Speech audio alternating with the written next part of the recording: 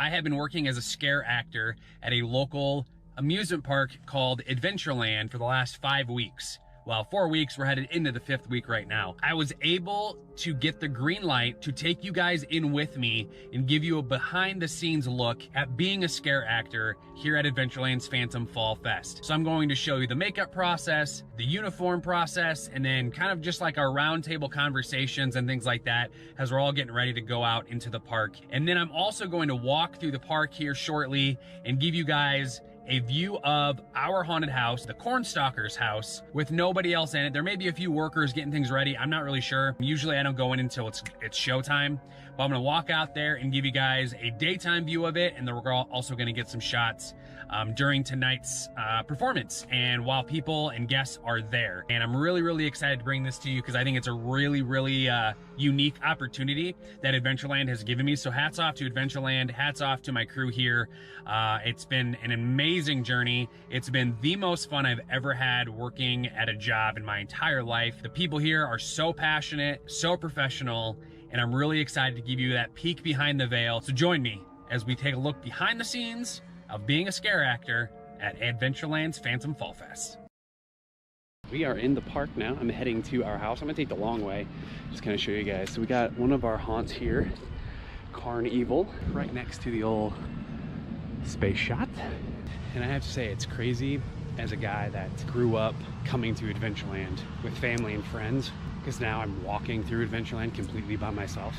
Never thought that would happen. The other night I was finishing up with my shift and I was walking through Adventureland completely in the dark and only the rides were lit up. And it was just something I never thought I was gonna experience. It was really, really cool. We have what is known as scare zones and scare houses. So we're gonna walk to the arachnophobia scare zone. It's obviously spider themed, and scare zones are more just for people to walk through and experience rather than have jump scares, and more family friendly, if you will.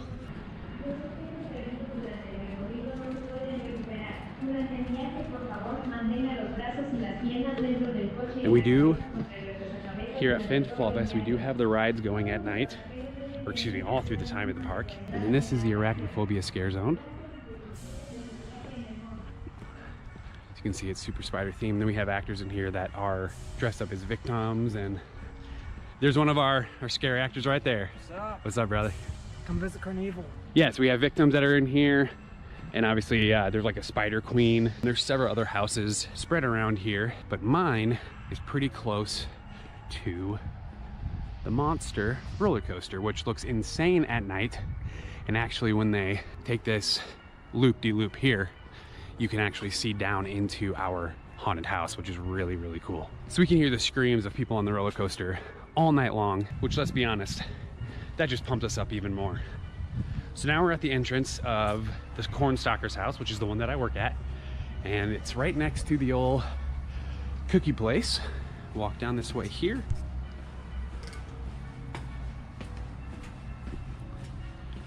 And it's right down here.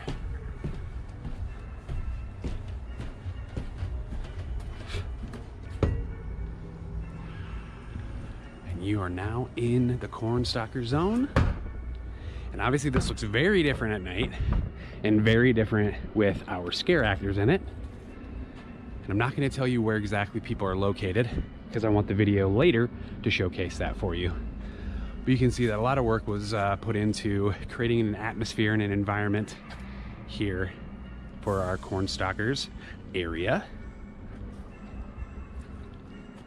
And the story behind Cornstalkers is that there was a radioactive leak or spill of some kind, which is the green here on the hay, that happened in Iowa and is affecting the crops and the farms and the farmers and the workers. And those of us who work here in the Cornstalkers house are the ones that are affected by that, and you're inevitably coming in contact with them.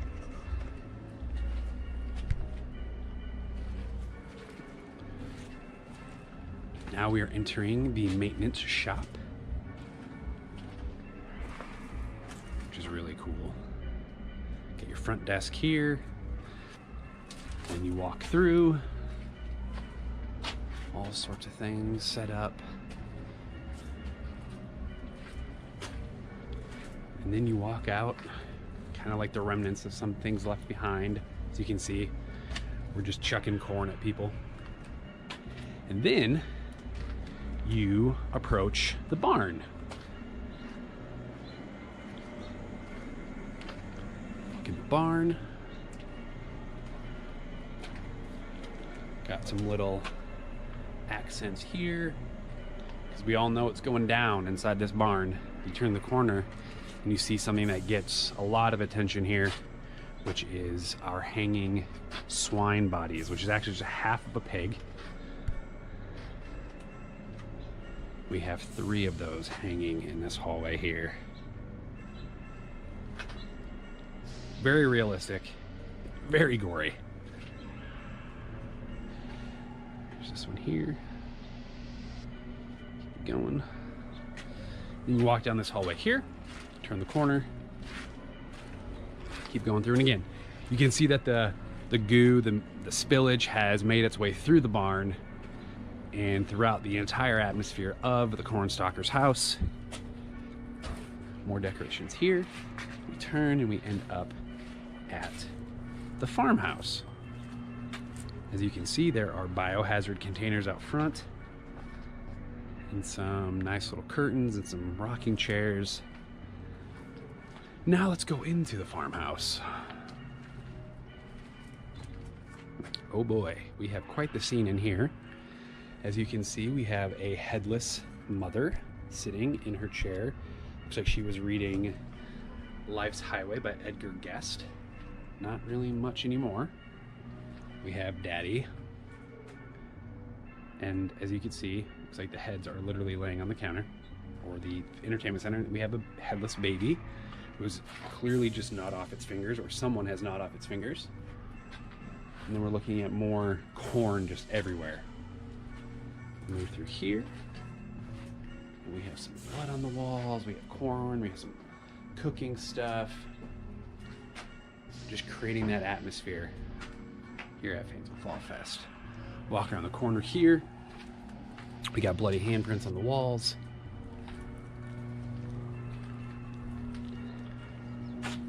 And then we have this guy here, which is currently turned off, along with all the other sound effects and special effects and music. He runs and he comes at you at an unexpected time, which is really cool. And then we have this, which you can see the spill has affected all the way out here and down here. And we just are filled with biohazard material as we come to the exit of Cornstalkers. Now, just because you're out of it does not mean anything, because at the very end, you meet Wilbur. So there you go. Actually, there you go. Here's Wilbur's head right there, and Wilbur's weapon right there, giant axe. So, and back here is the command central. It's where we all gather together before and after the show. Take another jump through, and we'll continue to showcase different things about the park and things like that. Oh, here's my boss. Move over this way. Jesse, how are we doing today? Good, sir. How you doing? Good. Good. So that was my boss, Jake, and he is with some other Adventureland executives and just walking through the park, checking things. They actually come through our houses frequently just to make sure that things are going properly, that safety measures are being taken, and crowds are being good. And because we get some pretty rowdy people, there is alcohol served here at the event. And some people just don't know their boundaries, so they tend to get a little bit rowdy.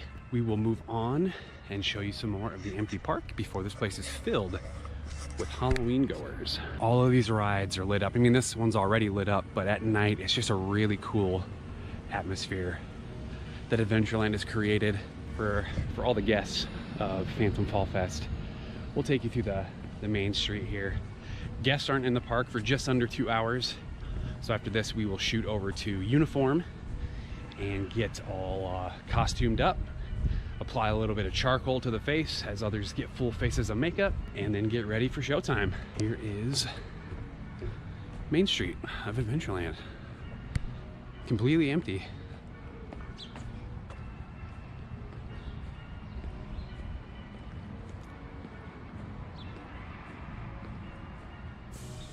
As you can see, some of the storefronts are like cobwebbed up and things like that. Really just trying to, you know, keep that atmosphere going.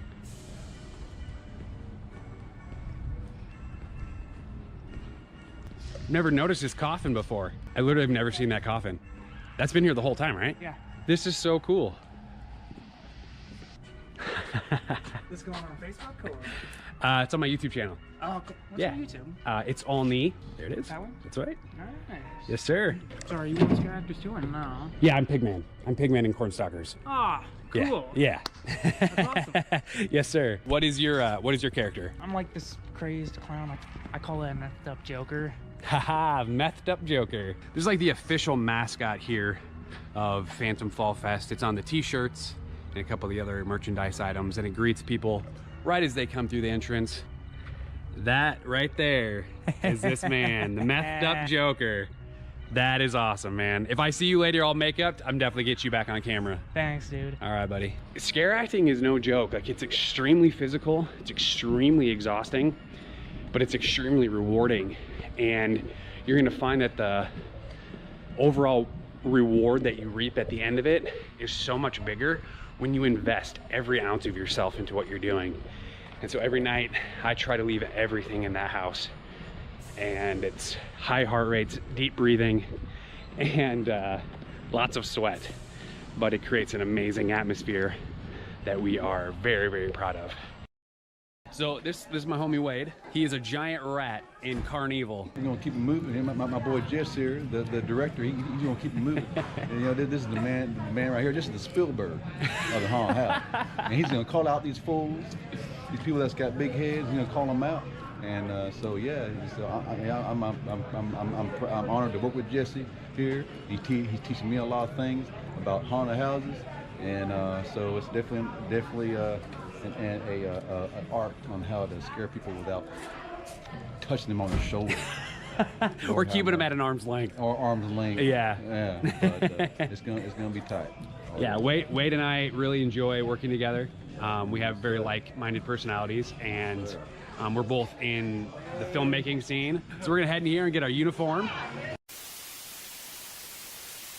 We have received this official emergency action notification with the proper identification indicating a national emergency.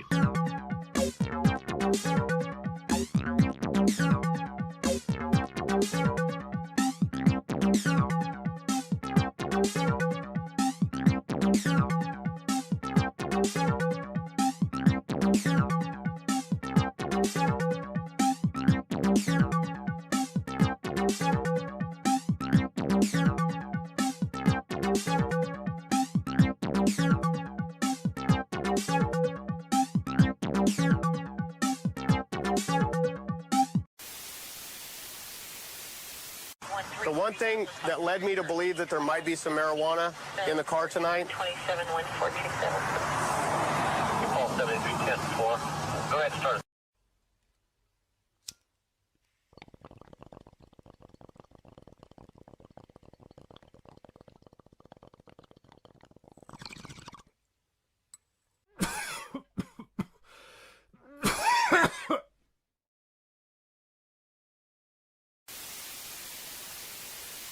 Every 37 seconds, someone is arrested for possession of marijuana. Since 2010, state and local police have arrested an estimated 7.3 million Americans for violating marijuana laws, over half of all drug arrests. Black people are 4 times more likely to be arrested for marijuana laws than white people. States waste $3.7 billion enforcing marijuana laws every year. Most of the people police are arresting aren't dealers, but rather people with small amounts of pot, just like me. I'm Gary Chambers, and I'm running for the U.S. Senate, and I approve this message.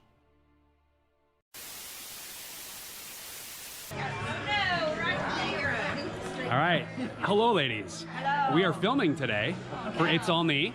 So this is Jill, and I can't remember your name. I'm Serena. Serena, and these are all of the uniforms for everybody. All of these many things, costumes. Wow, they've always told us uniform rooms, so I have to go by the technical term. Uniform rooms. Uh-huh. I've never heard that. I've always heard wardrobe or costume. That's the classic term. which is the world that you're from. Exactly. Listen, take it from Jill. She knows what she's talking about. All right, 1-5. I need 1-5. 1-5? My uniform. Excuse me, my costume. I can do it with 2 hands. 1. Are you popping right now? Look at this. Look at this guy. Trent is one of a kind. Trent is one of a kind. There we go. We got the goods now. Yeah. Discovered that someone barfed on his costume in his house. Oh yeah. And this is the man. It's pretty satisfying. This is the man. We work with the local place called Slaughterhouse, and Ian is the man behind Slaughterhouse, and he has brought that swag to Adventureland this year. And a lollipop. Do what And a lollipop. That was all Jill. That was all me. So yes, we're filming a behind the scenes look here at Phantom Fall Fest for my YouTube channel. Oh, Will. Yes. Hello again. Yes, thank you, sir. We're gonna go get uniformed and get ready to scare the crap out of people. Fantastic. Yeah. That's what I like. Here we are. This is the crew. This is my boss. We got Meg Han. And we got Australia. She didn't know who was talking until I said Australia. So Megan is our house manager and also in charge of getting makeup done for so many people. So we got our changing rooms here. So let's get our uniforms on and we will go from there. What are you filming? I'm filming for my YouTube channel. Oh, yeah. Follow it. Let's see. He wants. I'm on it. You're on it right now. Because I'm filming for my YouTube channel. You're filming for YouTube right now? Yeah. Hi, YouTube. So, okay, you're gonna make me stand up. This is Victim. Yes. The first victim that ever came to our house. The first couple weekends that we had open, there was a lot of people that didn't come. Well, she was our very first victim, and she freaking killed it. Now these two together have evolved to a whole nother level. It's because we're roommates. All right, yeah, so we're your roommates, so obviously you guys know each other very well. Yeah. We went to school together too. Yeah. And you went to school together and go to school together. Yeah. Seriously, when I worked with you guys last Sunday, you blew my mind at just how far. Because seriously, her first night, she just laid on the ground and I wrecked her shirt, and then she tried to run away from me. She would scream a lot, destroyed her voice. Yeah. I don't remember how, just like your third week? Second week? So your last weekend was your first weekend? No, this is our third. Okay, so this is your third. That's what I was thinking. And to see you guys blossom has literally been one of my favorite parts of this job. So looking forward to showcasing you guys because you're killing it. Thank you. So now I'm gonna put my charcoal on my face. Okay, have fun. It is makeup time. And yes, men do put on makeup when the time is fitting. This is Scarecrow, also known as Kyle. And he's my dude. And we get each other hyped up before we go out and destroy people mentally. All right. Oh, and we are joined by the methed up clown again. What's up, Jesse? You're everywhere. Oh, yeah. All right, let's do this. I'm in your dreams, man. You're in my dreams.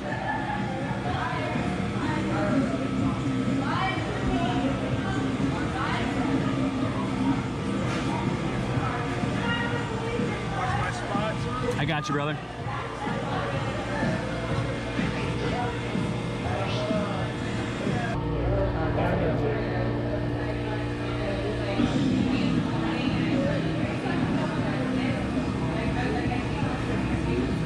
I tell you, getting charcoal in your eye feels really good too. Really good. Almost as good as the runway. Yeah. What's that? Literally, charcoal in the eye. Feels great. It's a consolation prize of getting to work here. Now, for those of you wondering why we are putting makeup on, Kyle and I, we both wear masks and we black out our eyes to become the character. Because if I'm supposed to be believable as a pig man or a mutant pig, then there's Uncle Brad. You got a man purse. Only for equipment purposes. Got a thumbs up for that one. And to be believable as a character, we need to blend into that character. And while I don't know that a mutant pig would have typical Caucasian male eyes. And now, the big man has sat down. This is Kevin. Sir, we are filming for YouTube right now. All right, thanks. And this is my true partner my OG. We actually had orientation together. That's right. And connected right off the bat. And him and I manned the barn together and make sure that the people who come inside the barn want to leave the barn because they're terrified. We make them run, we make them scream, and we make them urinate themselves. Yeah. Yes. They often leave pretty quick. They do.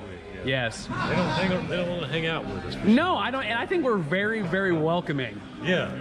Yeah. Welcoming. That's the right word. Yeah. Yeah. And in another life, Kevin sells trucks down south. And the way he laughs as his character is one of my favorite things about this job. I listen to this man tell people to walk through the swines, and then he deeply laughs, and it's literally, it just makes my night every single time I hear it. Glad to hear that. Yes, sir. All right, we are all make-uped up. You can see we got all the charcoal on here, kids. Now we gotta go get the blood splatter on, and we will move on to the next piece of the puzzle. Oh, there's Victim. Right, a little, but like... Oh, yes, sir. This is John Boy. What's up? What's up, bro?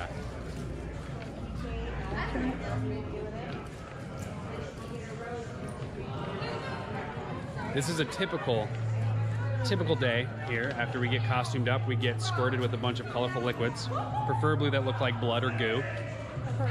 Preferably. Old man Russ is here. Oh yeah, I'm here. This is the old pig mask for Pigman here. Oh, look at the snout. That's pretty cool. So we showcased Victim as she was getting her face done. And this is a I'm sorry, Australia. Excuse Sorry, you? I've been talking to a lot of people. Wow. No, this is Australia because her name is Sydney. Yes. That looks fantastic. I think it's the best it's looked yet. Yeah. Holy crap, that's My parents are coming, so I'm gonna scare the piss out of them. Oh yes, let's yeah. go. Oh yeah. Man, Megan killed it. She really did. That's our boss. That's our boss. Always does. That's our boss. She Yeah, always wow. Did you legit get like swiped by a tiger? I did. Ooh! Actually, the tiger's name was Brenna. She needs to cut her nails. AKA Victim. Yes, she does. She really does that. All right, tell me what this is, Uncle. Gross mask. I love it. Gross mask. So I get Slender Man and I rehold it myself, stone washed it beforehand, and then she did this to it.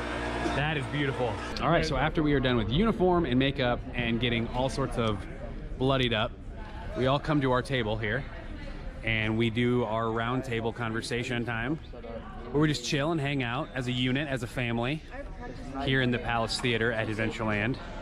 And everyone else is basically grouped together and just does their little dances and things, I guess. Yeah, and then we all get together and we do stretches. And that's I probably should. It's like doing yoga together, and Uncle Brad is fantastic at it. Yeah. And so that's a fun little aspect. We do some breathing exercises and screaming and things like that. We got Victim having a salad over here. It's really She hot. always has salads. What did you just say? Her salad is hot. Oh, damn. I missed my mouth. He was like, is it hot? And I was like, It yeah. looks like she spit it out because it was too hot. It literally, it looks like it came in your grandma's casserole dish. It literally looks like her grandma's casserole She just dish. has aesthetic pleasing containers. It's You a don't? You what don't have pleasing? aesthetically pleasing? Aesthetically? Okay, yeah. No, I do. My wife does well. I also just really like butterflies. I was gonna Oh, say, that's if she fair. does it, then you got I just need to say, how often can one come to work and sit at a table while people are eating a salad and talking, and we're just covered in blood? A scarecrow mask, bloody arms, you know, bloody head. We got, I call him Hayface is what I call him. John Boy Hayface. We got Trenton over there. We got big guy, big man Kevin, Scarecrow the barn. This is literally what we do for a living right now. Not many jobs can you come and just sit covered in blood. No, but think about this, all y'all fans of his. Think of this though. We enjoy doing it because this is what we love to do. That's right. And you know, for him to get into this subject, it would be great for any of you guys to get into it as well. Absolutely, So I think man. you guys would enjoy it. Wise words from Trenton, the maintenance man. What are you here for? The kisses. The kisses, yes. We do get kissed a lot here, which is really weird. He is here for. Scared the hell out of him. All right. What about you, John Boy? Scaring people and the kisses. Yeah, I think you've been kissed the most, which is really weird to me. I took the most selfies. All right, most selfies. Most selfies. I took a selfie with an old lady last weekend. It was one time. You know, it is the last weekend, so if people want to take pictures with me, I'll do it. Yeah. You know, screw it. Like, I just want to have fun now, you know? Yeah, like if you want to push a little kid down. Yeah, screw it. If I want to punch him, I'll do it. If we want to kidnap one because it's acting up, we'll just grab him, take him. Wow, this will go on the internet, just so you know. Shout out to our big queen, Megan, makeup artist, manager. She took her time out of her day to make these. She didn't make the actual thing, but she put No, the but she things made these little ornaments, keychains, and they're then she gave us cards, little cards. and then a card. Yeah, then we did a rose. Get you a manager Yes, like Megan. literally. Our The best. house manager Megan is amazing. She's also known as Han because they misspelled her her name tag. It's M-E-G-A-N is her name, but it's M-E-G-H-A-N here, so we call her Han. So that's from Han. Han, thank you. Thank you for being the fearless leader that you are. We have the coolest house and the best people. We do. We'll say that with these other houses around us. We have the coolest house and the best people. That's right. What is this? We didn't get it. What's up, bro? Oh, nothing much. Just Yeah? ready to scare some people. This man here is known as Speedwalker. Him and I are the fastest walking people in our entire crew. Yeah. When we're released at the end of the night, him and I are faster than every single person behind us. We beat everybody back to the dressing room. And it's with no effort at all. Yeah. It's just natural, right? Yeah. That's right, brother. Yeah. Speedwalkers unite. Yeah. Okay! 13th night, last weekend. Let's go, baby! Woo! Everybody arms up. Oh. Like I had to, I had to pull my suit up. About 5 days since you did this. And side to side. It's off season. We're in college. Oh. And down. My church doesn't start till spring.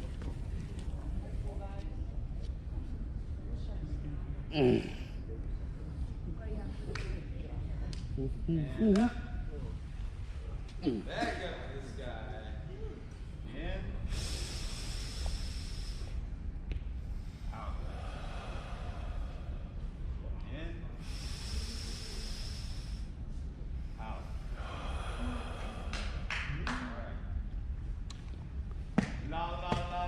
La la la la la la la la la la la la la la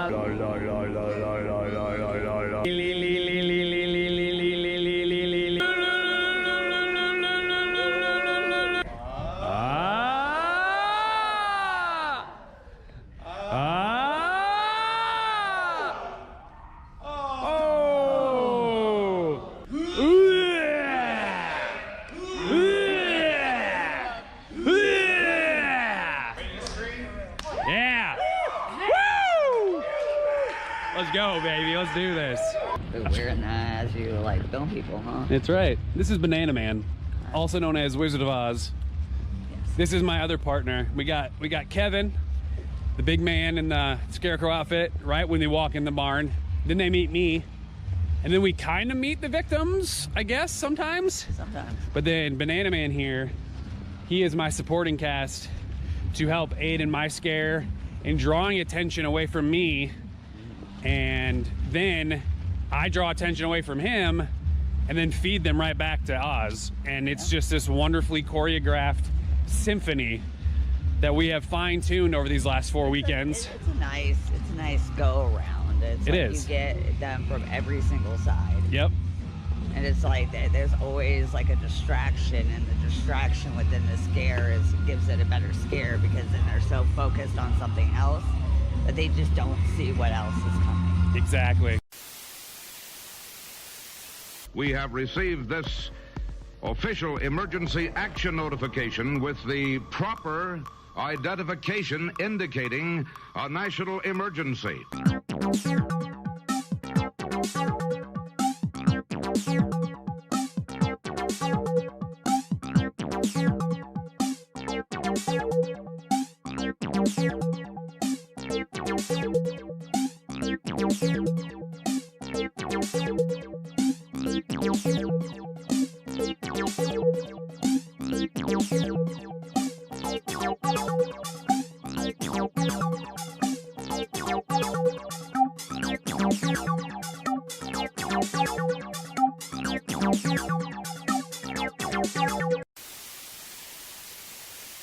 Anti-drug group DARE has once more proven its ineptitude. The organization that posted a satirical news article as fact on their website earlier this year has now accidentally published an article supporting cannabis legalization. On Monday, DARE reposted a letter to the editor of the Columbus Dispatch titled "Purchasing Marijuana Puts Kids at Risk." But if the people at DARE bothered to read past the headline, they would know that the letter clearly calls for legalizing cannabis. Evidently, they didn't even make it to the byline, as the article's author is Carlos McDermott, a former deputy sheriff who now works with LEAP, or Law Enforcement Against Prohibition. In the letter, McDermott argues that cannabis prohibition makes the plant more accessible to children. Quote, "I know from enforcing senseless marijuana laws that children are only being put in more danger when marijuana is kept illegal. The goal of prohibiting marijuana was to eradicate its use, but in reality, the drug has become infinitely harder for law enforcement to control." She added that while cannabis can be harmful to children, anyone who suggests we outlaw everything dangerous to children would also have to ban stairs, Tylenol, bleach, forks and outlet socks, and definitely alcohol. The answer isn't prohibition and incarceration. The answer is regulation and education. After DARE posted the letter, New York Magazine called the organization's apparent change in ideology a breakthrough. Today, however, the article was removed from DARE's website, and a spokesperson clarified that they do not support cannabis legalization.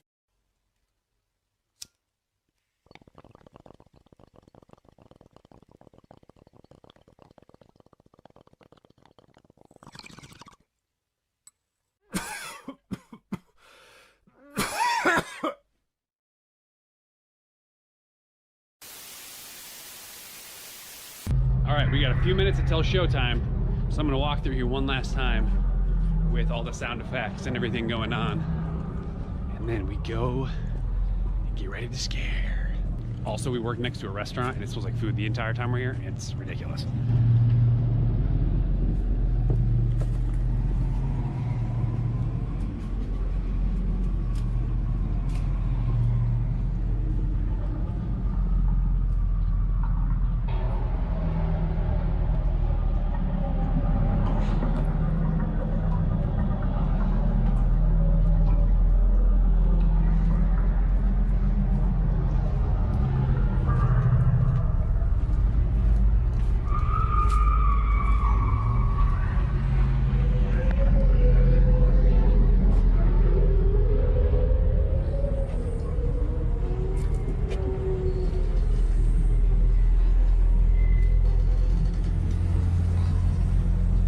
There's Big Cab, he's taking his position.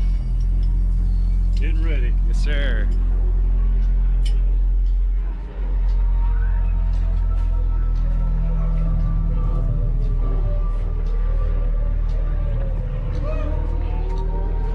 Hey! How many people are watching? Nobody. It's not live. Oh, it's not live? You're No. just making a video? Yeah, I'll edit it all together.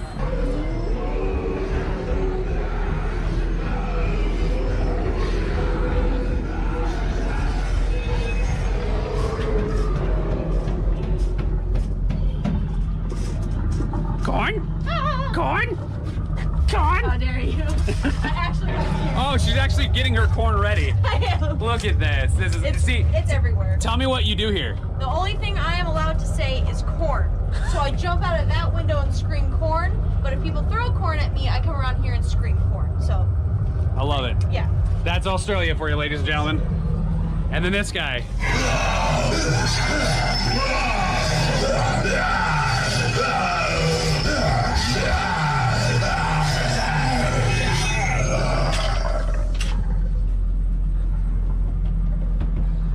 And then we have the war drummer. Yes, this dude gets me hyped all night long, banging on these drums. Like a Viking. Gotta warm them up, baby. That's right. I don't think Wilbur's here yet. No, Wilbur's not here yet. All right, let's get that mask on and let's get to work, baby.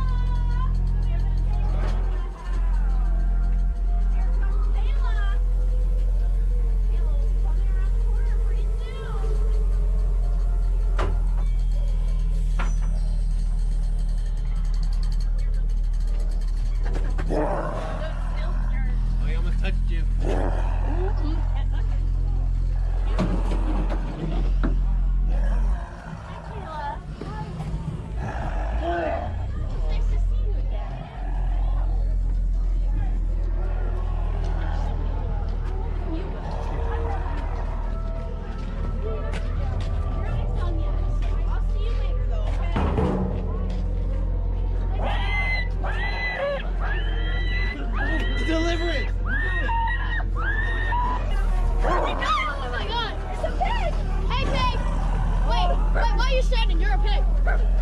Okay, we're going down. Hey! I'm back.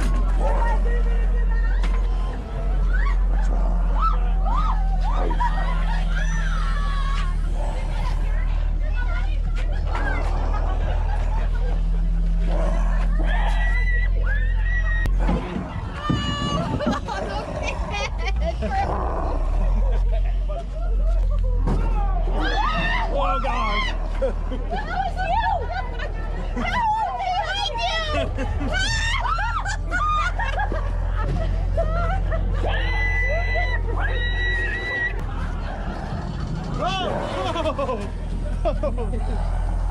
One way! This way!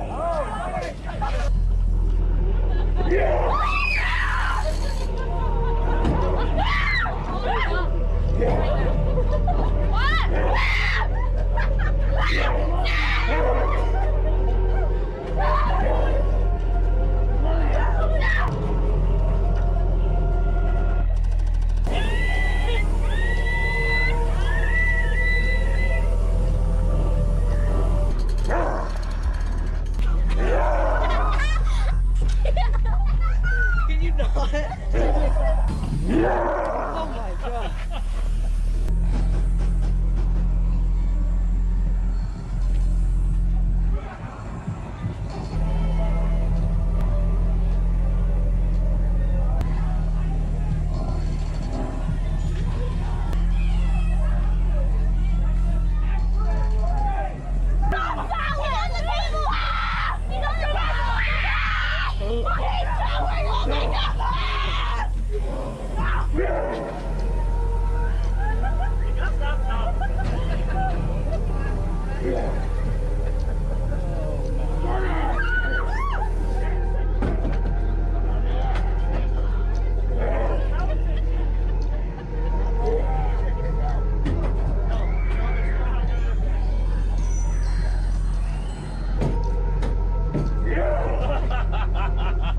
He got you. Which way are we going here?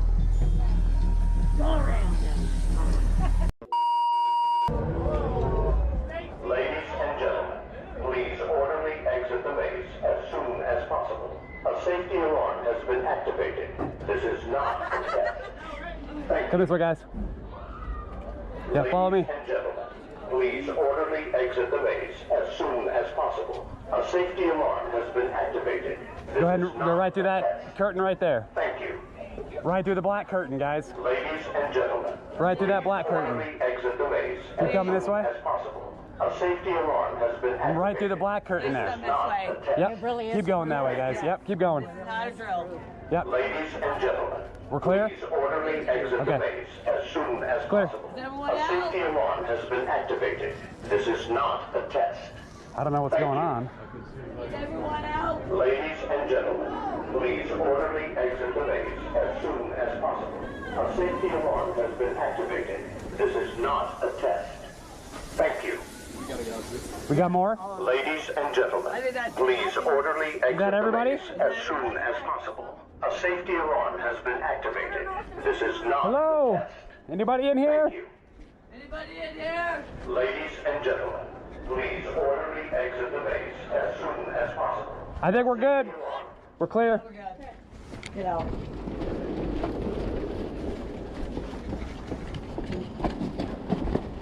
Orderly exit the maze as soon as possible. A safety alarm has been activated. This is not a test. Thank you. Watch the footing back here. What? It's a technical thing. Nothing happened. We just looked at two spots, I assume. Nothing happened. Okay. Hey, I think we killed it though. Yeah.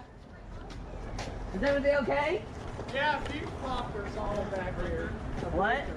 A breaker or something popped back here. At least we got everybody out. I didn't hear anything. Yeah, everybody got out quick. That was great.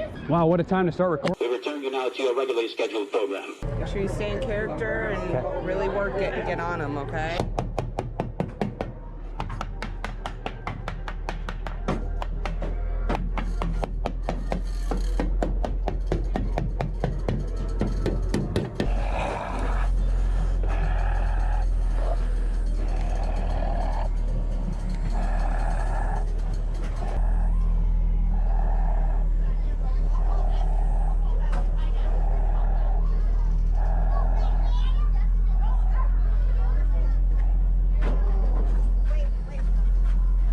Can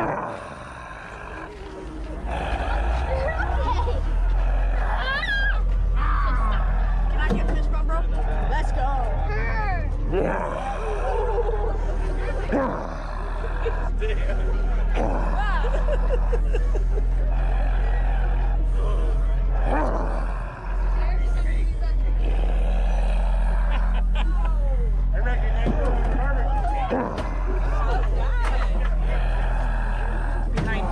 Behind me.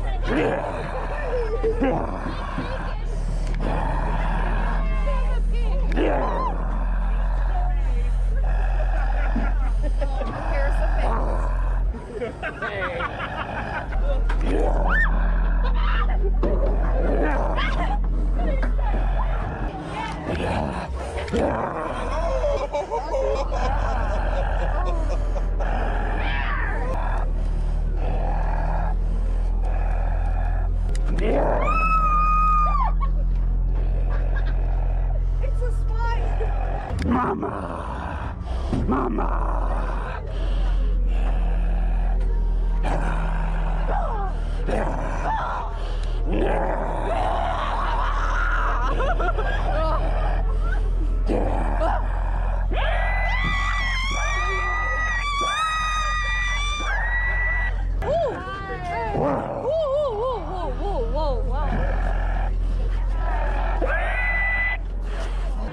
Hi, are you a pig? Yeah, or Are you a pig? Oh my god. Are ya? No, Are I you? don't think so. Huh? Okay.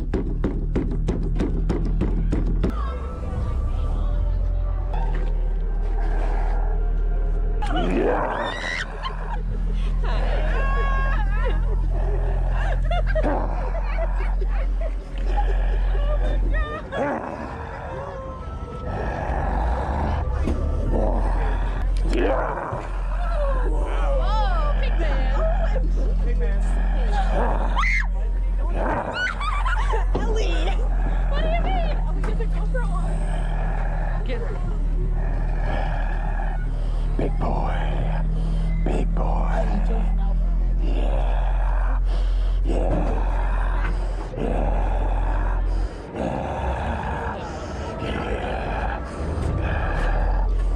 Yeah.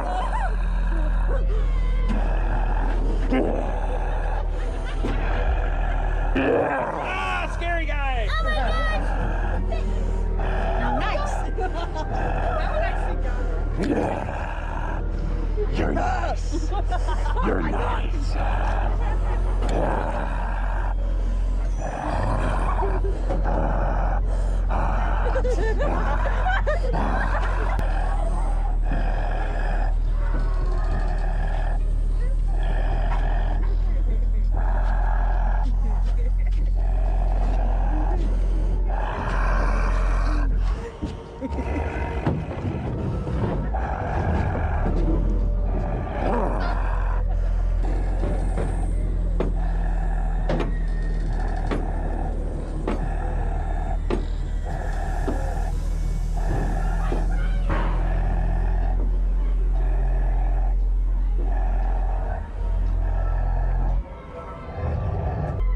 Oh my god.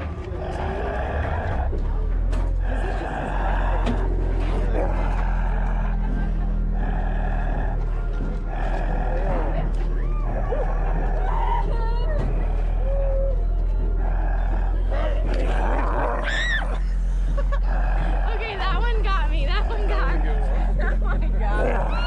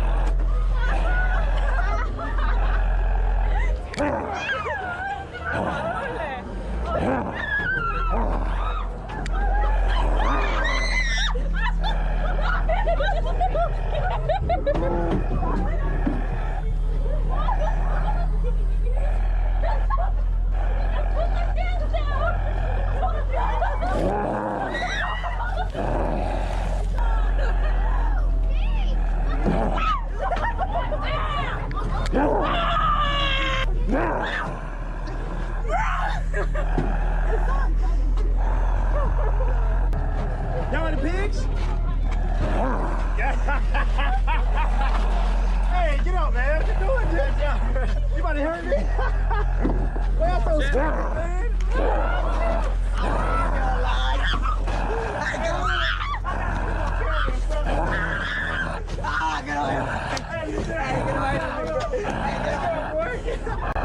Hey, Gentil!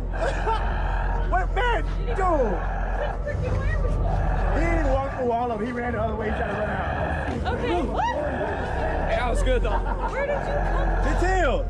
How many more did you get? Where you at, dude? He's gone. Gone? He's gone. Go that way.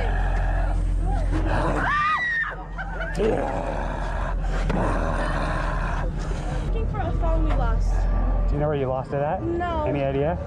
We have no phone. What kind of phone is it? An iPhone 13. Okay. If you find an iPhone 13, she lost an iPhone 13. iPhone 13 is lost. So if someone comes and brings it here, I just wanted to let you know. It's somewhere back here. Hey, we got a lost iPhone. If anyone brings a phone near you guys. Yeah, I was gonna say we had a lady come through and ask about it. So. Okay. I just wanted to let you guys know. Okay, hell yeah.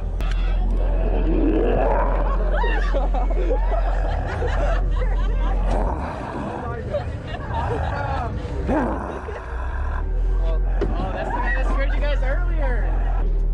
Oh, shit. Bro. Why are you laughing? It's not funny.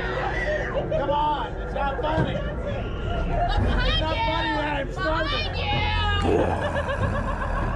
They going. That big man can go in. They're waiting for you. Come on, they're waiting for you. Get in there.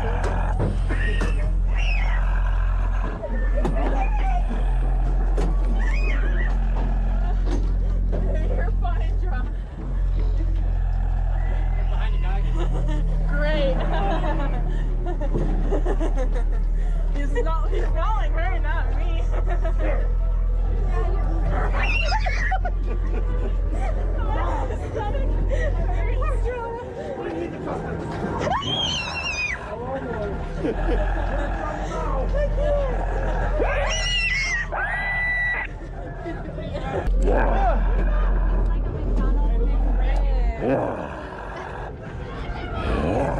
Oh, you have a camera! That's so cool. That's really cool.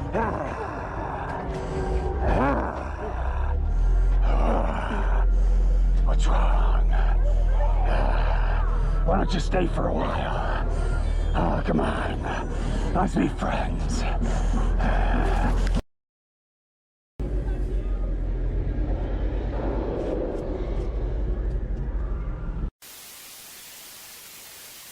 We have received this official emergency action notification with the proper identification indicating a national emergency.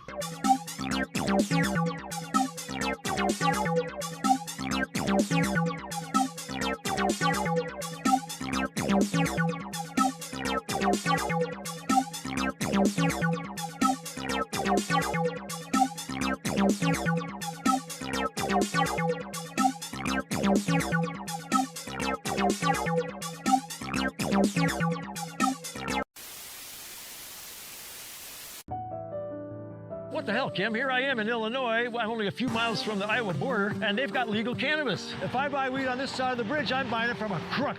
If I buy weed on that side of the bridge, I'm buying it from a reputable business person. Our laws today in Iowa put people into rape cages because they smoke marijuana. You're going to lose your college scholarship, you're going to lose your job, you're going to lose your kids, you're going to lose everything because in Iowa we think cannabis is a gateway drug. Well, gateway to what? How about Barack Obama, Kamala Harris, George Bush, his friend Bill Clinton, Joe Rogan used some too, I heard.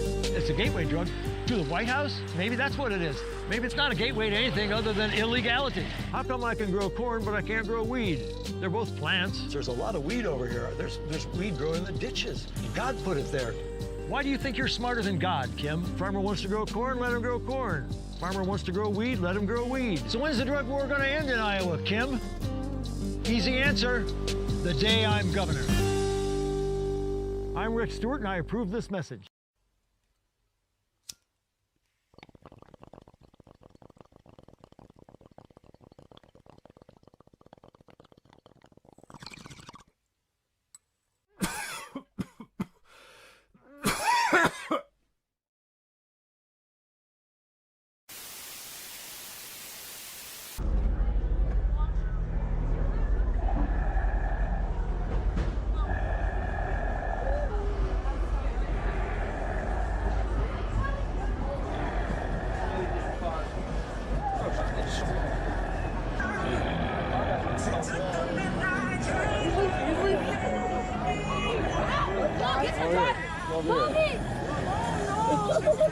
You too damn fat to be scared.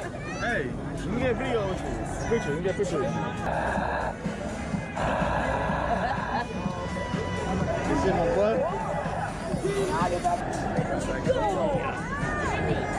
Go get them. They running from you. Them two little girls. What's up, cuz? What's up, bro? What's up, dude? I'm trying to look. Look at this, bro. Feel me?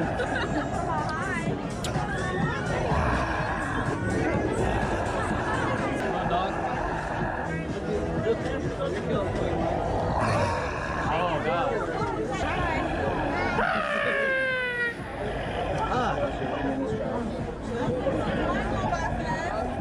Oh my. Oh, hi. Hi, camera. It's wet.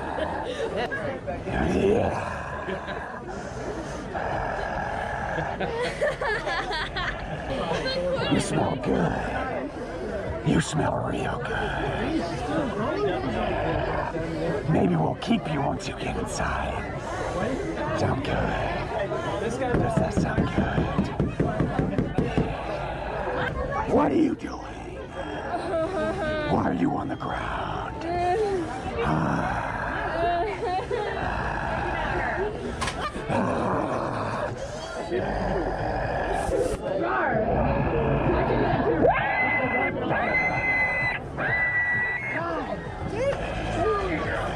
Watch out. Oh my god.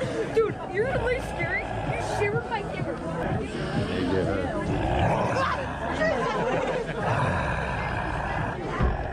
Are you crying already? Yep. Time to man up. Get it together. You're not even inside yet. You know, you can leave right there. Yeah, about to. Oh, maybe I should follow you through. Would you like that? Extra company? Here we go. Get ready. Yeah.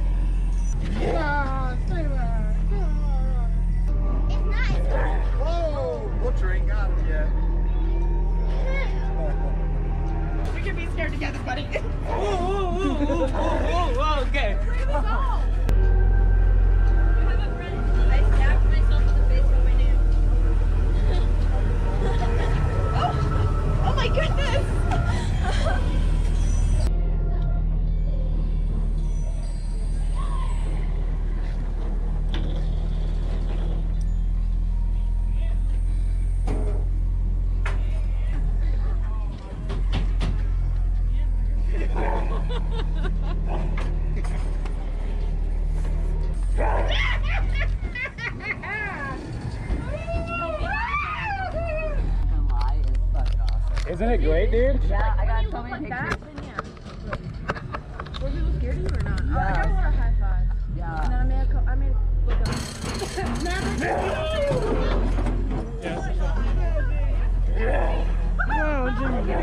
Mom, you gotta keep up.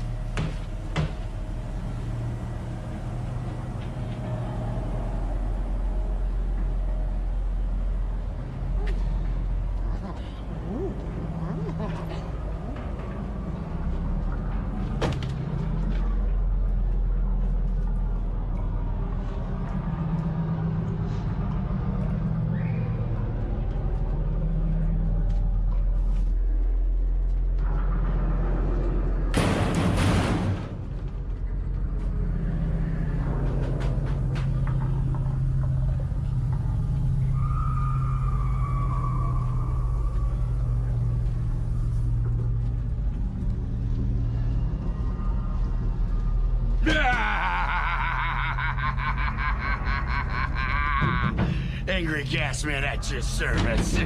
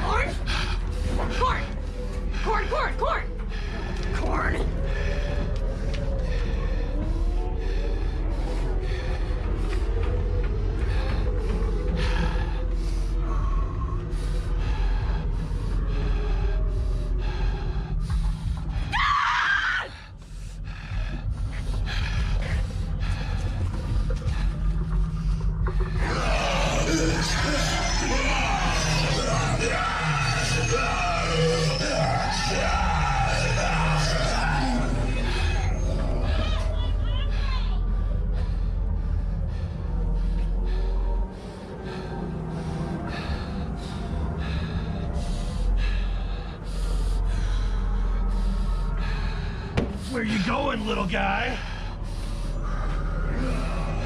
Come on, don't run away. Don't touch my stuff.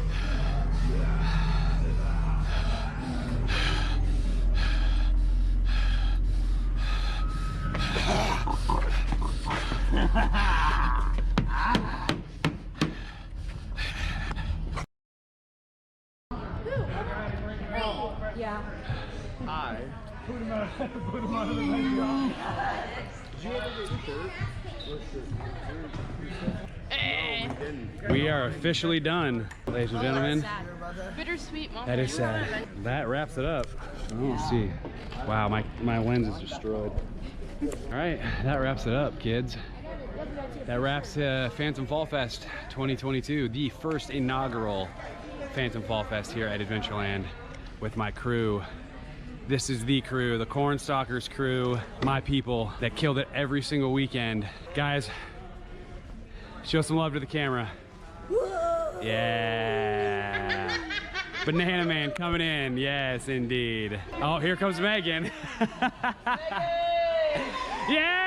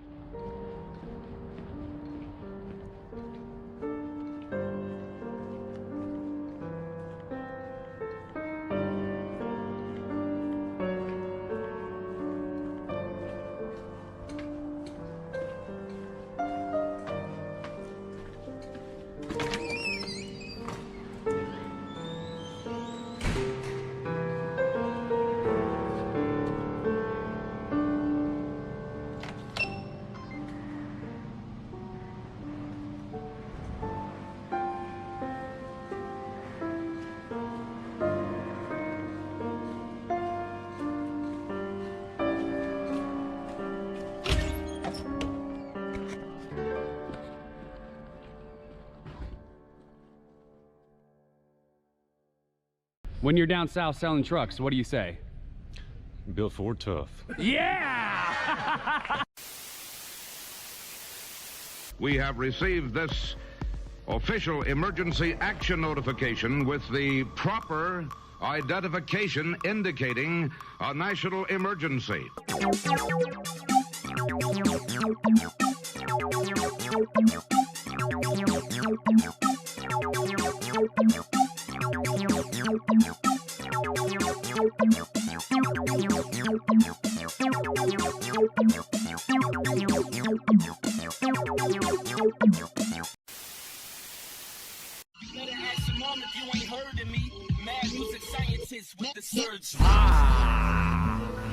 Welcome to the imagination, where blunt sessions with I Dream a Genie and Bewitched is just a normal day, where you can visit Green Island and be dazed and confused from the chronic. I go by the name of Jimmy Stoner in this bitch. Ha! 1, 2, I skip to my loo while I'm sipping the brew, sick with the flu, cause I'm iller than you. Forever floating on that potent, I be smoking, no joking. Don't front, bitch, you know I got you open.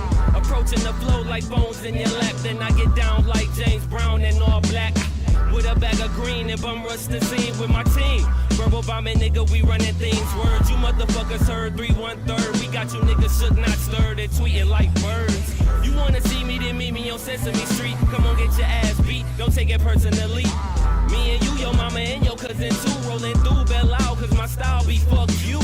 No way to control it, it's totally automatic. When I grab it like boobs, I reproduce like rabbits. You better ask your mama if you ain't heard of me. Mad music scientist with the surgery. You better ask your mama if you ain't heard of me. Mad music scientist with the surgery. You better ask your mama if you ain't heard of me. Mad music scientist with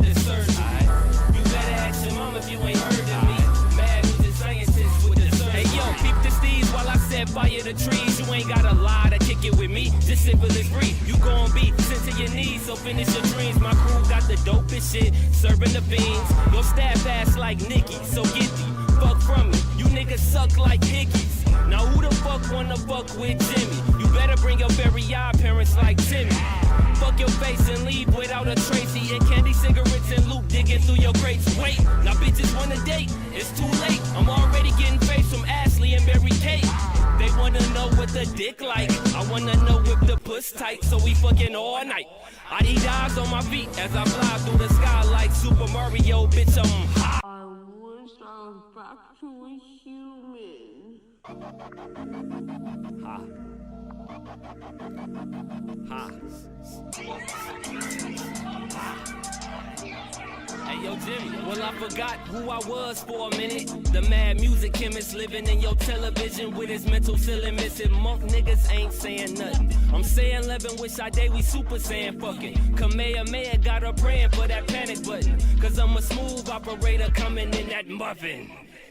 And I'm sidetracking a high actress, take a ride on my mattress, Tempur-Pedic, trampolining without spilling them wine glasses. No, I'm not a doctor, but I play one on TV, kicking it like soccer or escape to the 90s. Watch me jog your memories like you running out of time. Cause if you listening to me, you must be out your fucking mind. Ah. Hey, yo, nigga, yo, you must be out your fucking mind. Hey, yo, nigga, yo, you must be out your fucking mind. Hey, yo, nigga, yo, you must be out your fucking mind, nigga. Hey, yo, nigga, yo, you must be out your fucking mind. Yeah, bitch, I might be off my rocker slight. You better ask your mom if you ain't heard of me. Mad music scientist with the surgery. You better ask your mom if you ain't heard of me. Mad music scientist with the surgery. You better ask your mom if you ain't heard of me. Mad music scientist with the surgery. You better ask your mom if you ain't heard of me. Mad music scientist with the surgery.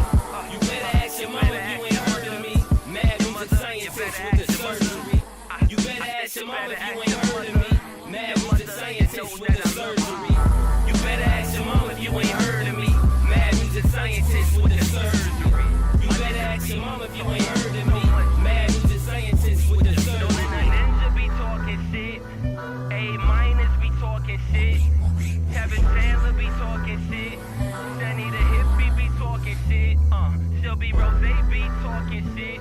My nigga Seth be talking shit.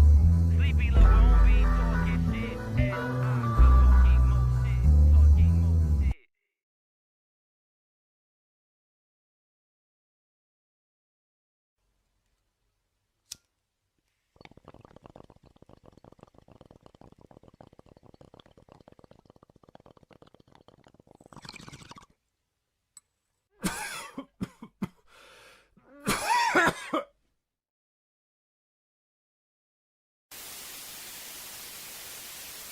Went to a convenience store hoping that they'd have a printer, which they do not.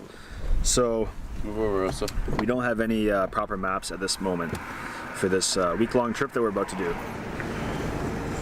Hopefully we get something. Always not a good start.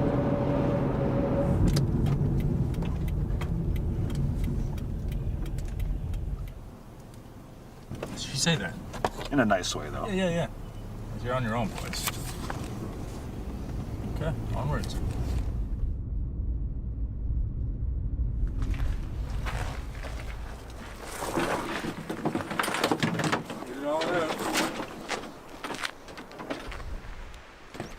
We made it to the put-in. There is no snow on the island. This is the first multi-night winter trip that I've done. It was a puzzle packing everything. The pack is pretty big, mostly due to the fact that the sleeping bag is the size of a small child. Just trying to figure out our game plan right now. She's breaking something up here, don't know what. It's gonna be some heavy, boys.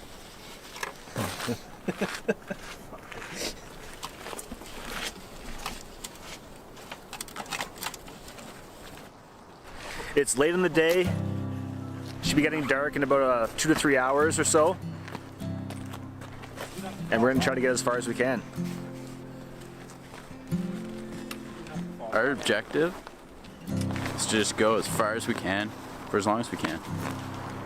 Just do the best we can, really. Grind away at it for, I don't know, 2 or 3 hours. See where we are. Should be pretty good. You get the old bamboo ones there, boo.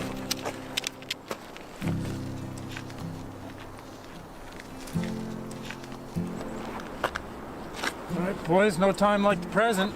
Do it. Do it.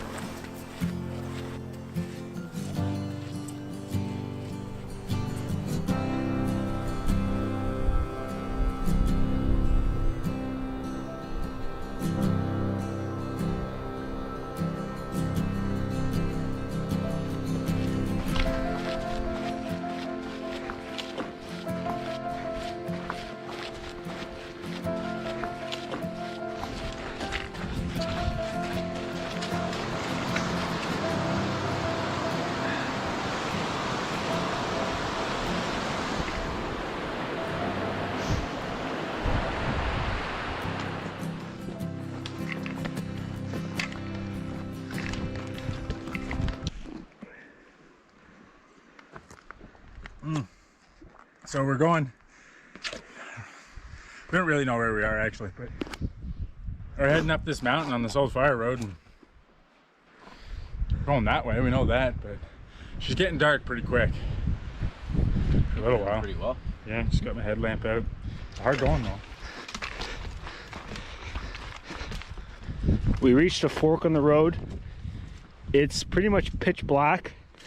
We're starting to get into the barrens. So I think the best bet, we will be looking just for a sheltered area outside of the wind, because it is starting to get cold once you stop walking.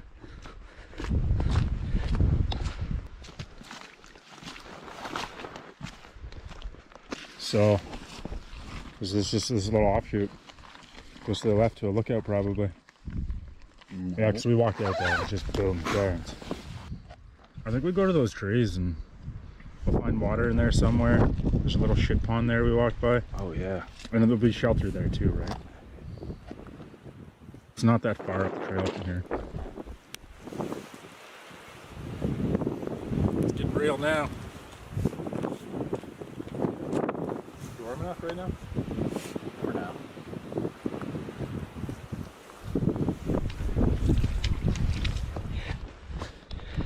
We must have put in a solid 10K to get here. We've been walking in the dark for a while.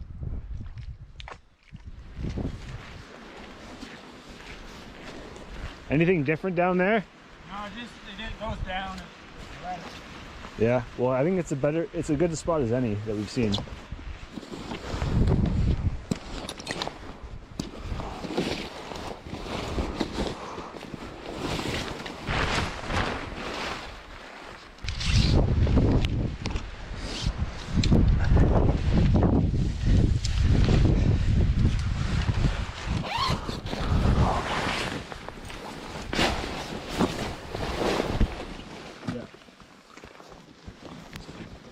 Pretty sure we got a little taco surprise going on in here, yeah. I had confused the dinners a bit, but we got some taco surprise here. We have enough tortillas for 3 each. Jesus, so, jeez. Soon be bedtime after that, I think. Yeah, get in the rest.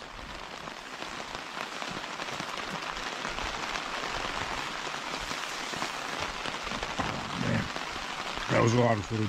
Yeah. Tuck the old girl in nice and good. Yes.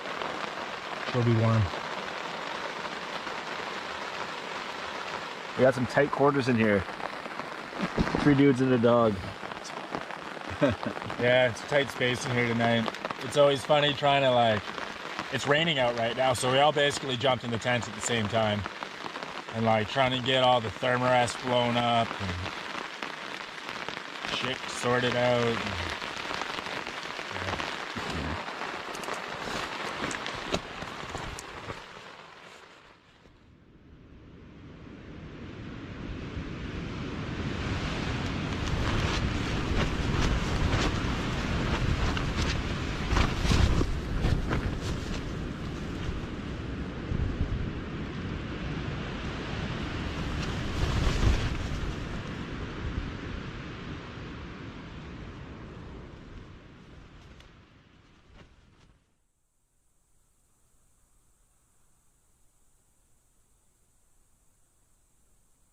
last night when we were finishing up dinner, it absolutely dumped on us.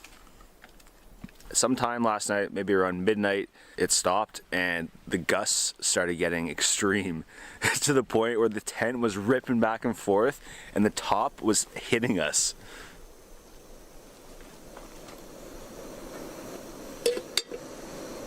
Christmas in the Maritimes.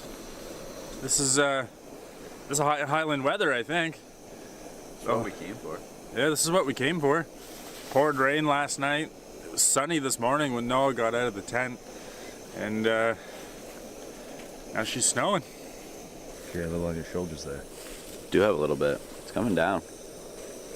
So what do you got there for a coffee mug? Bowl. Why is that? Well, I didn't bring one. It's fine. Less things to carry. All our traps are pretty sore this morning, so one less thing to carry. We're just about to leave camp. We got about 10 kilometers to the cabin that we found on satellite imagery.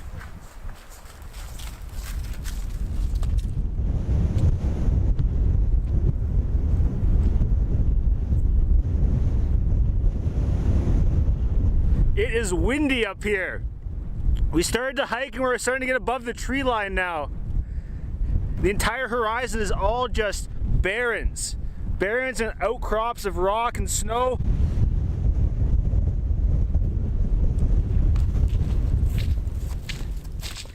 It is getting a little warmer out. The trail is mostly just melt water from all the snow and the rain that we got last night. But the trail is not in too bad shape. It's open, it's clear, and there's not too many obstacles.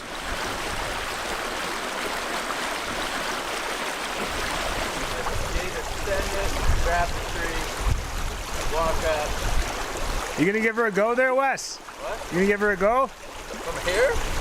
What's the other options you got?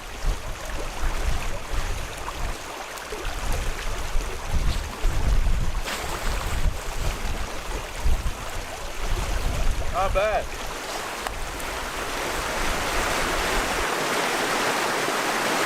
Jesus. Bloody Murphy. This is called Warren Brook. It has a name. It comes out of Lake of Islands. And we knew it was coming, but now we gotta figure out what to do. This is a proper river.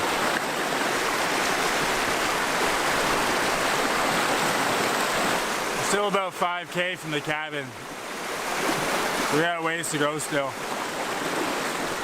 This is not a good situation, but as of right now, there is no good option. I think the barefoot technique is what we're gonna have to do. We're gonna have to find a spot that is not gonna flush us down the river. Yeah, you don't want to fall in, do you? No. So we were forced to cross the river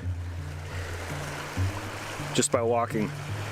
We went upstream a bit where the energy of the water isn't as strong, but it's still a tough go right here. It is extremely cold. The river floor is volleyball-sized rocks, so they're very slippery. You really need to focus, and the water is ice cold. We have received this official emergency action notification with the proper identification indicating a national emergency.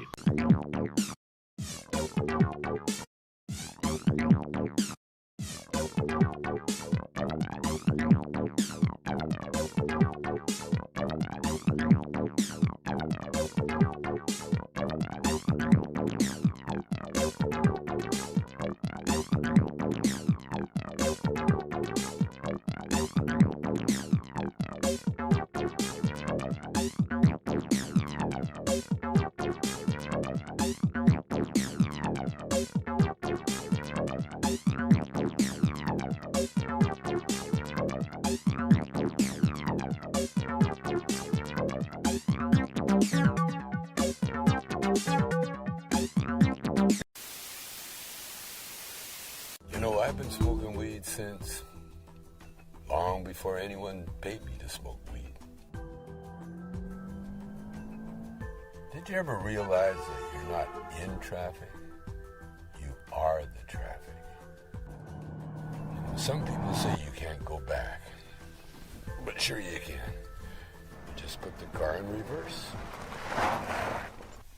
Whoa, I thought this was a 405.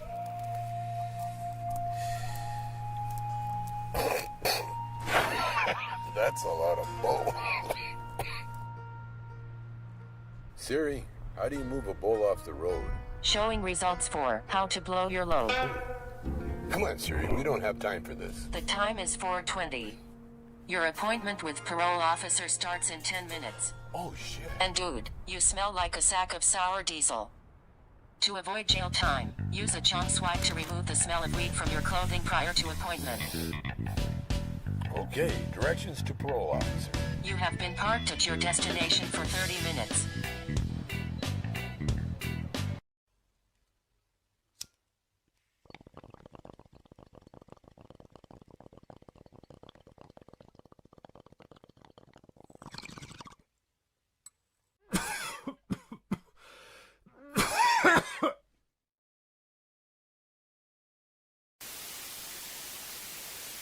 We're all wet. We're starting to get cold. It's time to start moving again. Another 5K to the cabin.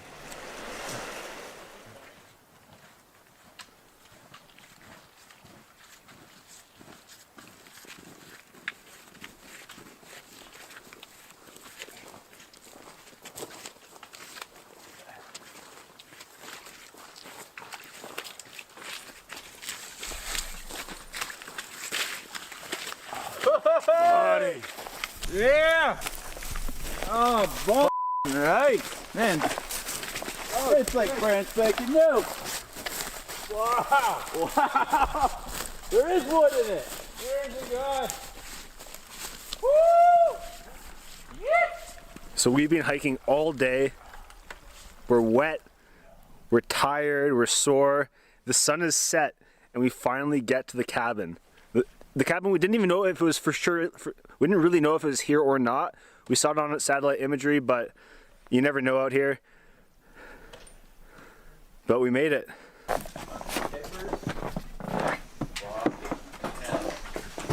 Wow, boys. Yeah, oh my god. Oh, man. My god. Woo! Boys. Nice job. Wow. Oh, there's a pet. Oh, smokes. Man, this is a spot. I had to dig deep for that last hour there. Holy oh my fuck. god. Wow, boys. We got 2 bunk beds, kitchen table. We've got everything out here. A kitchen, look at this. We are so thankful that we found this cabin. Especially after crossing that river, we were getting to a situation where hypothermia was lurking in the shadows. We put all our money in this cabin being here, and it delivered. Woo! Talk about morale boost. Holy smokes. Oh, these open doors. I think we did it. Oh. Get the fire lit. Wes has gone to get us a bunch of clean water. Oh my god, I'm sore. My feet are cold. My feet are wet. Oh, everything's sore and wet and cold. Oh, and we're inside of a building. Just crazy to think that somebody built a building here, of all places. Thank God.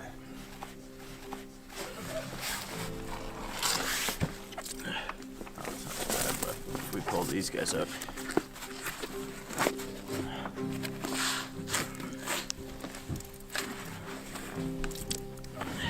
It's not as bad as I would have thought. So they did a good job. Check this out though. Look right here. That is a twig that went through my boot.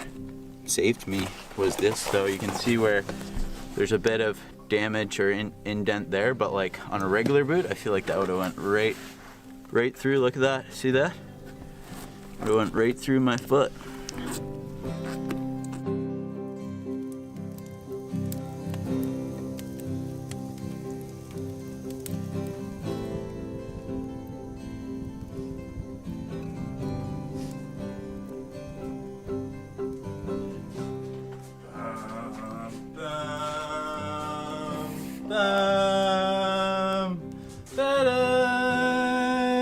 Oh. Wow, look at this. Oh yeah. Well, we skipped lunch. We never ate our sandwiches.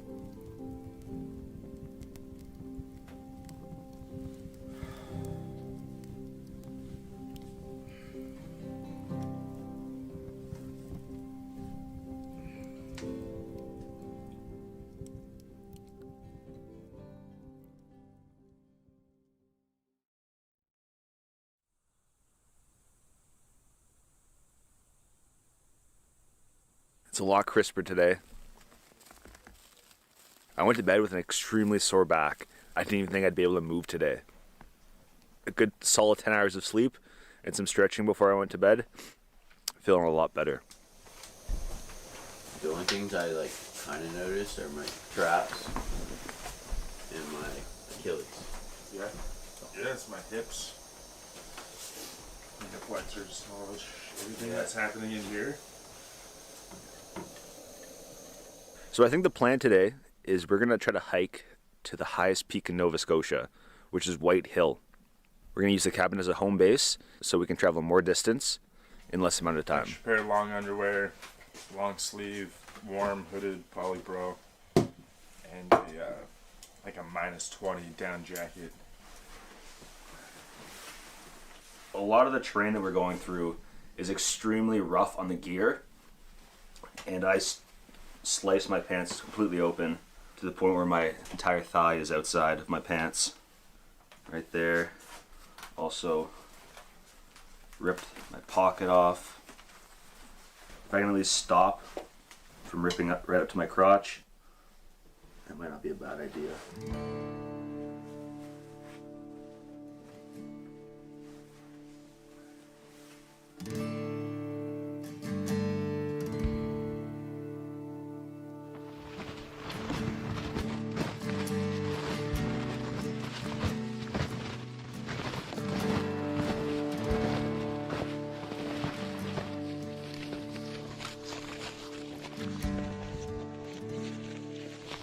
We reached the Barrens en route to White Hill. We've been following moose tracks the entire way.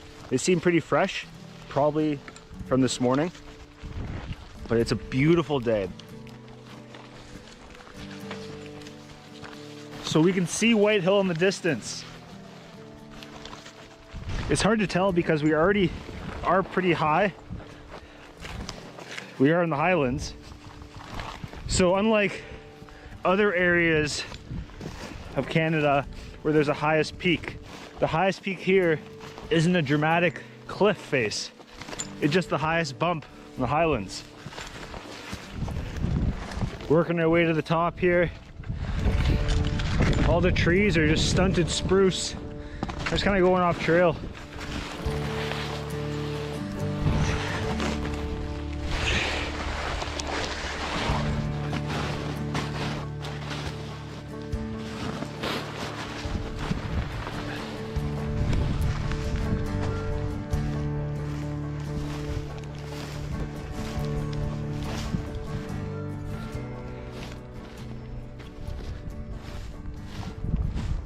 We at the very top of Nova Scotia.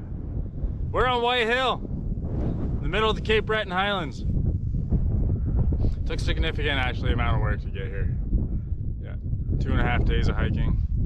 Probably covered, I don't know, anywhere from 25 to 28 kilometers to get here. But I know the Highlands have not been nice to my pants. Apparently I should have done what Noah Booth did and tuck tape my pants. Apparently, it's holding up really well. Apparently it works really well. What do you got there? Our finest spiced whiskey. To the mountain gods of Cape Breton.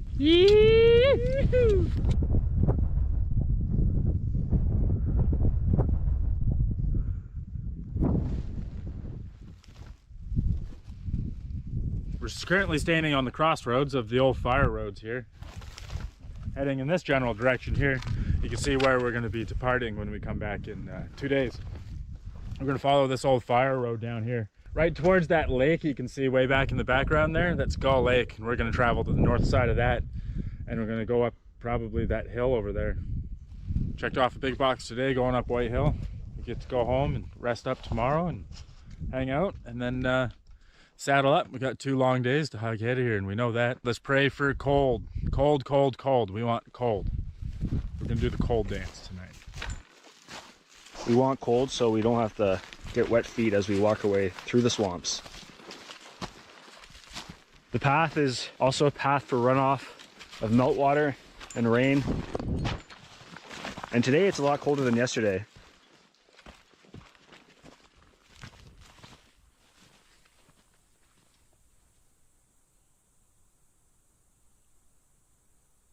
It was a full day. We were out on the trail for about 7 hours. Made it back to camp just as the sun is setting. Couldn't have asked for a better day.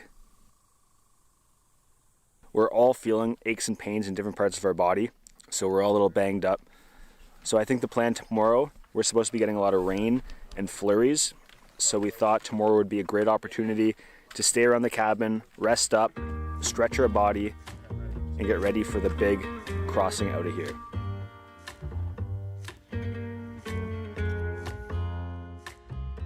You can tell from the cloud formations that weather's on this way. They're very rounded off and they're almost like silky, but it looks like there's some thickness to them. But we have a little bit of the mackerel sky there and some silky, thick clouds forming to the right there. These are not scientific terms, folks. If you guys are familiar with how I talk, it's not that well.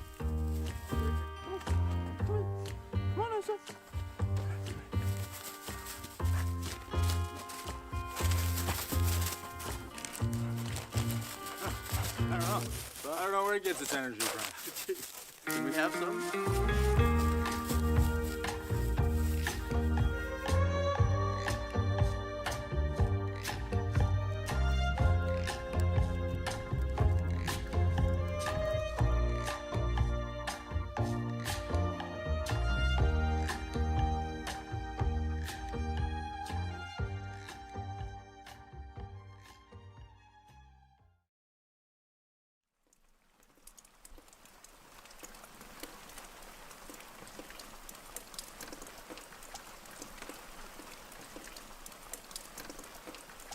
It is, it's like 3 degrees and raining out today. And, we kind of saw that coming in the forecast, so we hustled the last 3 days, did a lot of walking. Mood around camp today is, hang out, chill, reflect on 2020. This is a good time to do some writing and some reading, maybe some cold water swimming. Hang out, eat a bunch of food, get rid of that so we don't have to carry it out of here. Nothing going on really, it's nice.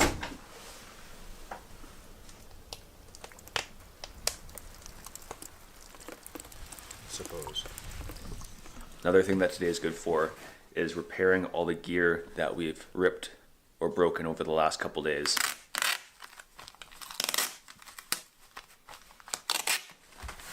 Our pants have been destroyed, as well as our legs. My backpack strap also broke, which puts a lot more pressure on my lower back, so I want to fix that as well. It's as wide as the inside.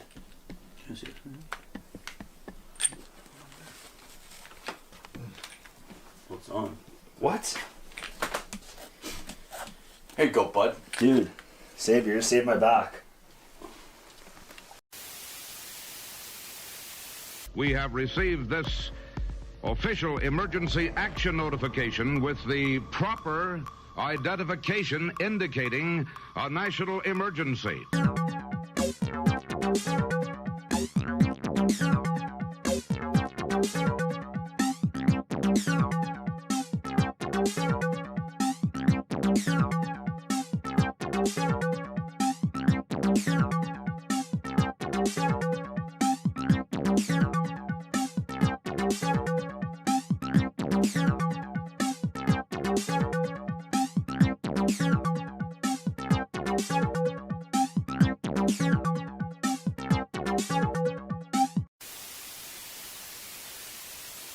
The one thing that led me to believe that there might be some marijuana in the car tonight. 271427. Call 7310-4. Go ahead, start.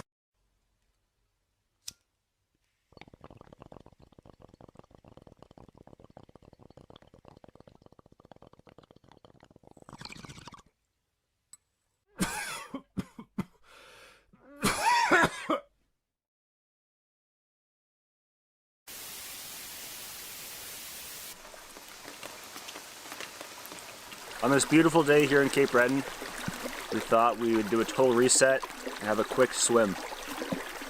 There's some ice on the water, and yeah, we should get clean after this.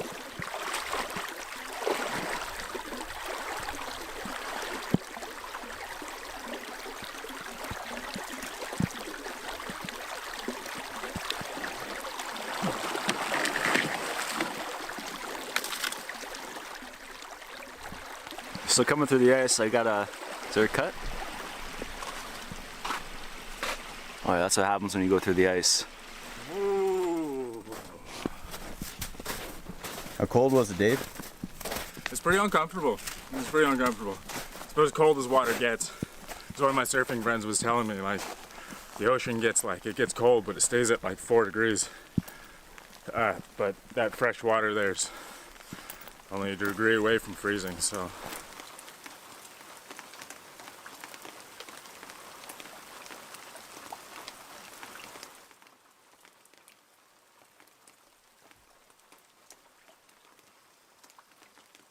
In the front of the cabin, there's this vestibule area that is full of tools, firewood, and repair kits needed to keep the cabin in tip-top shape up here. So a lot of these places we go to, we're not breaking in. This is a cabin meant for people like us who are passing through, and part of the etiquette of this is leaving it better than you found it. So we come here, we stay the night, we stay a few nights. Before we leave, we make sure we clean up properly and have enough firewood for the next people. For this to work, you need to have like-minded people back here that have the same mindset of keeping it better than you found it. With that mentality, these things can last for a long time.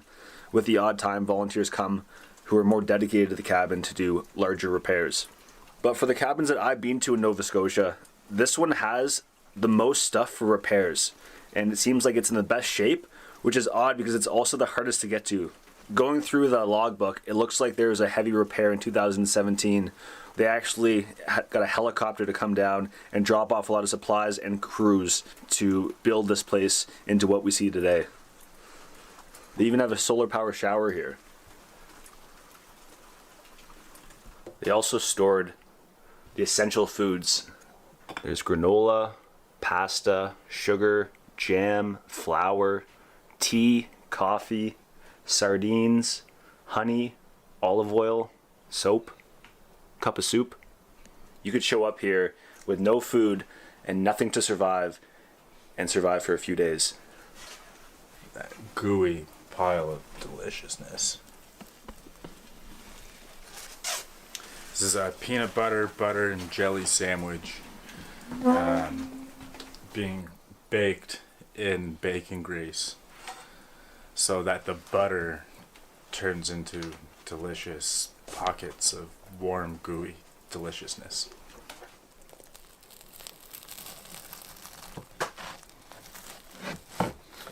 Wow.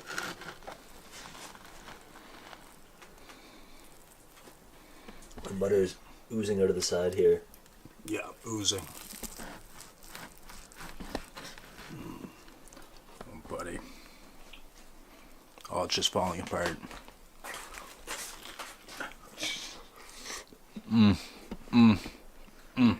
That's the pocket. Oh, that was it. Why not just put bacon in there? Oh yeah.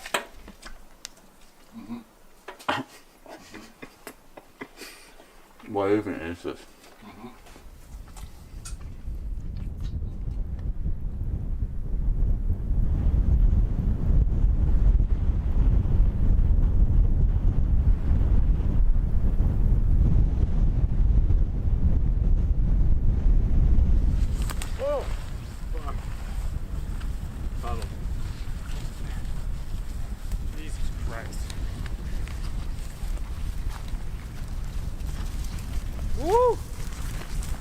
alright. I should have worn my rain pants. The tuck tape though is working. The tuck tape pants are working really well. But holy smokes. What? We just stumbled upon.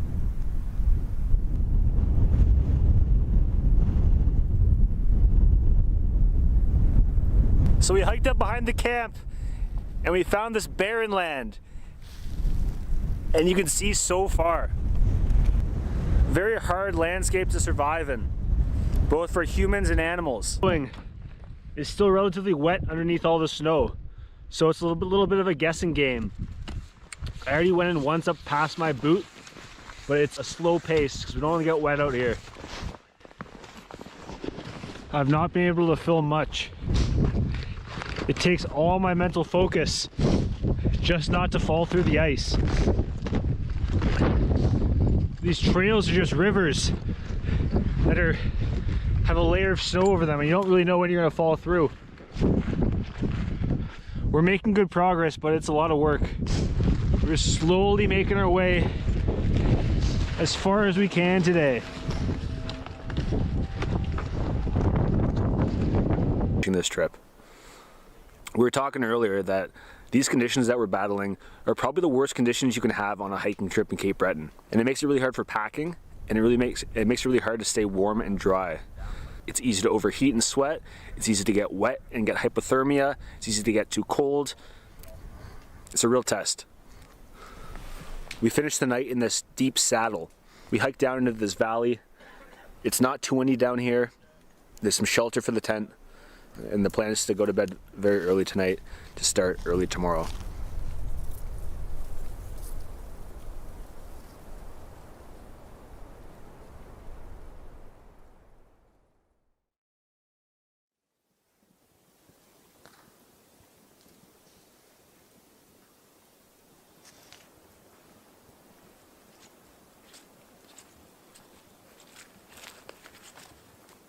Last night was a pretty good sleep. I actually sweat a bit. We're fitting 3 guys and 1 dog into a 3-person Bella Coola Eureka tent. It's been holding up all right, other than a few leaks the first night. It's very, very quiet back here. There's not even the sound of birds. Very harsh conditions to live in back here if you're a full-time resident, such as the red squirrel or the moose. We hope to be on the trail before 8 o'clock to start the day. We're gonna go over Franny Mountain and travel about 12K. Hopefully there's not as much water and bogs we're gonna have to deal with.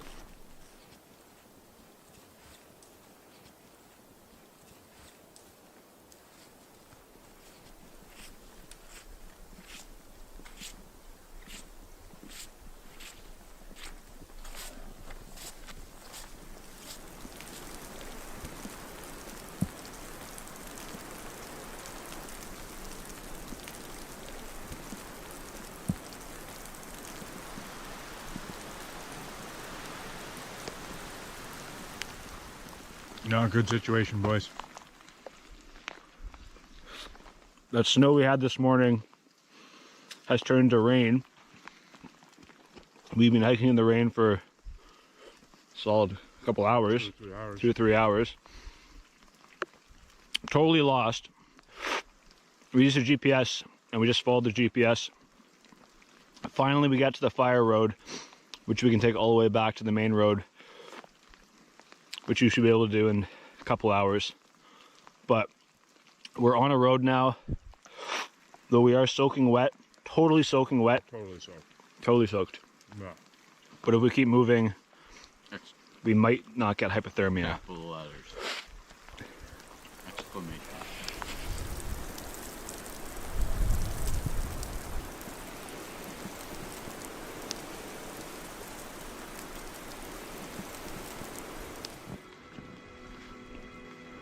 We have made it. Good job, man. Yeah. Good job. Awesome. I guess we're done the trail. Osa. We finally get to a fire road. and we follow that 6 kilometers down the hill to a parking lot where we just met a very nice couple, and they're driving Dave back to the put-in to get his truck so we can finish this trip officially. They have no clue where we just came from. Today was a low-key, extremely tough day as well. It snuck up on us, and that was mostly because of the weather. We're all soaked. I don't think any of us have any dry clothes on us right now, and anytime we stopped, it got freezing cold. So it was a matter of just pushing as fast as hard as we could for as long as we could until we got to civilization. I would say that's one of the most toughest trips I've done for a number of reasons. One being the terrain we're going through, very rugged. And number two, and probably the most important, is the weather we're dealing with. We're dealing with everything from +8 to -17, screaming winds, rain, snow, ground blizzards, and all of that in some of the shortest days in the year.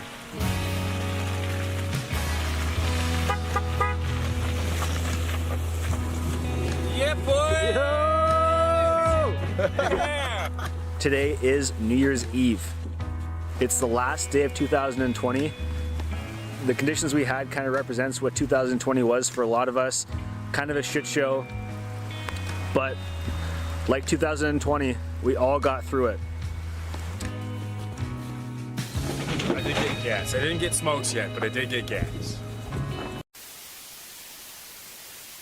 We have received this official emergency action notification with the proper identification indicating a national emergency.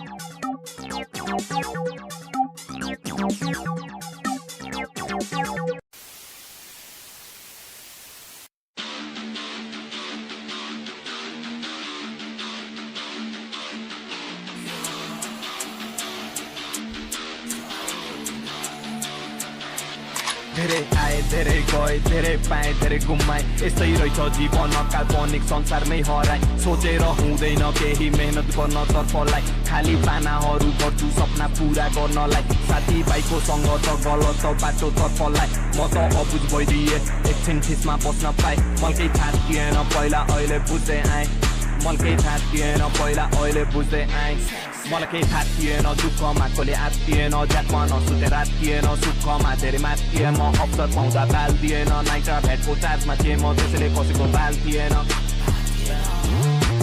सोच्दैन के होला भोलि मात्र एक दिनको जीवन जिउँछु म दुःख र समस्या र चुनौती धेरै सबै कुरा भुल्छु म कहिले आत्तिदैन तँलाई घिडा र घमण्ड गर्ने धेरै आउँछ बाल छैन कसैको आफ्नो धुनमा म रमाउँछ सबलाई थाहा बाबुले कुकुर टोक्दैन मात्र कर सबलाई थाहा बाबुले कुकुर टोक्दैन मात्र कराउँछ हार हार हार पछि जितको हारले शत्रुमाथि प्रहार प्रगतिको डहार राख्ने बानीले तँलाई मुनि पारिरहेछ तँलाई थाहा नभा कि तैँले देखावा गरिरा मलाई त बेजा नगरिराख आफ्नो काम गरिखा नभए मरिजा यो हो मेरो तरिका सधैँपछि परिराख मेरो दिमागमा विभिन्न सोच राखी जहिले गर्दै बस्छु काम हरेक राति गरे गल्ती दुई हात जोडी माग्छु माथि सबै बिच फाल्ने साथ चाहिँदैन साथी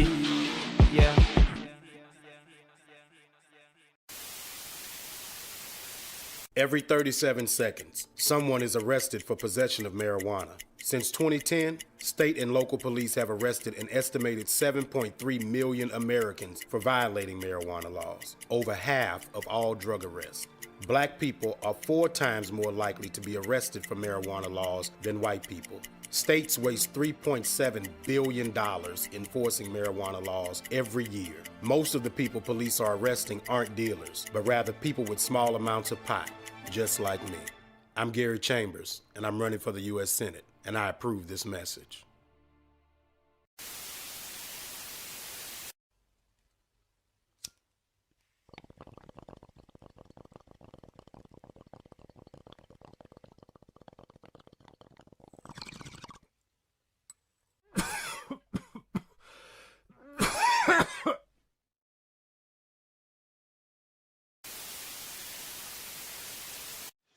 Good morning everybody, welcome back to the Bros of DK. As you can see, I'm sort of sleeping in my car because last night we drove 700 kilometers to France to get to an abandoned castle that has been left behind for ages and is incredibly historical. The story behind it is even more incredible, but now I first gotta wake up and get myself ready. We slept in the car in the middle of these woods, as you can see. It seemed like a great place to sleep. I saw on the map that there's some sort of a lake here, and I want to check it out before we go over the fence, like always with exploring. And let's see what this place has to behold. Okay. As you can see, everybody, we came to a little fishing pond, I think. Some sort of a house here? Does somebody live here? I don't think so. I'm not gonna stay here for too long. But as you can see, we have this little fishing pond of somebody where we slept yesterday, or this night actually. Now it's time to drive over to the castle. I'm super tired, but this one is worth it, believe me. It's again one of the best ones that I'm ever gonna film on this channel. I said that many times, everybody. I said many times, like, this is the best place ever. But I checked it out yesterday night and it seemed like such an historical place. Incredibly beautiful inside and completely locked inside.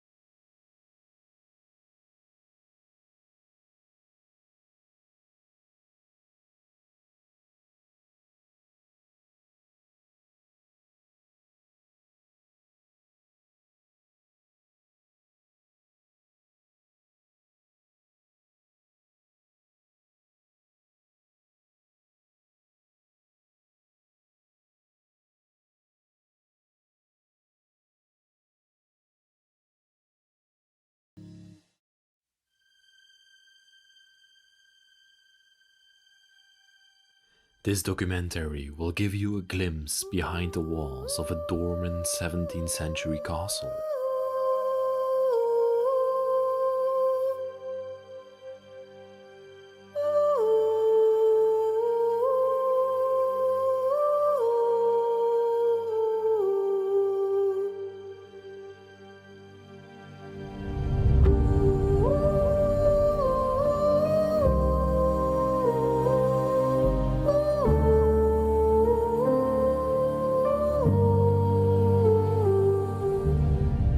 The family found its origin in the 14th century when they first started to occupy this region of France.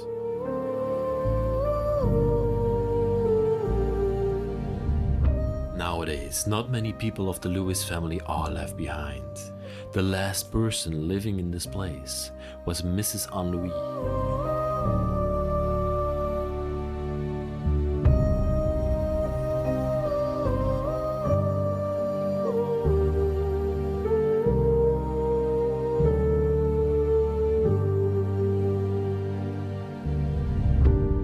But Mrs. Anne-Louis and her son Peter are still around, and they don't live that far from the castle.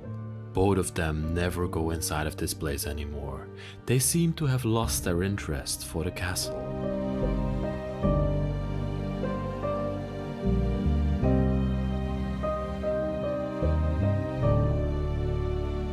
All the artifacts dating back more than 300 years into history, and beautiful artifacts that have history written all over them.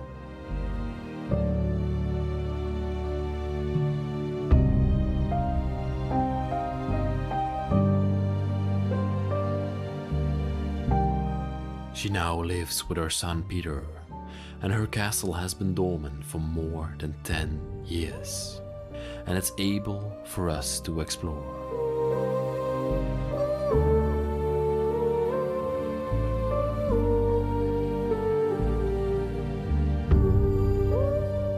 Let me take you inside of here and show you one of the most incredible and historical abandoned castles in the entire world.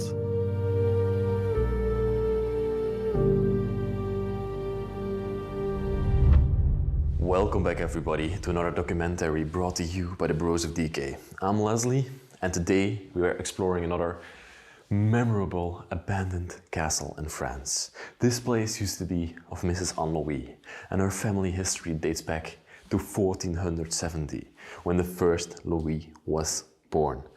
This place is just locked in time over the last 10 years, and I'm gonna show you what's left behind in here. Let's go.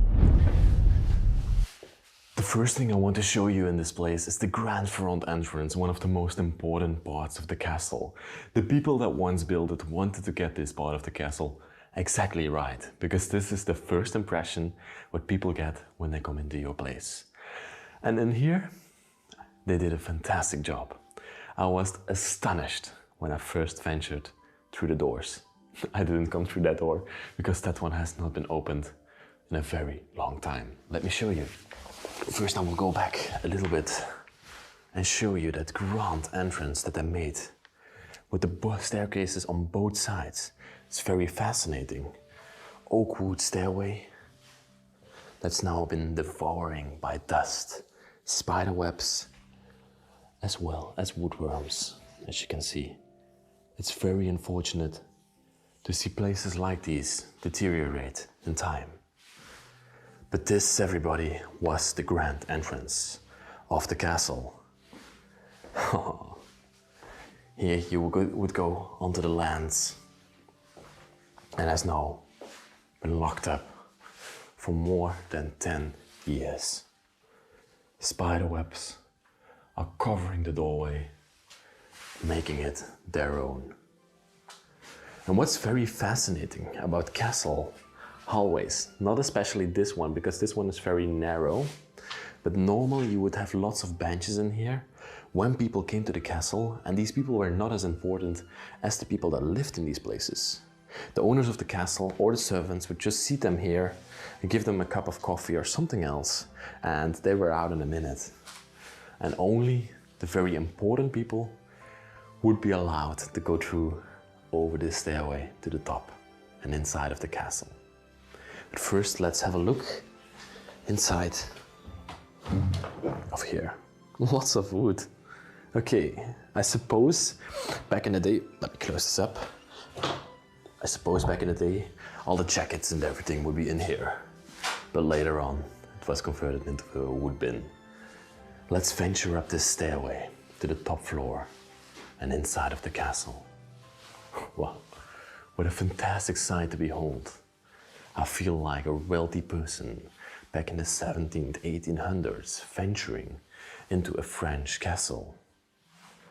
Look at this astonishing view and room that we end up in, with a mesmerizing crystalline chandelier above us. Wow, I have to show you this room in great detail. Look at these tapestries on the wall, these rugs that they hang up, this brown color. I just adore it. Wow. This was the grand room where they let the wealthy guests inside of the castle. And these depict former times in France, Napoleon times, 1700s. People, literature people, sitting outside in a garden, probably from a castle as this one. They depict a lavish lifestyle from back in the day. We have this religious painting just sitting here, being devoured by time. Wow, there's a lovely tea kettle.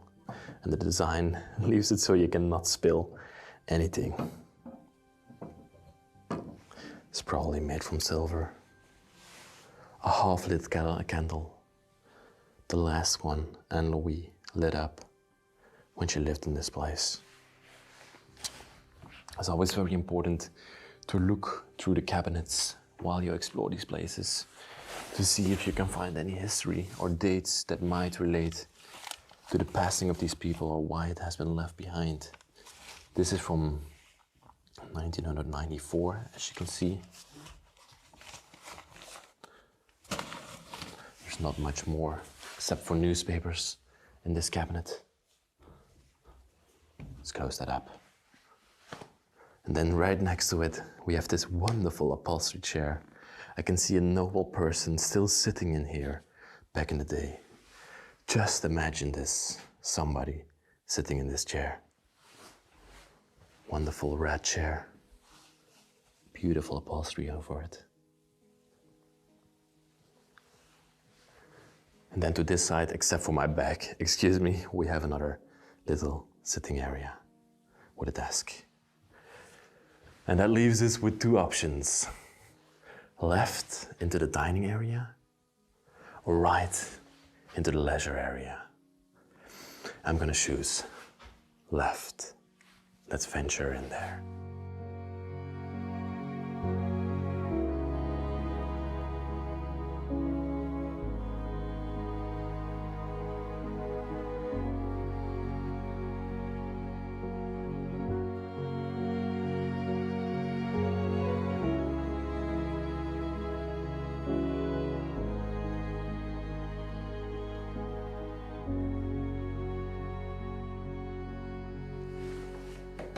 Everybody, just take it in. This astonishing dining area that we just ended up in. And this one has even more tapestries on the wall. The rugs that cover it are just fascinating in my opinion. I always, whenever I come into such a dining area, can see the people that once used to live here sitting around the table and having a meal. Wow. This is so different from a manor or a house, because these people would be served by servants. They have again this wonderful chandelier hanging above the table. This looks more like brass to me. Wow. Beautiful crown molding on the ceiling. But I would have expected like a bigger dining table. This looks like not very fancy dining table. And these are also not upholstery chairs, but still very nice. Very nice cloth on there. Of course, they are antique.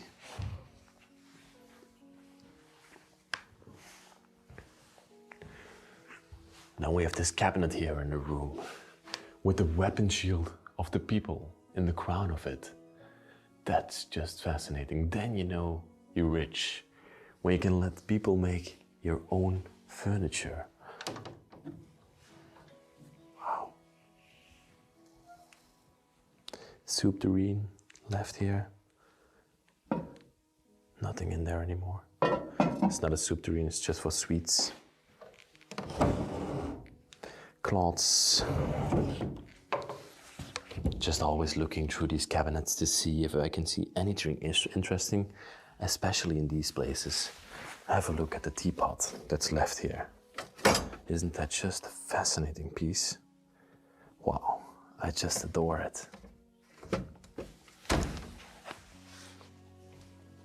Let's close this beauty up. Oh, the squeaking, then you know it's old. I can't stop looking at the rugs that are on the wall. We have received this official emergency action notification with the proper identification indicating a national emergency.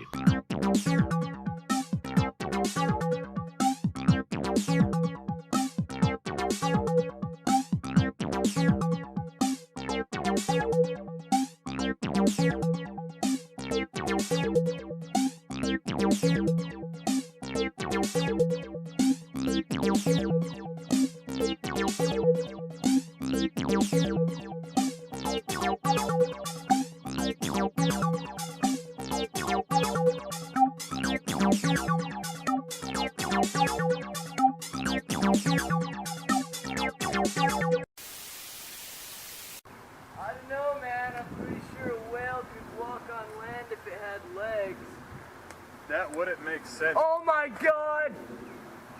I've only heard about these. I've only seen pictures of that picture. I've only seen pictures of pictures of pictures of these. What are we looking at?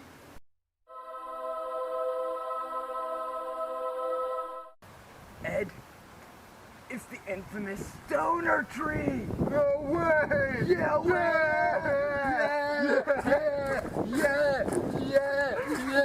Yeah! Oh shit!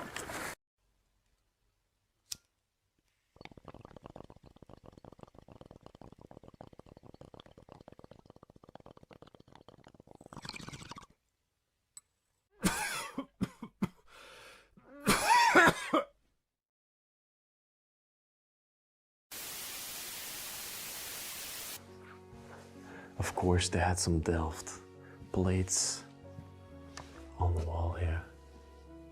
Wow. Depicting Chinese pox. As you can see, there are 3 of the same ones, 3 identical ones. And then, of course, we are in France. And France always hosts their built-in cabinets. This one seemed to be locked. But these were the plates that were used when the people had dinner. All left here to gather dust. But back in the day, they would serve for great memories. Wow. Sauce dispensers and everything is still here. Let's look for a logo on there. So it seems to be stuck to each other. There's like a little letter on the front. There's no logo on the bottom. Okay, let's close this beauty up. Let's go further. Then we have this little sitting area. We could have a coffee after your dinner. Probably chit chat a little bit. Some water jugs underneath. Another tea kettle. These people must have loved tea. I love the flower that's on the top of here. Wow. Do you see what I see? You probably, yeah, maybe you see it, but there's a hidden door here, everybody. Wow. Leading to the servants' quarter.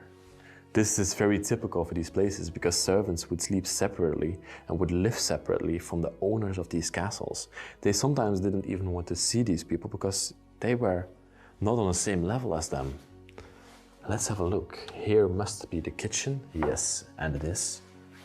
And of course the basement where the owners of this place also did not come back in the day.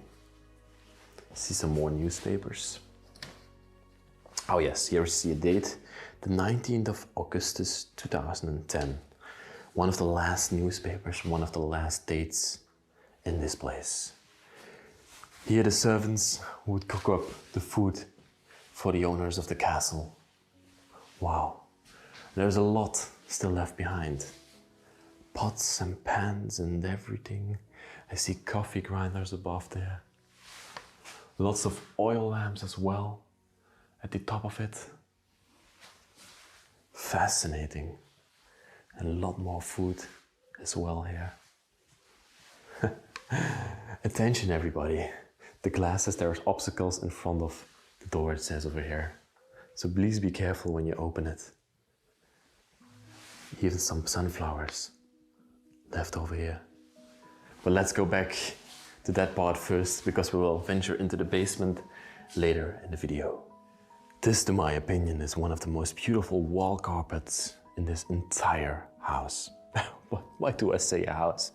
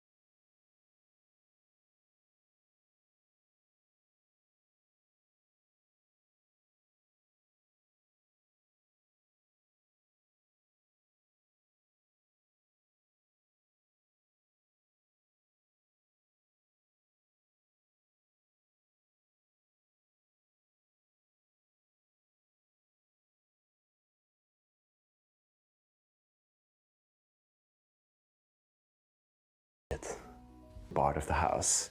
The sitting area, the living area, however you want to call it, where the people probably spend the most time. At first, this little room looks like a big mess, but it's actually not.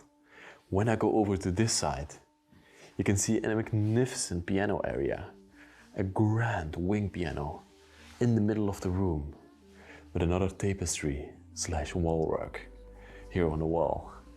And this one depicts a lush landscape somewhere in France or somewhere around the world. These trees look very foreign to me. Wow, this one is just amazing. Let's see if it still plays. Right next to it, and we have another one right over here. Wow, this one is very fascinating. The flower design, again, coming back. And over here as well. Oh, this is cool. Here you can see the curtains would be hung up like this. Here they could count the points of the game. Table, a beautiful clock on top of there. Unfortunately, I've not found many artifacts of the people yet. It seems like they took a lot out of this place when Anne-Louis left it behind at her last day. But that's sometimes good. We have the stamp over here. What does this little box do? I'm not sure. But this used to be a very small accountancy desk where the people would do their accountancy, of course. What would you otherwise do on an accountancy desk? You can close it up like this and lock it up. It doesn't close anymore. There's this beautiful design on the front of it. And then we have this last corner of this room. Again, more beautiful paintings. This crest that we see here on the side of it looks like the crest that we also saw on the cabinet. And these people that are depicted on it might be the owners of this place. Wow. And here we see an article of people standing around a billiards table. Cool. Oh, look at this face that we have over here. And then a marble clock face as well to this side. Fascinating things in here, everybody. Just fascinating to my opinion. I can wander through this castle for hours. I've now already been in here for 4 hours, and I still haven't covered the top floor and probably not all the floors on the downstairs as well. But it doesn't matter. I just love it. Before I go further to the last room of the downstairs, there are 2 more things that I forgot to show you just a moment ago. But we have this stroller here in the corner of the room. Let me turn on the light that you can see it a little bit better in detail, because it's actually a very fascinating one. A very old one as well. These very big steel wheels on the bottom of it. And here they would carry the children around the property and town with it rocks around, has upholstery all over it, and it's just a very fascinating design. Wow, look at the handle here in the front. This must have been such a treasure, walking your children around in this one. And it has like this hole underneath here. I'm not going to open it up because I will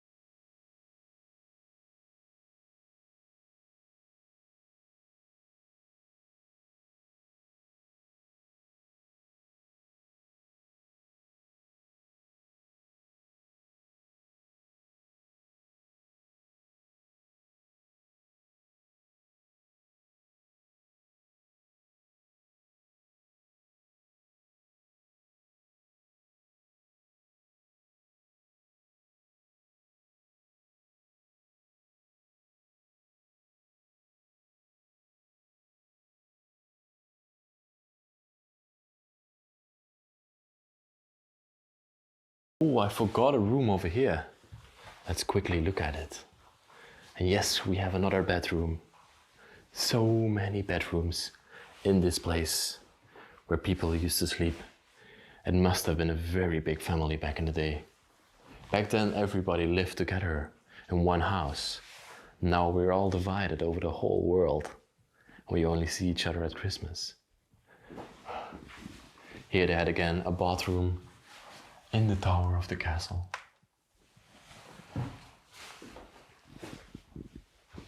Fascinating. Okay, let's head up. This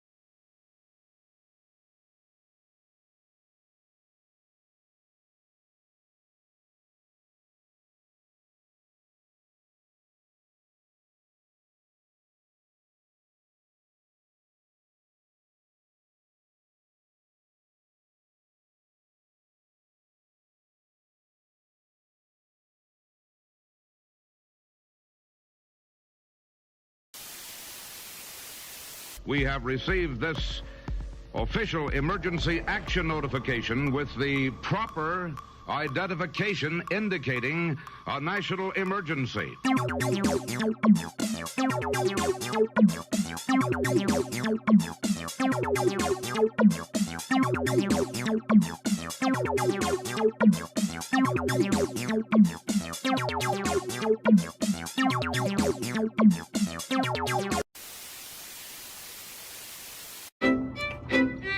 Hey, y'all got that perp. I got what you need, man. Y'all got that perp. It's like 50% off at Walmart. Walmart? 8. Oh, man, they running me out of business, man. Yeah. You don't want this? That good shit, though. Nah. 50% off. Hey, man. Actually, I feel bad. I know. Oh, you want the weed? Nah. Nah, you keep it. This is... just charity case. All right. Nah, I feel bad, man. Oh. Keep your head up. All right. Merry Christmas. Yep. Okay. Hey, babe. Got you that OG suicide from Walmart. Oh, thanks. I gotta call the unemployment office, man. I can't make it out here. Oh, I'm getting off. No. Unemployment office? Hey, yeah, I want to file for unemployment. Okay. What's your first name? Emmanuel Wright. And your date of birth? 25. And your previous employer? These streets? These streets. Yes, my previous employer was these streets. All of Martin Luther King Street. Yeah, the address of my last employer was all of Martin Luther King Street. That's where I wrote. Okay, all right. And why were you laid off? Walmart got 50% off. They beat me out of business, so technically I got laid off by these streets. That Walmart 50% off deal. Yes, I just got some of that. Shit. How many kids do you have? How many kids? However many is necessary to get this paper. Whatever is necessary. That's not the right answer. No. Bye. Fuck.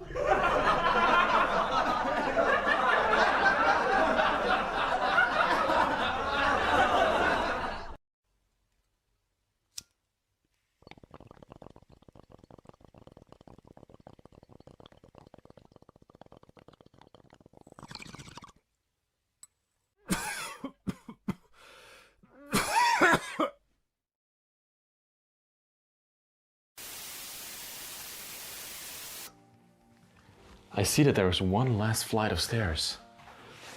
Okay, I'm curious to see where that's gonna take me. Let's go up here. Oh, it seems like the highest floor of the castle. Got one door. Again, locked. But then, oh, no way that I'm gonna walk on here. This is the top that I just showed you. It doesn't seem worth risking my life for, because it's just falling apart of here. Falling apart. The last part of the house, venturing down the stairs to the basement. Let's check that out, because in castles, basements are mostly very, very interesting and hold lots of historical pieces. I'm not sure about this one. I can already see some plastic chairs. That's not a good sign. But we will see. Ooh. Let's go first here to the right. We have this bicycle laying here on its top. This was the electricity of the house. Wow. Look at that. That were the switches to turn off and on the electricity. Of course, later added on. I don't know where these jars up there would be used for. Look at those. Oh, the wine cellar. Of course, you gotta have a wine cellar in a castle.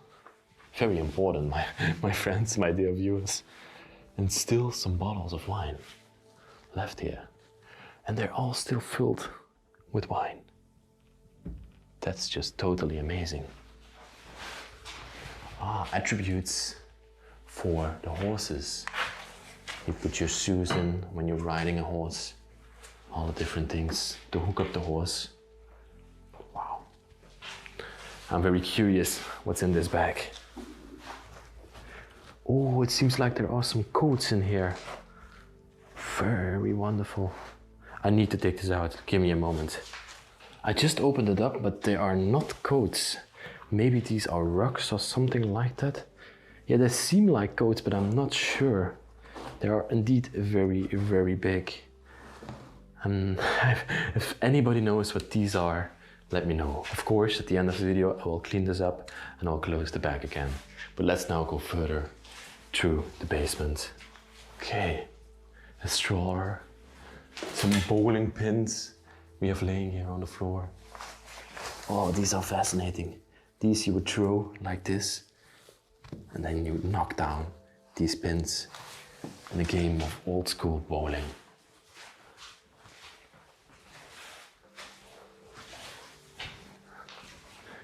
One last room here.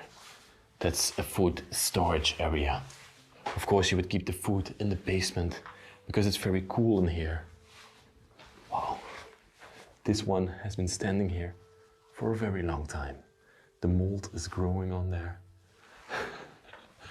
I love the design of this basement. It's just fascinating. It says May of 1923 on there. And then on the other side of the stairway, we come to this part of the castle And we were here earlier in the video, if you can still remember. This was the kitchen area. And downstairs here, the workers would work. As you can see, these are very empty, these rooms, but these were storage areas for the food and everything. And then to this side,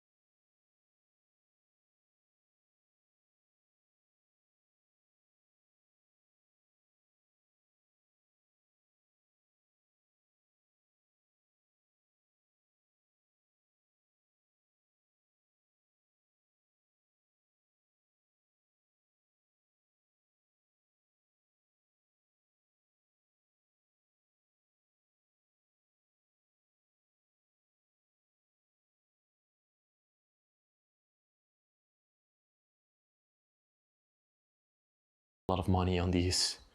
Yeah, they've spent a little bit on it, but as you can see here, the workers of the castle used to sleep. We have the stove here that is an emblem in the front of it with this tiny chair next to it. This used to be the toys where the children of the castle used to play with. You can see even the inside of the sink is designed and it's made from porcelain. These I call real toys, last for ages. Tiny doorway. That's unfortunately locked, but I can see on this side we have another one. Let's go into here. Oh my God, the whole wall is collapsing. Look at this. And this tells us the story of the rich versus the poor. They didn't spend any dime on this one, or as little money as possible, because you can see the castle itself is still in a very good shape, but over here everything is just literally falling apart. Built-in cabinet, lots of things still in there. Oh, these are army pictures, as you can see, because the man of Anne Louis was probably, yeah, he was a colonel in the army. You can see them sitting outside of the castle, having a great time. Here we can see another portrait of them. Wow. Many more army pictures down here. Oh, are these prostheses? Yes, yes they are. But they are not, I found other prostheses. No, these are not prostheses. I think these are to straighten boots or something like that. Okay, I found prostheses in an abandoned house of a lady that lost her legs back in the 1900s. I will link that one up there. But wow.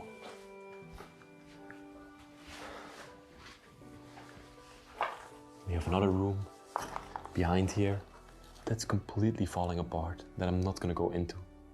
Look at this little, oh, this is like a baby crib, but a very tiny one for girls and boys to play with.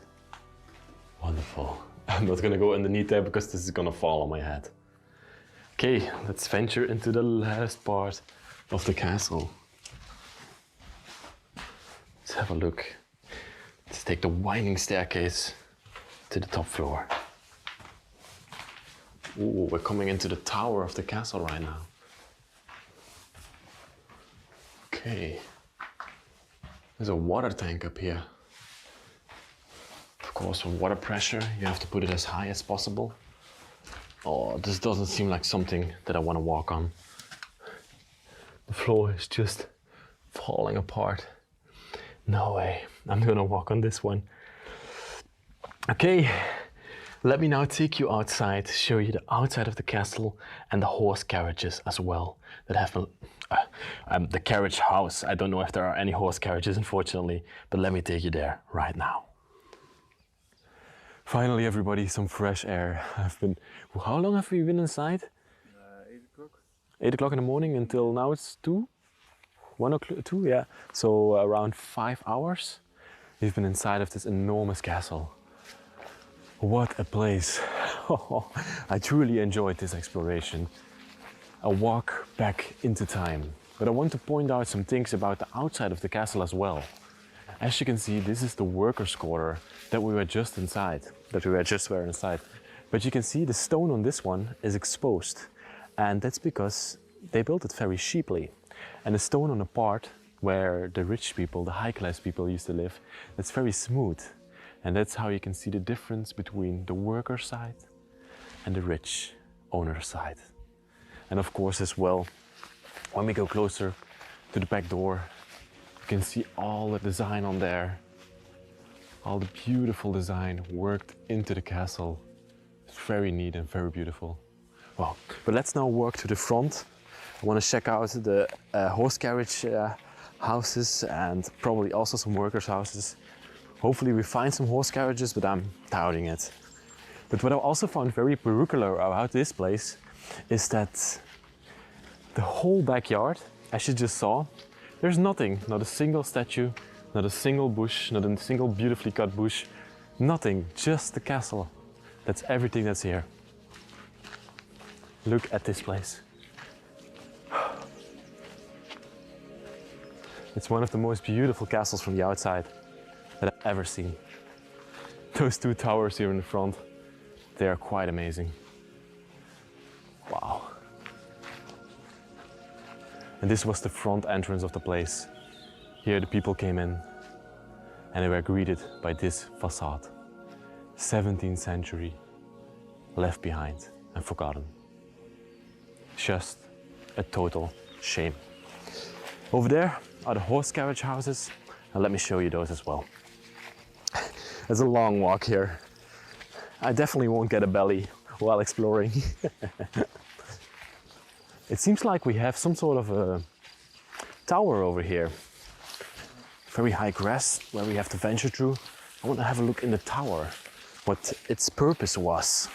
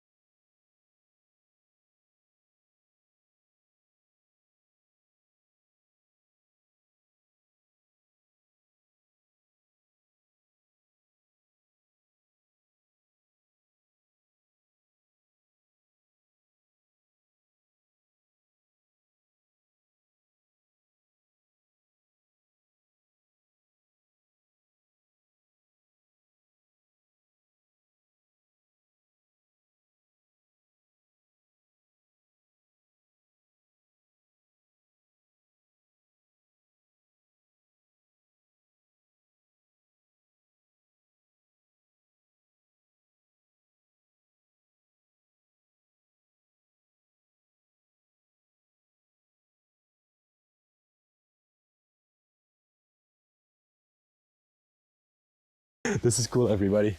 Look at this bridge. You don't want to cross it anymore.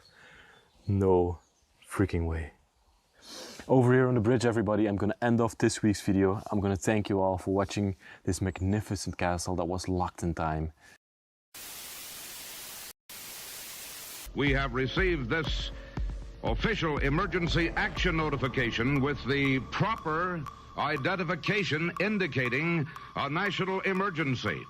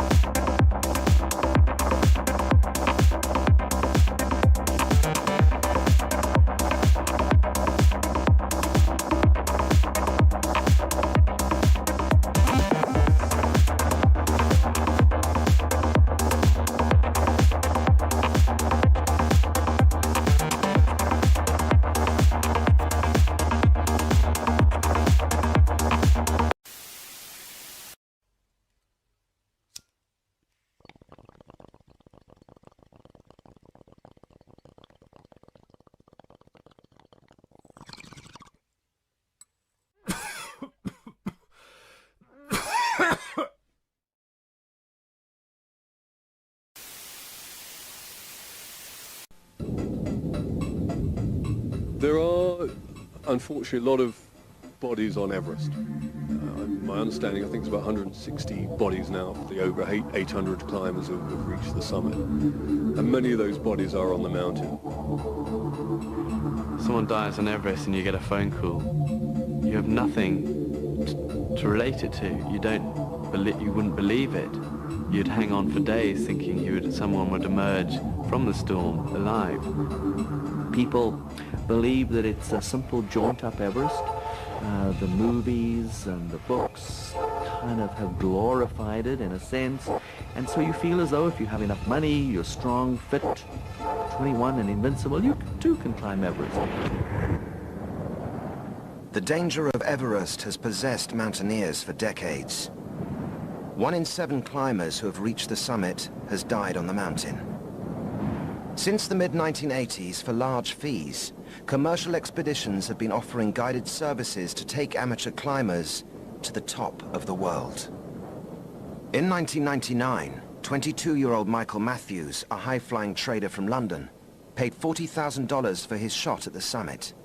But the organization of the expedition Michael joined fell apart, and he found himself alone, separated from his team, fighting a vicious storm.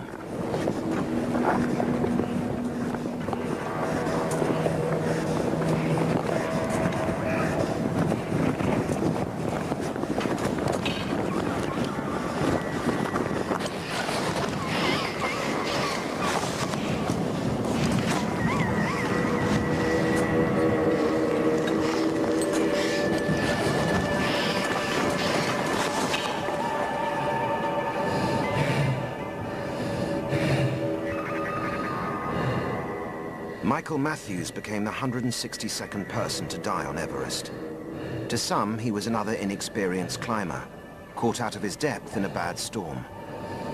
But the other clients in Michael's team tell a different story. They feel the expedition was a shambles, and Michael's death might have been avoided. This is the story of how a trader from the city came to be alone and dying in Everest's death zone.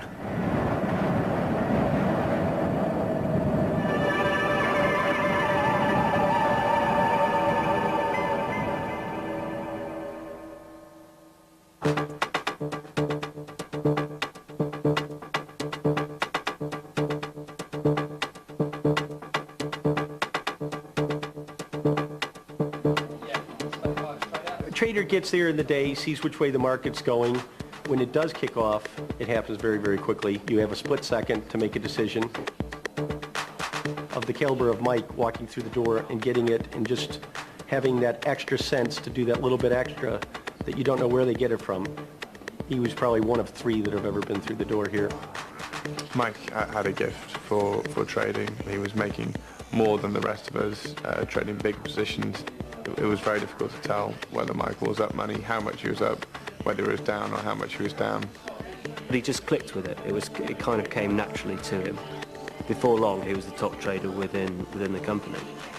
There was no flashness about him in any way. For other people who are buying Ferraris, Porsches, things like that, you know, I don't think that even crossed Mike's mind. That's not what he's in it for.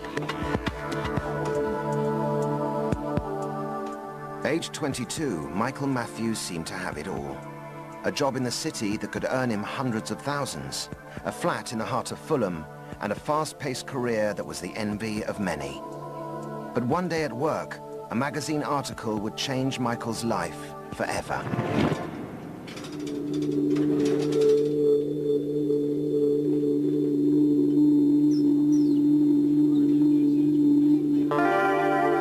As far as I can remember, it first happened when I picked up a magazine, something like FHM or GQ, and there was an article about various activities that involved a bit of risk, but things that were really worth going after.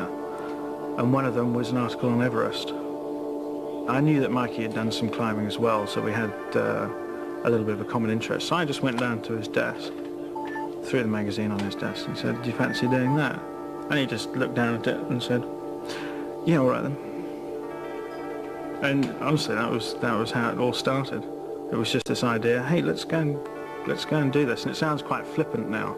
You know, it was just the start of an idea, and you're always going to be fairly optimistic when you start things off, aren't you? The company featured in the article were the British-based outfit OTT. They ran commercial expeditions all over the world. At $40,000, Everest was their most expensive. OTT had an excellent track record of getting clients successfully to the summit and had never lost anyone on the mountain. Some of these teams now are making huge amounts of money.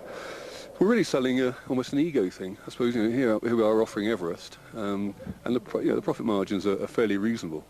You can one team is charging 30,000, another 40, 50, 64, 100,000. The profit margins are significant. Time and time again, we see people with a whim and money to satisfy that whim. They come here and teams are prepared to take them, and yet when you really look into it, they've got no experience whatsoever, and that's dangerous at the end of the day. Unfortunately, a lot of people hope that the mountain is going to turn them round. They're going to take one look at the mountain and decide that their experience clearly is not up to it. I'm not sure that's right.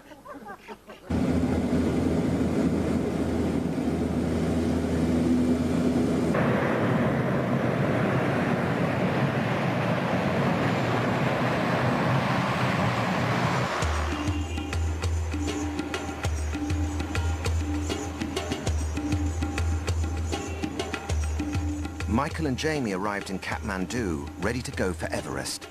They'd signed up with OTT and met the criteria for the expedition by summiting Aconcagua in Argentina, the highest peak in the Americas.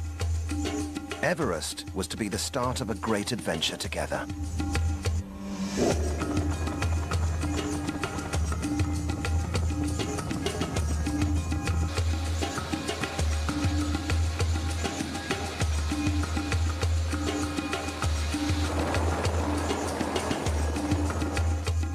On their 1999 Everest expedition, OTT had signed up 13 clients, each paying a minimum of $40,000 for a shot at the summit. Over the first 2 weeks, the clients trekked through Nepal to Everest's base camp. For Jamie and Michael, it was freedom from the city. How much you pay? How much you pay? We paid How much you pay? 1 rupee, Mike. 1 rupee. And that's too much. Michael was very exuberant, lively, larger than life. He just was such a nice, natural, down-to-earth young kid going on a great adventure. And I think that's what I liked about him. You can see little bits of Everest from about, I think about 7 days out from base camp. And that's when you start to realize this thing is really high, really, really high. After 2 weeks trekking, Michael and Jamie reached base camp on the Khumbu Icefall. As OTT began to set up camp, they had a chance to get to know the other clients. Among them were a Canadian team, Dr. Dennis Brown and cameraman Dave Rodney. Katja Starchas from Holland hoped to be the first Dutch woman to summit, and John Krellin from the Isle of Man was a novice climber, who, like Michael and Jamie, had climbed Aconcagua. To many of the other guides on Everest that year, the mixture of OTT's team could be a problem. I think OTT that year were a fairly diverse bunch of characters, there's no doubt about it. They were all after different things, but that was what they were confronted with. They had to, by and large, not work together much, but climb together, and that's quite difficult. That produces, with such a diverse bunch of people, all sorts of other pressures, and you could see that bubbling up. From the very beginning, right in Kathmandu, I was very alarmed that we did not have a team meeting. There was no team meal, there was no introduction, this is this person from this place, and here are the other teammates, and tell us a little bit about yourself. At base camp, for the first time, we had all of the climbers together, and it was very obvious that we had two teams. Now, I had not realized that, and I personally thought the whole thing was quite unwieldy. I was really concerned about the fact we didn't have team meetings every day, because I think there are so many important issues to talk about. And then finally also you're thinking, I'm not a leader, I'm just a participant. Well, if this is the way we're doing the expedition, if this is the way, well, so be it.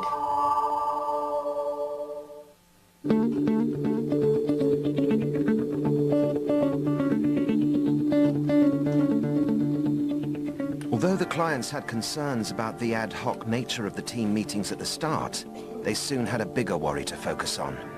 They faced another 11,000 feet to the summit of Everest. The route they would take passes through 4 camps. To acclimatize, they had to start climbing the mountain in stages. The first obstacle was the icefall, one of the most dangerous parts of the climb. So, good morning, everybody. It's just before 8 o'clock on April the 11th. Here we are at, wow, 18,500 feet. Been climbing since, well, just after 6 o'clock, and onward and upward.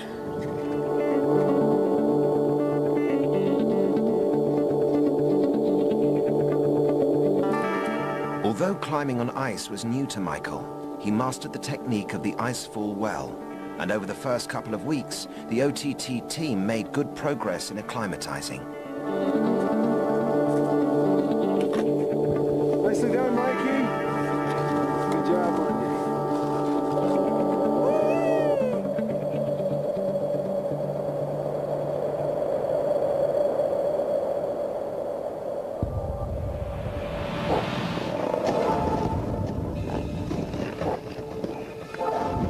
But unlike the rest of the team, things didn't go to plan for Jamie.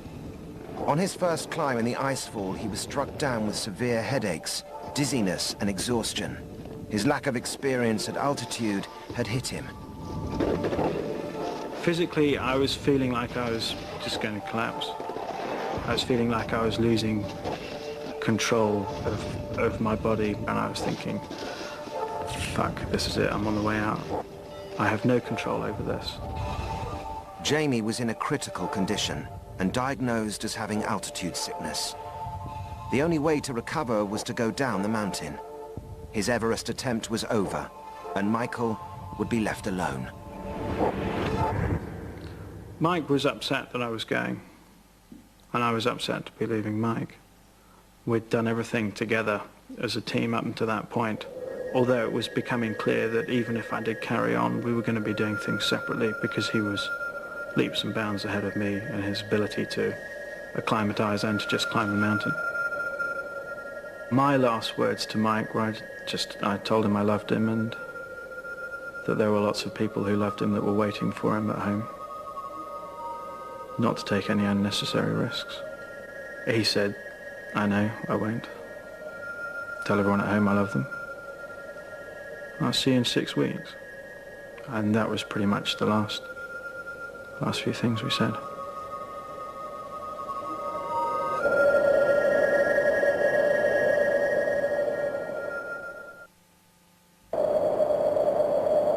When Jamie left the Everest expedition, Michael had to put the loss of his best friend behind him. The team had finished acclimatizing and were about to begin a summit push. But unbeknown to the clients, a problem had emerged with the oxygen they would be using higher on the mountain. The team leaders at base camp were just becoming aware that it could jeopardize everyone's expedition. We have received this official emergency action notification with the proper identification indicating a national emergency.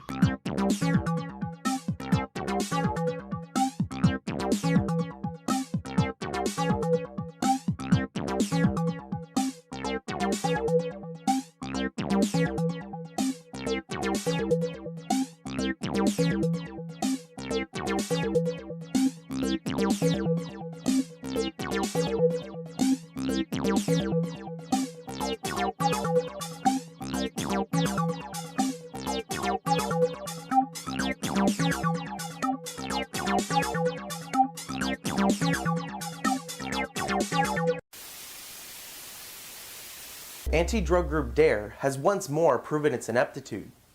The organization that posted a satirical news article as fact on their website earlier this year has now accidentally published an article supporting cannabis legalization. On Monday, DARE reposted a letter to the editor of the Columbus Dispatch titled "Purchasing Marijuana Puts Kids at Risk." But if the people at DARE bothered to read past the headline, they would know that the letter clearly calls for legalizing cannabis. Evidently, they didn't even make it to the byline, as the article's author is Carlos McDermott, a former deputy sheriff who now works with LEAP, or Law Enforcement Against Prohibition. In the letter, McDermott argues that cannabis prohibition makes the plant more accessible to children. Quote, "I know from enforcing senseless marijuana laws that children are only being put in more danger when marijuana is kept illegal. The goal of prohibiting marijuana was to eradicate its use, but in reality, the drug has become infinitely harder for law enforcement to control." She added that while cannabis can be harmful to children, anyone who suggests we outlaw everything dangerous to children would also have to ban stairs, Tylenol, bleach, forks and outlet socks, and definitely alcohol. The answer isn't prohibition and incarceration. The answer is regulation and education. After DARE posted the letter, New York Magazine called the organization's apparent change in ideology a breakthrough. Today, however, the article was removed from DARE's website, and a spokesperson clarified that they do not support cannabis legalization.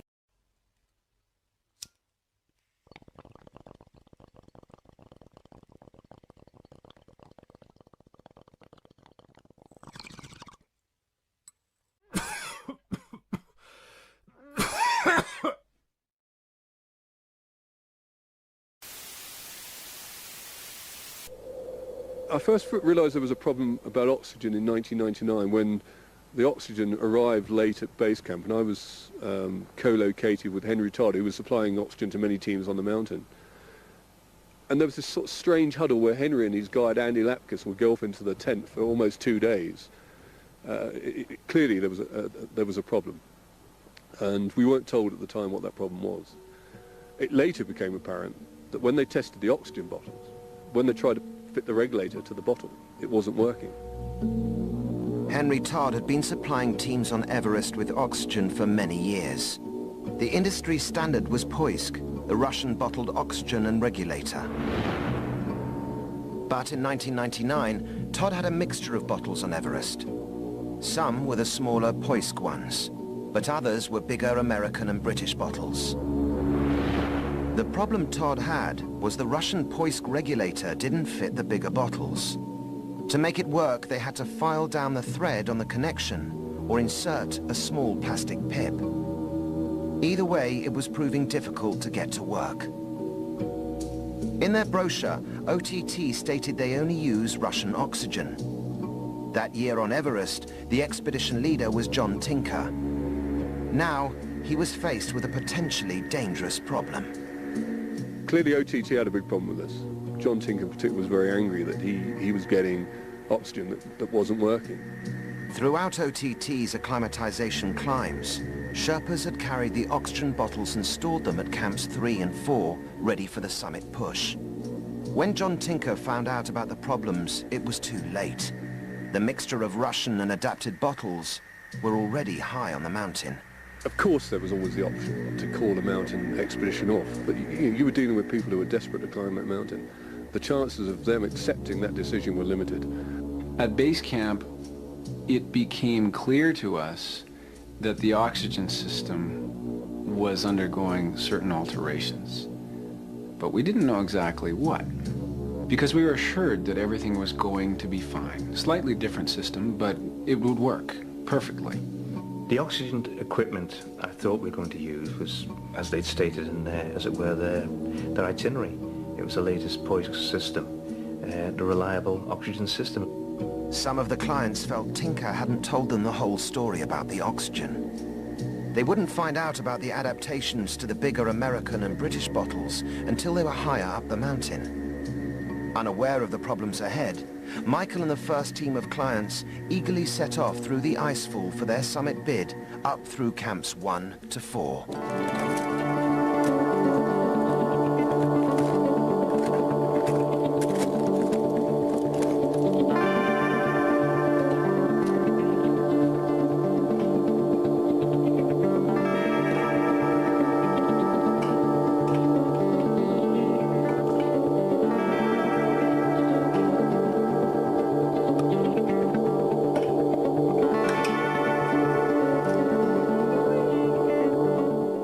Once through the icefall, the team made it to Camp 2, also known as Advanced Base Camp.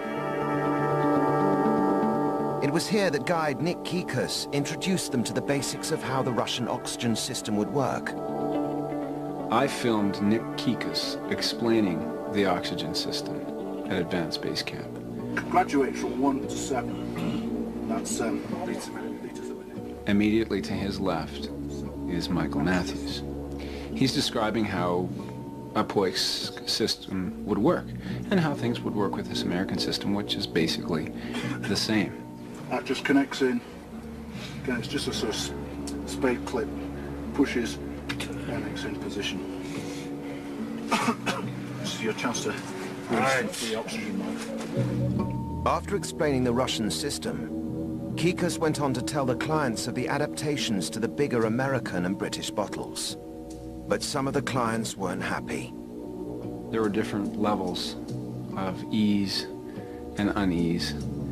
I was quite uneasy But this whole bottle issue of trying something twice the size of made from a different system in a different country, I didn't like the idea at all.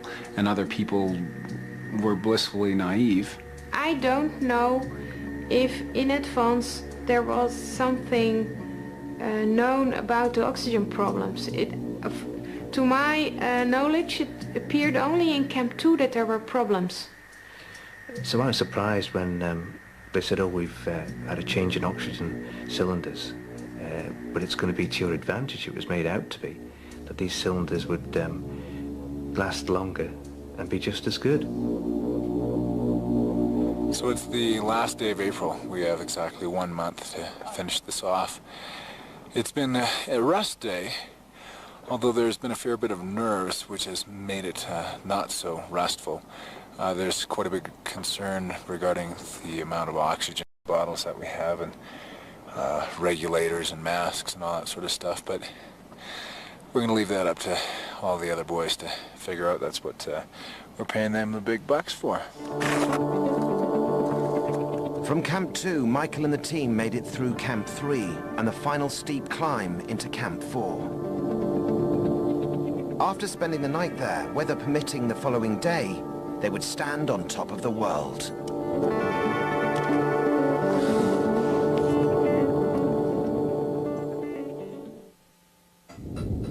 But by the next morning, the situation had drastically changed. Overnight, expedition leader John Tinker had suffered a minor stroke, and team doctor Dennis Brown decided he must go down to safety. In the confusion, Michael and the whole team were ordered down by Tinker and Nick Kikas. Their summit bid was over. The story that I got from John Tinker was that he'd had episodes of numbness, tingling, a little weakness, mainly affecting his face. I was concerned that he could possibly have suffered a small, transient type of stroke. I was alarmed enough to say that I think we should be going down. We were coming down the Lhotse face. At one stage, we stopped at Camp 3, and I said, you know, I don't know where Dave is. This is a bit strange, you know, and we waited and waited, and there was no Dave. So we got on the radio to try and find out where he was, and we found that he'd stayed up at Camp 4. I thought, okay, we've got 35 Sherpas on the team. We have a number of guides on the team. Why is it that an entire team would go down? I thought, while we're here, if we can take a shot, we should take it. Kikas got on the line and said, you go up, you can consider yourself off this team. Unless you come down immediately, your trip is over. Reluctantly, Dave Rodney agreed to go back down to Camp 2. The following day, Tinker and the team headed back to base camp. But once again, Dave Rodney refused to go. He understood the plan was to take Tinker back down and then head back up, as the weather looked good for the next few days and a summit bid was still possible. Rodney was sharing a tent with Michael, and together they decided to resist Nick Kikas' decision and wait at Camp 2 for the team's return. Why should we go 6 kilometers back to Camp 1, descend 1,000 vertical feet, then descend very, very perilous 2,000 vertical feet more through the Khumbu icefall, and just come right back up and do it all over again? That didn't make any sense. But one day turned into 2, turned into 3. It was a number of days. Mike and I were at Camp 2. The others were down below. My feeling is a number of people on the team were a little jealous that we didn't have to take that extra trip back down. At base camp, Tinker's condition hadn't improved. And after a full examination, Dennis Brown advised him that he should return home to England to get hospital treatment. As Mike and I were sitting at Camp 2, we were made aware that John Tinker was going back to England. Nick Kikas was in charge. We're thinking we might just sit it out and wait for you guys to come back up, over. It must have been about day 5. Bad weather reports coming in, so because we were told there was a 5-day weather forecast that was absolutely terrible. No way would there be a summit attempt. So it was no uncertain terms that Mike and I must come down because of this high wind 5-day weather forecast.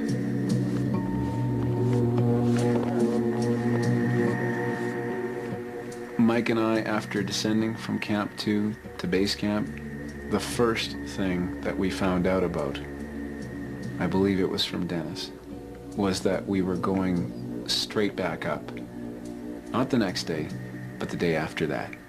I was blown away. Had the weather forecast changed like that?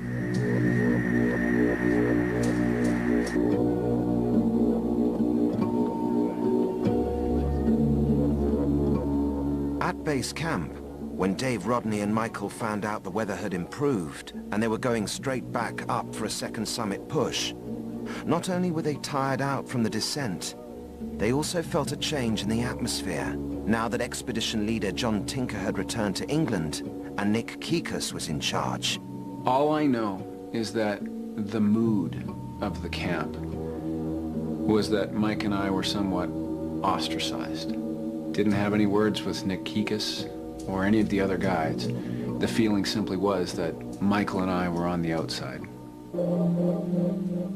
Whilst Michael and Dave Rodney had stayed at Camp 2, the rest of the team had had 5 days more rest at the lower altitude of base camp. There, they'd been able to regain their lost energy quicker from the first aborted summit bid, a factor which worried Dennis Brown. When we set off from base camp again on our second attempt, Dave Rodney and Michael Matthews had only had, I suppose, a day and a half rest at base camp, and that did concern me. Primarily concerned with Michael, because he seemed to be slowing down. He wasn't quite his bright, cheery self. He was having more trouble getting up early in the morning. He just seemed to be a little slower. I think that false ascent and the turnaround at Camp 4, coming down and then spending a couple of extra days at Camp 2 had taken a fair amount out of Michael. He'd slowed down quite a lot. I was just hoping that his natural strength would be able to carry him up. As Michael and the team set off on the second summit push, they faced a long couple of days climbing back up to Camp 3. As other team members forged ahead, both Michael and Dave Rodney were a lot slower. By the time they reached camp, they were beginning to feel the strain. I checked my watch here and it tells me it's almost 8 o'clock. Just over 23,500 feet. We must be at Camp 3. What a day this has been, May the 11th. Boy, did I ever suck wind from ABC to the bottom of the Lhotse face. If it wasn't for my good friend Mike Matthews, with a little pep talk, I don't know if I would have made it, buddy. It's true. Hey, shine the light on your face. How you feeling, pal? I'm feeling just fine. Oh, yeah? Slight cough because of the dry air, but I'm sure Dave's soup will make everything all right. All right, anything to add to the viewers at home? Well, just the soup over here. Just how wonderful it looks. Whoa, it looks like we're ready to eat, buddy.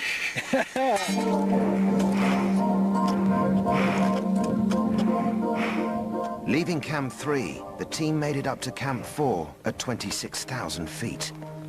Once again, they were close to the summit and now inside Everest's death zone. From here upwards, the body can no longer adapt to the altitude. They would need to use oxygen. But some of the clients were concerned that the adapted American and British bottles wouldn't work. So I went over to the Sherpa climbing leader, Lak Pagelu. I said to him, "Can I take a bottle of oxygen and make sure it's working?" He said, "Help yourself." So I try one and it's not working. I'm sucking on it. It's like a plastic bag. Nothing coming through. I try another. It's not working. And a third. The same. It would screw in, but no air would come out of it. It would connect, but no air would come out. No oxygen would come out. So then I'd go out and get another cylinder, which I thought I'm doing something wrong here. He finally finds one. Yeah. And Lak Pagelu gives me a big black felt tip pen. And he says, "Dave, could you please put your name on it? Because this bottle worked with my regulator and mask." I start to put my last name on there. And out of the corner of my eye, I see someone approaching me very, very quickly. Something over their head. It's Nick Kikas with an oxygen bottle ready to bop me over my head. I see this. I'm sprinting across the south col of Mount Everest. I turned around and I said, "What are you doing? I demand an explanation." There was a terrible scene outside our tents, actually probably 50 or so meters away, and there was screaming and shouting. And it was obvious that Nick Kikas was chasing Dave Rodney. And we just looked out and we couldn't believe what was going on. The two of them were shouting and screaming at each other. And then Dave came back to the tent and burst into tears. It was very traumatic. He was emotionally devastated, very upset, and incredibly angry.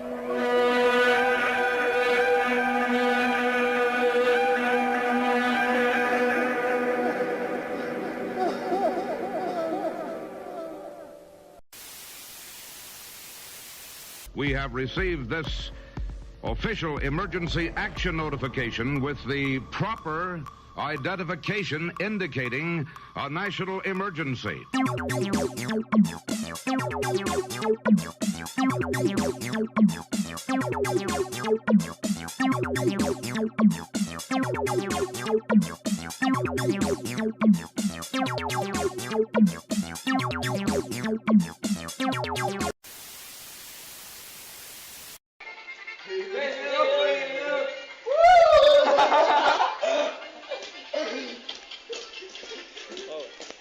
Opa, sorry.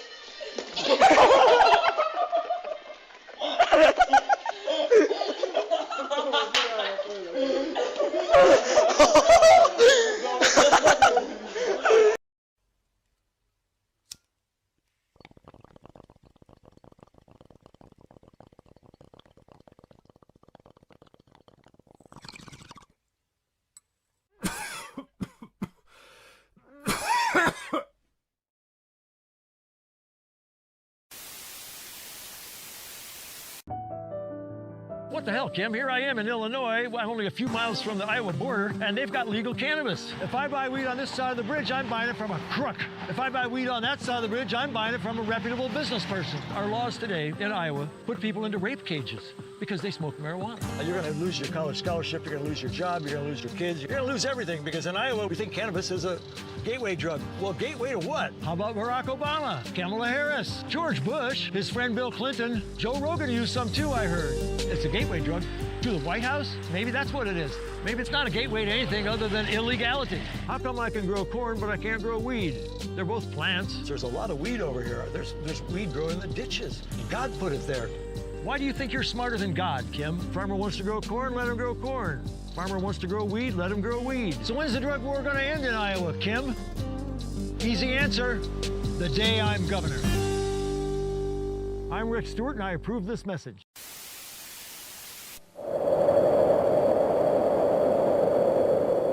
Kikas claims Rodney's account is pure fabrication and blames Rodney for interfering with his leadership and organization of the oxygen bottles. It was only hours before the team would leave in the pitch black of night for their summit bid.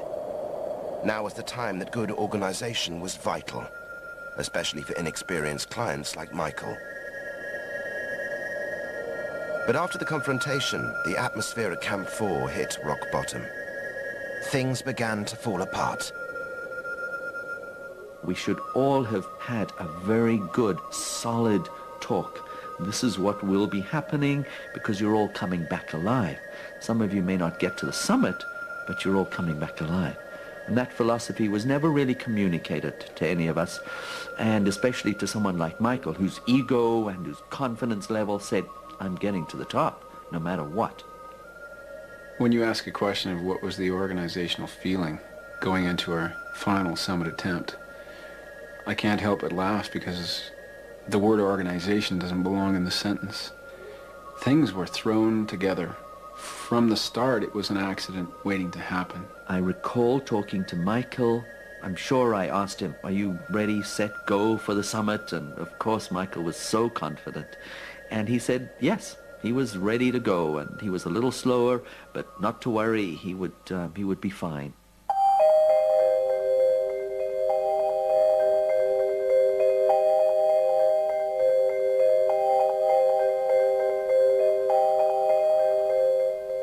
Dear James and Ferg, lots of sun, sex, sand and surf and sangria. Wish you were here. As you can see, the clubs, pubs and chicks are everywhere. Okay, so I finally cracked. On a serious note, Team 1, with 8 members, have finally fully acclimatized after sleeping at Camp 3. And we are hopefully going to start our summit bid in a few days. Therefore, knock on wood, I shall see you sooner than expected. Give my regards to the rest of the crew. Lots of love, Mike. Mike called us and sort of said to us, you'd be amazed what's going on here. I can't wait to tell you everything that's happened. But he didn't actually say anything specific. I remember hearing Mike very exasperated, saying that I wouldn't believe it when he was able to come and sing, you know, when he'd be down and recovering and to tell us the stories that he said you just won't believe what's going on up here.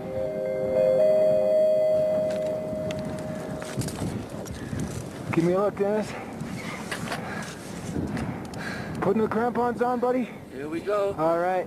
10 midnight, and we're heading off.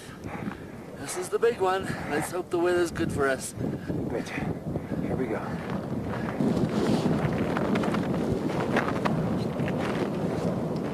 Just before midnight on the 12th of May, 1999, Michael and the rest of the team set off for the summit of Everest. They'd scoured Camp 4 to find as many oxygen bottles as they could that seemed to work. And although unsure of the organization, they headed into the night. I think it was either going to be the 12th or the 13th that they summited, and when the 14th we hadn't heard anything, I started saying to David, you know, why haven't we heard anything? It was possibly the next day that we got a call from John Tinker, first thing in the morning, who said that Mike had been lost on the mountain for 20 hours.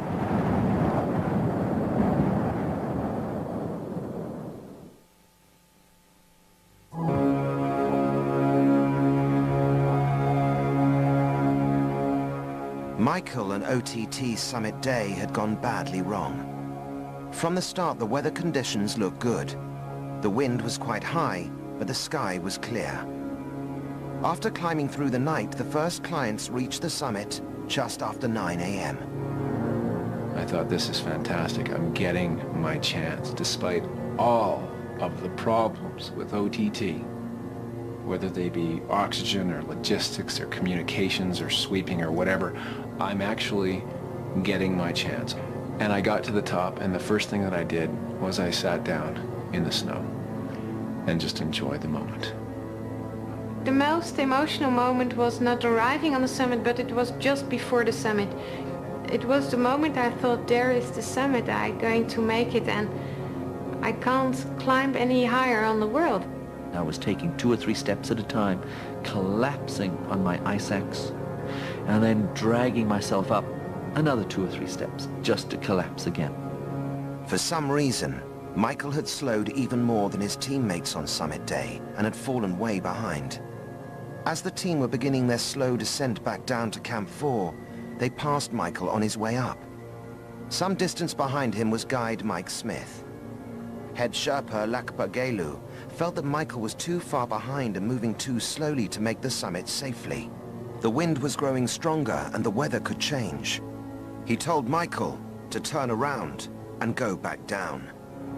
Lakpa Gelu had been coming down from the summit, had just come down the Hillary step, and Michael was going up. And because of the wind, he yelled at him. He said he had to yell because of the wind. And he yelled at him, you must turn around.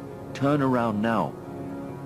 But guide Mike Smith didn't know a Sherpa had told Michael to turn around and said he would accompany him to the summit. There was still time. By now, Michael was less than 400 feet away, and he said he wanted to go. In one sense, Michael is being told to turn around by a Sherpa, but a guide is saying, no, I'll come with you to the summit. I mean, it seems very obvious that Michael would leap at that opportunity to go up to the summit with a guide. I mean, gee, it sounds pretty safe and secure. But within the next couple of hours, the weather began to change severely, and the wind grew a lot stronger. I knew, just looking at the weather, feeling the wind, that the conditions were changing.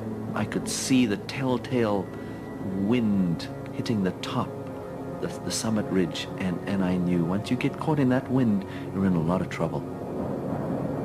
Well, we had a very traumatic descent back down to Camp 4. Very high winds, deep snow. We could hardly see. There was spindrift blowing around. It was very cold. I'm sure the wind was well over 100 miles an hour, and it was 40 below.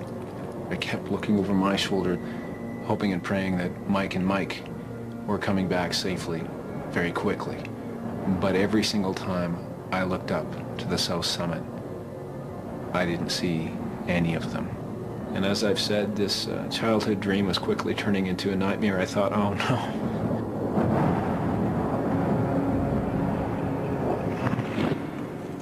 Michael and guide Mike Smith reached the summit at midday, when the weather still seemed fine. Michael, though exhausted, had made it to the top, the youngest ever Briton to summit Everest. Mike Smith took photographs of Michael, checked his oxygen was working, and they began their descent. But Michael began to slow drastically. The wind grew stronger, and the storm blew in. Before long, Michael and Mike were caught in winds of over 100 miles per hour and in whiteout conditions.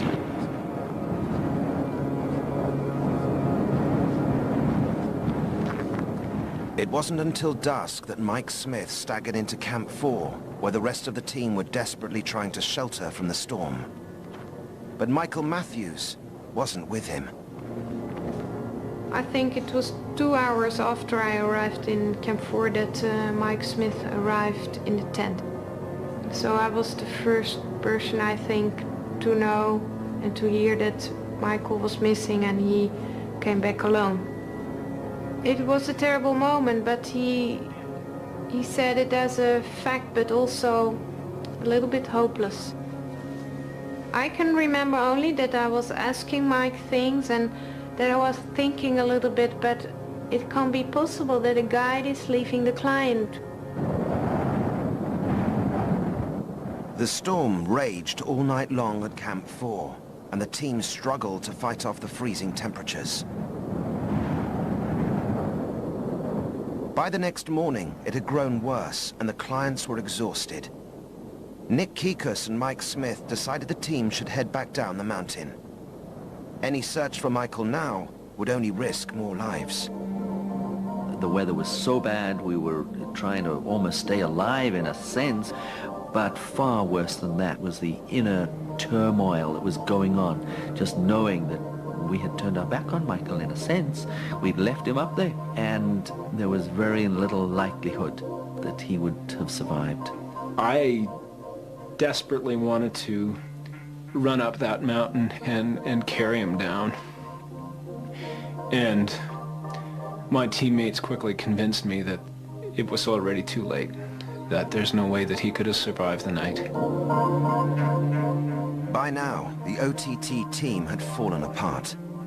The clients wanted answers. They'd been told that Michael had slowed dramatically fighting the storm. Mike Smith had gone ahead of Michael to cut a path through the snow and pull out the rope they were following. But the clients wanted to know more. How had Mike Smith lost contact with Michael? A meeting between the guides and the clients was called on the last night before they left for home. Even though he was expedition leader, Nick Kikus wasn't there, so Mike Smith was left to answer the questions alone. Mike Smith's report was that somewhere below the south summit and before the balcony, he looked back and couldn't see Mike. He waited for some time He tried to get radio contact, he said. That didn't work. He tried to go up, but because of the wind, 100 miles an hour, minus 40, the amount of snow that had fallen, he said that it was like a treadmill, and he couldn't get anywhere. He waited some more. He made another radio call for help. His toes were getting very, very cold, and he decided that it was best that he went down without Mike. I just don't understand how a guide puts himself in that position where he gets so far ahead that he looks back and he can't see his client. He can't get up to him. He can't get help from down below. So he leaves. That's not good enough. After Mike Smith's explanation, the mood of the meeting changed. More of the 13 clients began complaining about the oxygen they'd been given on summit day. The first to talk about having trouble with oxygen was Augusto Ortega. He said that his cylinder was cutting in and cutting out whilst he was climbing, and he was upset about the oxygen that he was supplied with. And then Constantine Niarchos came in, and he too had had oxygen problems. And it just went on from there. Everybody was complaining about the oxygen they were given. It wasn't right, it was just cutting in and cutting out. So then Mike Smith, he apologized. He said, I'm sorry about this. He said, it appears that Henry Todd, this guy called Henry Todd, he supplied the oxygen cylinders, and he was sorry that they didn't work, and that was it. He was just sorry. It was just bizarre.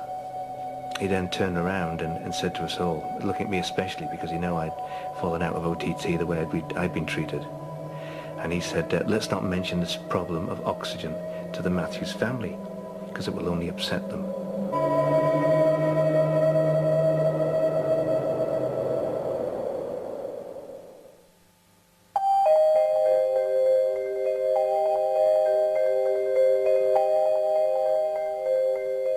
We would overdo the phone call, and it was weighing greatly on his mother's mind. And then the phone went. It was John Tinker, and I greeted him quite cheerfully because I felt he was going to ring and say that all was well and Mike was down and they'd done it. And in fact, he said that it was difficult news. Everybody was down bar Mike. Mike was up there. There'd been some sort of accident. Information was sketchy. I replied by asking if there was anybody with Mike, and there wasn't. And the weather was very bad. So there was that, realization that it couldn't be worse. Well, straight away, I knew that he was dead, and I felt John had waited and rang when he thought that there was no more hope. What happened in the next day or two after Michael's disappearance was that we talked a lot to John Tinker. He said he'd had a word, and he wrote to us about this. He'd checked into things, and he was pleased to be able to tell us OTT had been fine on the hill on the day. There was no problems, etc., etc. To try to find out more about Michael's death, the family then met with John Tinker, Nick Kikus, and Mike Smith. Again, they were assured that the team had operated well on Everest. The danger of the mountain had killed Michael.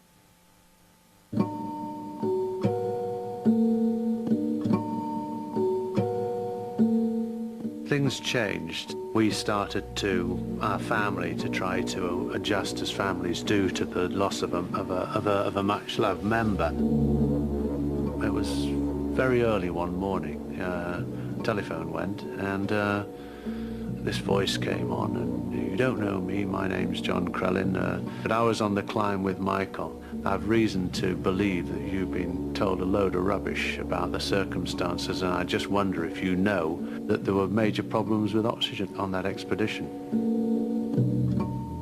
David was upset, but he composed himself well. He said, I knew there was something wrong out there. He said, when I had my meeting with OTT, there was just something in the air. I knew in my bones as an old dealer that I knew it was fishy. I knew there were things that I wasn't happy about. I started to ring round, and I spent days doing this. I contacted pretty well everybody who'd been on the climb. I mean, I got Dave Rodney and Dennis Brown and so on, straight people. The incredible thing about it was that all of the client climbers on the OTT 1999 Everest Summit bid in May said one thing, and it was completely the opposite of what the OTT John Tinker, Nick Kikas, Mike Smith story was on the other. Just the opposite.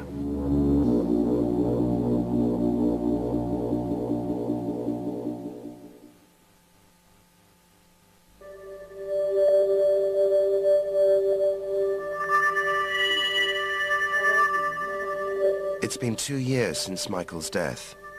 OTT, now called Alpine Mountaineering, maintain their team of guides operated professionally on the mountain. They say the storm killed Michael. An inquiry by the British Association of Mountain Guides found their guides had acted according to professional standards. But the families' and clients' concerns about the oxygen and team organization still remain. In Michael's memory, the Sherpas built a memorial close to base camp. The questions that our family would like answering about Michael's death is whether or not he was provided with proper oxygen, whether or not he was deserted descending from the summit of Mount Everest by his professional guide, and whether or not the stories of shocking mismanagement and ill-tempered behavior on the hill are true, or whether they're not. It was too soon for Mike to die. He was only just 22. It doesn't seem fair that he was taken from us. I think what happened to Mike will always be a mystery in part. But it's one of the reasons I think you can't guide up there. In those circumstances, at that height in the world, it's by and large every man for himself. What's really crucial is why Michael wasn't better looked after. That's really the bottom line. He was slow, maybe his oxygen was malfunctioning. Why weren't the watchdogs put onto him? Watch Michael like a hawk. It should have been the best day of my life. And Mike's. In pretty much every way, it was the absolute worst. Was it worth the summit? Was it worth the trip? Absolutely not. Would I trade the summit for a safe return with Mike? Absolutely.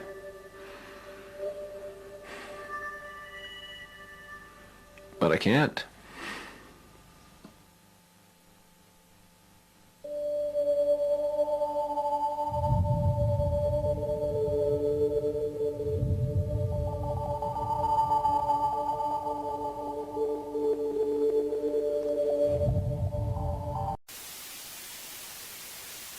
We have received this official emergency action notification with the proper identification indicating a national emergency.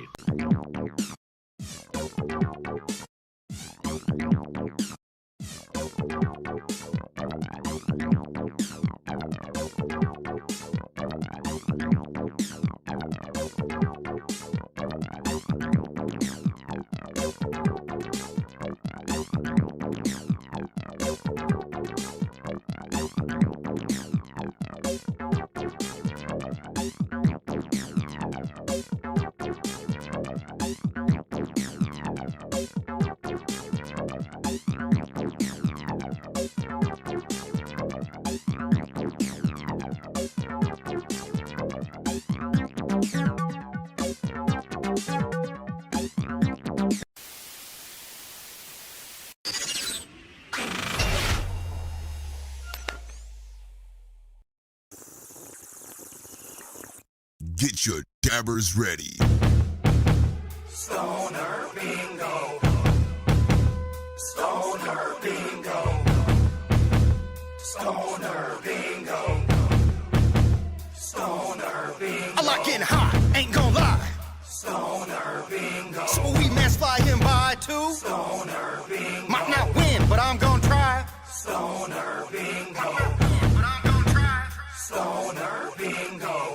PlayStation, Xbox, custom pipes, and water bongs.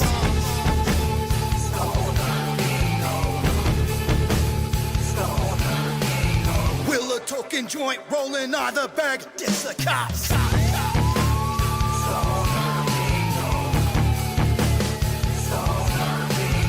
Free munchies at the door, eat them all till they're gone.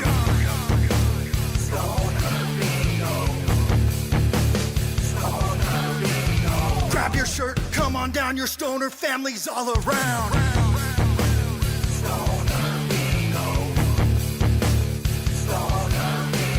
Hopefully you reach your peak, we do this shit like every week.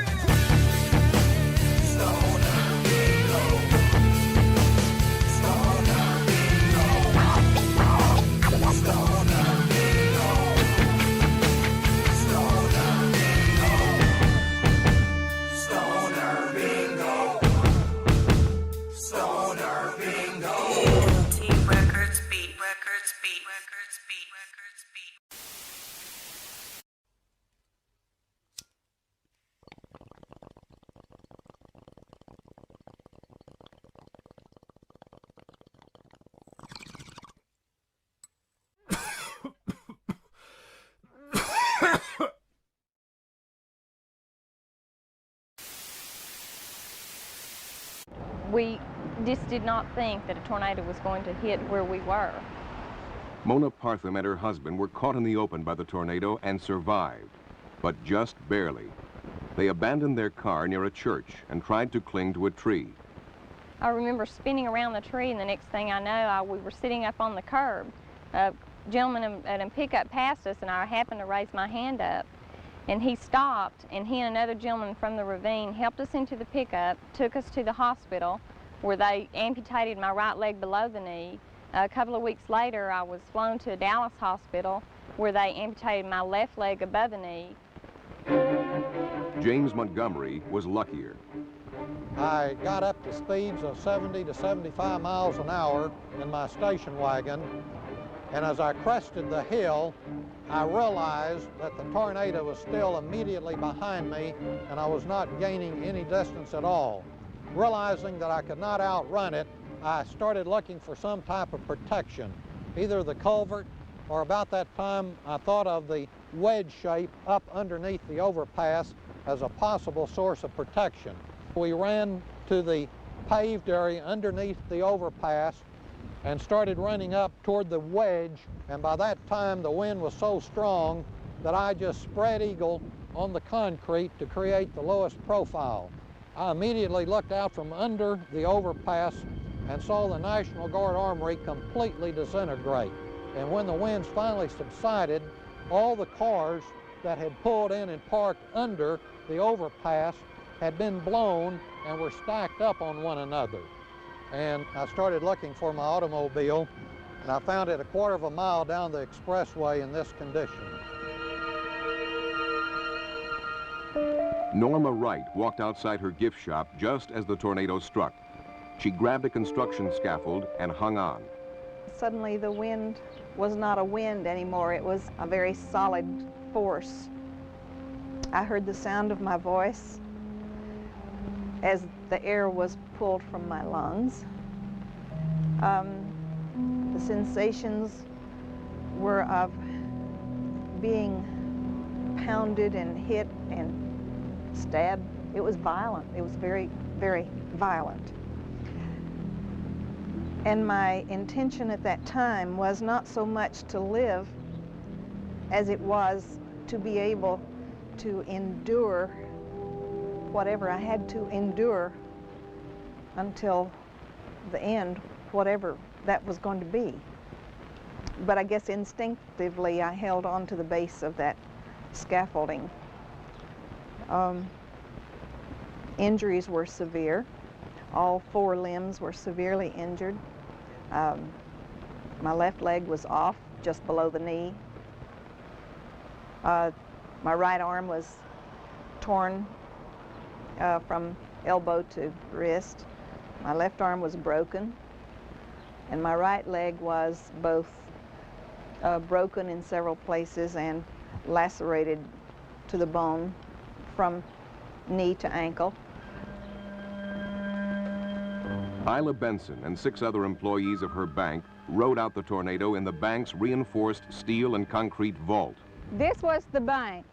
They had sounded the tornado sirens that afternoon, but we really didn't pay any attention to them till I made a call home to my son, and he said, "Mom, there is a bad storm coming, so please take cover." So 7 of us employees went into the vault, and we knelt on the floor, and we could hear this roaring sound. And then all of a sudden, we just felt like we was going to explode, and our ears needed popping. So we stayed there for a while till everything got quiet, and then we got up and we looked out, and we just couldn't believe what we saw, because there the cars that were in the parking lot were now in the bank's lobby, and there was no bank left.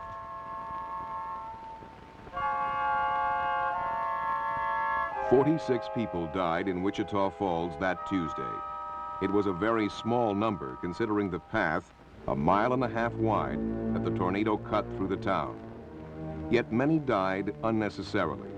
About half were killed because they tried to escape in cars and trucks, one of the very worst things they could have done.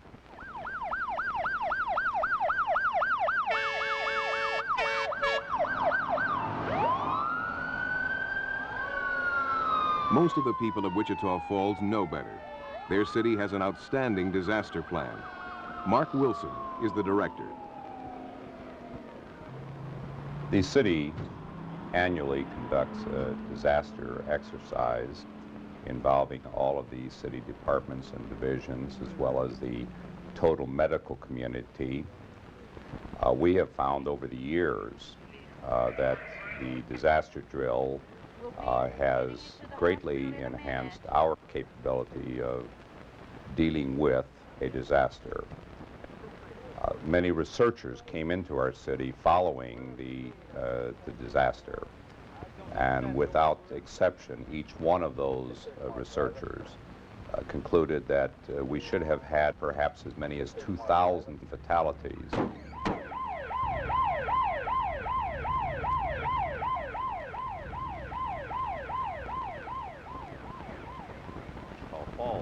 Mark Wilson reviews the city's plan with other members of his team. If the tornado or the disaster actually strikes us, we're certainly going to be calling upon the American Red Cross, the broadcast media, and the church and community groups who will be interfacing. Once we've exhausted all of those resources that are available to us locally, at that time and only at that time will we then go to the State Division of Emergency Management and call upon state for their resources. Once those resources have been exhausted, then we can go to the Federal Emergency Management Agency and bring in national resources.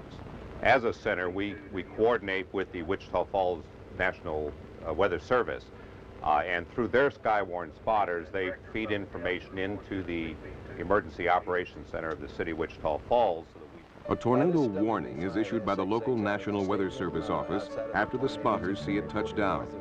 The spotters, many of them amateur radio operators, are deployed after a tornado watch has been sounded. All watches are issued from one place, the National Severe Storms Forecast Center in Kansas City, Missouri. Here, 24 hours a day, 7 days a week, expert forecasters keep watch over all parts of the nation with satellites and radar. The director of the center is Fred Ostby. As part of the National Weather Service mission in saving lives and property, we're here to issue tornado or severe thunderstorm watches for any area in the lower 48 states where the threat appears. And we're looking at time periods 2 to 6 hours ahead of time before thunderstorms or even some of the thunder clouds develop. I'm looking at the western half of the United States, so we're seeing what actually is being seen from the satellite at 22,000 miles above the equator. We can also look at these satellite pictures, which we're looping back and forth over a period of about 2 hours to show the motion of the clouds, so we can see the clouds as they develop and as they move. We can also look at these clouds in the infrared spectrum, that is, by measuring the temperature of the cloud tops, we can infer how the clouds are developing and moving here, and this is very important to us because obviously at nighttime we can't look at the visible clouds, but by infrared we can follow cloud development 24 hours a day.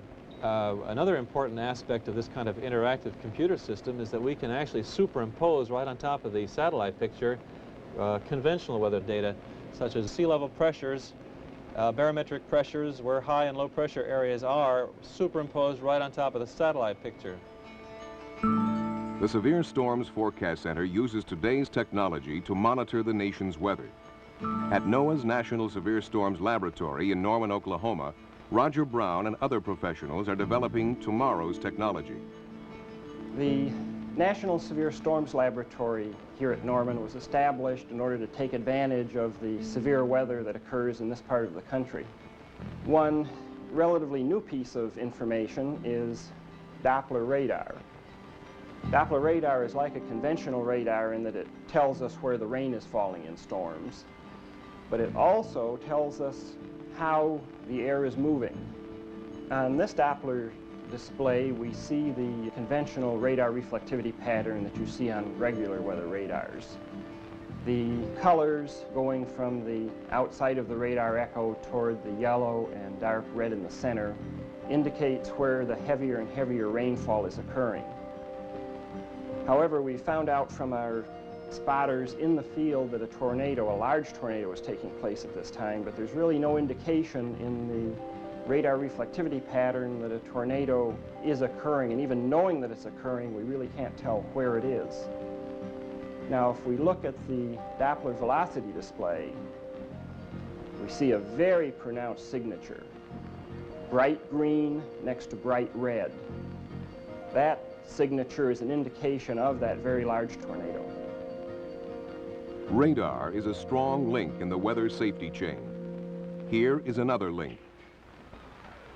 Al Moeller, a Weather Service meteorologist, visits a home in Wichita Falls to advise a family on tornado safety. Normally, he speaks to public groups rather than individual families. But a local TV station wants to produce a program on how to create a tornado safety plan at home. After looking at your house, I really think that this interior bathroom is, as you had previously noted, the best shelter within the house. The rule of thumb that we use is put as many walls between you and the tornado as you can. And this is an all-interior room. It's very small, and the smaller the room, the more protection it offers. So this is excellent shelter, and make sure you have something to cover your heads. Okay, and then of course we close the bathroom door. If the house had a basement, Moeller would have chosen that as the shelter. How are you going to receive the warning? Say you're in bed at night. And the Weather Service and local emergency preparedness people do strongly recommend that you have a weather radio, which is tone alert equipped. Now, you get weather information 24 hours a day on this, especially watches and warnings, which you're interested in. If you get the tone alert feature, you don't have to have the radio on when we issue a watch or warning for the local area. But what happens when we put that warning statement on the air, we activate a beeper on the system. As you can see, it's very loud, and you won't have any trouble hearing this even in the dead of sleep in the middle of the night. Yeah. We strongly recommend that all families have it, as well as schools, businesses, industrial complexes. Classes are in session at the Ben Milam Elementary School. The school suffered heavy damage from the giant tornado, though the inside corridor remained intact. Luckily, it was spring vacation, and no one was there. Today, NOAA Weather Radio is a vital tool in school safety.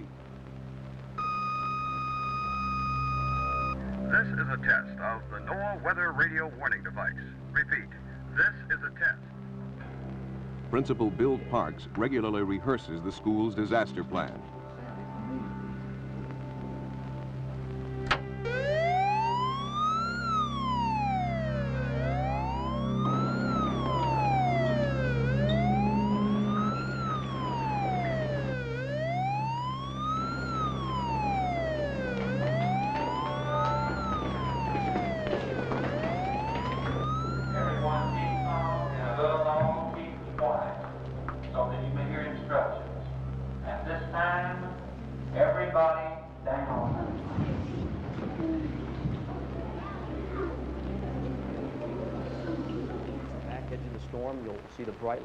If another tornado visits Wichita Falls, a tornado warning will activate the school's disaster plan. And it will most often be based on what a spotter sees. We simply cannot do without spotters. Even in the future, when we have Doppler radars all over the country, we will not be able to do without spotters and that human element. So the machines help us a lot, but we've got to have the man-machine mix in this program to accurately get to the public what is about to happen to them. This is WB5SXX out at the state. The man who first spotted the Tuesday tornado was Glenn Watley. Watley was assigned to the stadium. Other spotters were deployed around the city when the tornado watch was issued by the Severe Storms Forecast Center in early afternoon. Other spotters were stationed at the local weather office. All were linked by amateur radio. The media repeatedly warned residents in the 11-county area. The network of spotters came busily to life. Roger, roger, roger. Charlie and Ben are doing your reporting. Ben's driving about 50. The TV station is off the air. A few minutes later, the horror begins. Anyone in the sound of my voice, there is a tornado on the ground near the Sykes Center area in Wichita Falls. Please take cover. GPO. Where's GPO? Okay, that thing looks like it's moving directly east. It's on the north side, still on the ground. Mr. Brady, go ahead. Golly, I'll tell you what, they've got a bad one up there. And it appears to be coming into the town, heading towards the Carroll Freeway. I'm a little bit out in front of it, but I'm far enough away where I think I can zip out if I have to. I'll try to stay as close as possible. What direction and where's the location, please? Cypress and 369. Okay, Cypress and 369. It is heading along Southwest Parkway. Is that Roger? That's Roger. How wide is it? 75. I'd say about 10 city blocks wide. Now, it's a big one, Vic.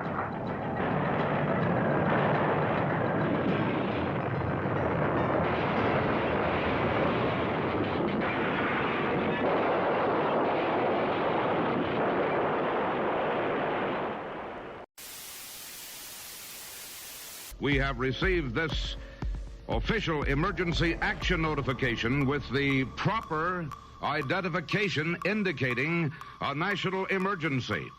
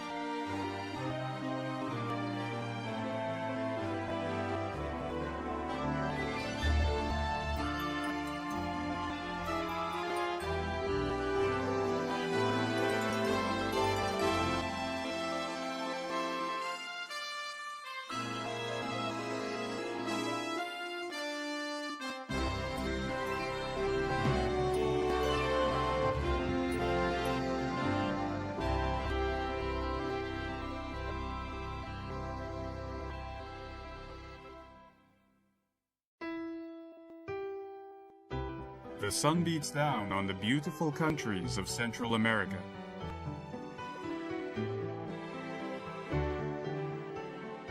The warm and bountiful waters of Central America nurture a host of creatures, from large mammals to unique underwater marine life.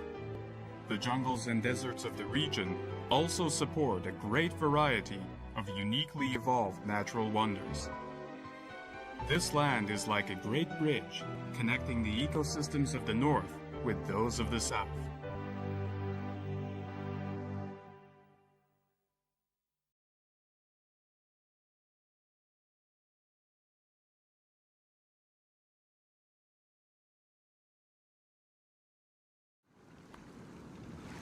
The Yucatan Peninsula juts out into the sea like a great partition separating North and South America. Taking up the southeastern part of the peninsula, the country of Belize faces the beautiful, warm waters of the Caribbean Sea. Unfolding in the blue waters off the coast is the Belize Barrier Reef Reserve System, which extends for more than 260 kilometers.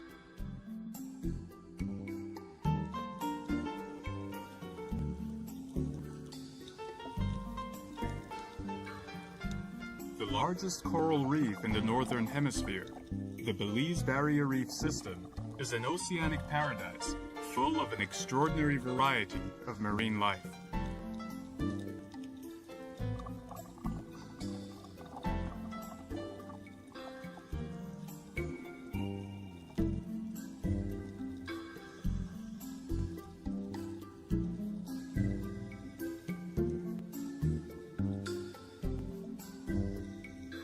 Water temperatures remain above 20 degrees Celsius throughout the year in these coral-rich waters.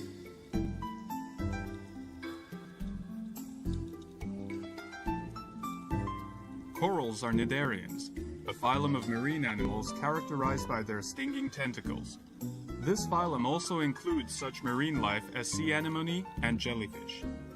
Algae, which are aquatic organisms, provide nutrition to coral reefs by carrying out photosynthesis. This seaweed-like undulating life form is referred to as a soft coral.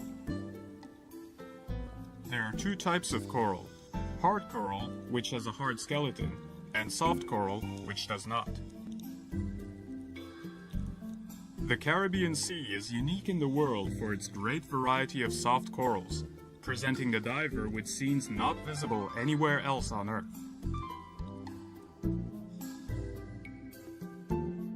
Stretching just off the coast of Belize, the long coral reef sits like a great underwater wall, separating land from the sea. Coral reefs which form along coastlines like this one are referred to as barrier reefs.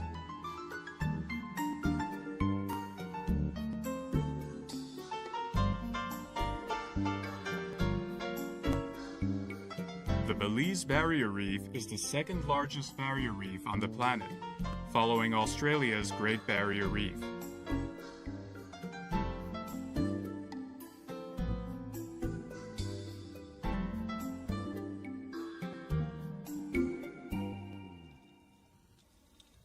Because coral reefs support a great variety of marine life, they are sometimes referred to as the tropical rainforests of the sea. Indeed, many aquatic animals, including fish, benefit greatly from the effects of coral reefs. This nurse shark is 2 meters in length and very gentle.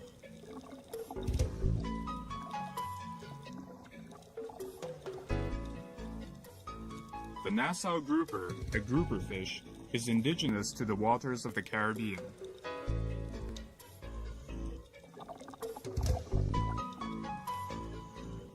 Another indigenous species to the Caribbean Sea is the French angelfish, which, as its name suggests, is part of the angelfish family. The Belize coral reef seems to stretch on endlessly. Underwater, one happens upon all sorts of mysterious scenes.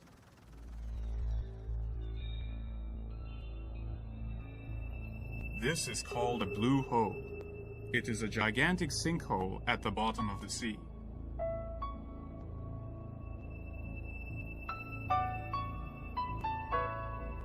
The blue hole has a diameter of 318 meters and a depth of 135 meters. One cannot help but wonder how or why such a huge sinkhole could have developed at the bottom of the sea. The key to understanding the reason lies hidden in the depths of the blue hole.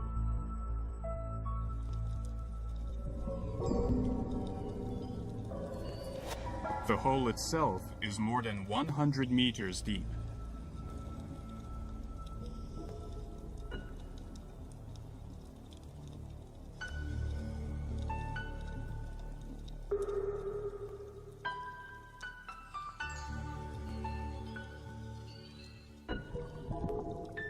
Descending into the hole, on the rock walls of the sinkhole, we see hints that indicate something of the geological factors that produce this phenomenon.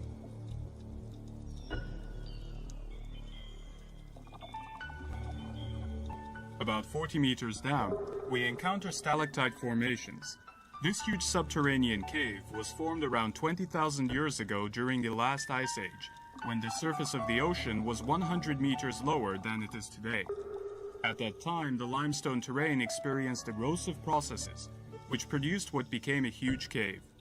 It is thought that the cave became vertical after the ceiling fell off.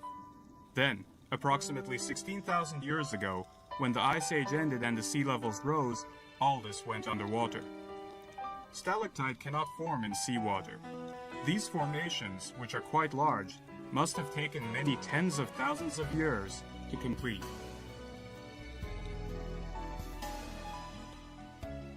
A tremendous vertical cave.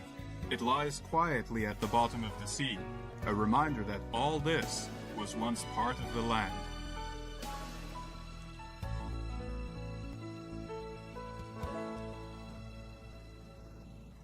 Scattered in the waters around the reef are approximately 400 scattered coral atolls, called keys.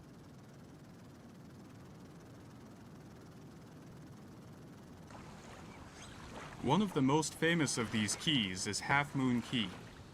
The forested areas of the island serve as a huge breeding ground for birds.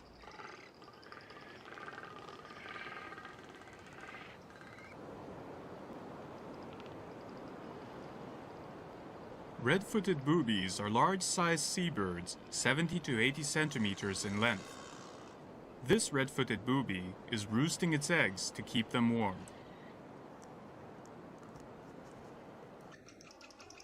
The magnificent frigate birds have distinctive red throat pouches. The rich ocean waters nurture not only marine life, but bird life as well.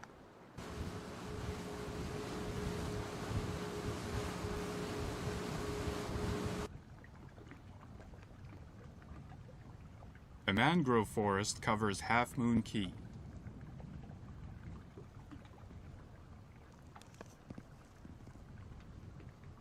Mangrove trees are able to grow along the seashore by filtering out the salt out of the seawater through their leaves.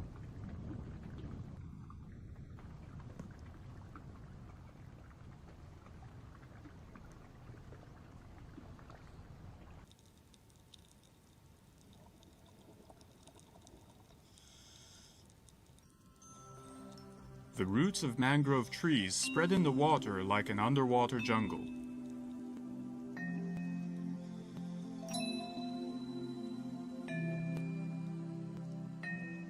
Large creatures are unable to swim in these shallow waters, making it an ideal refuge for small fish.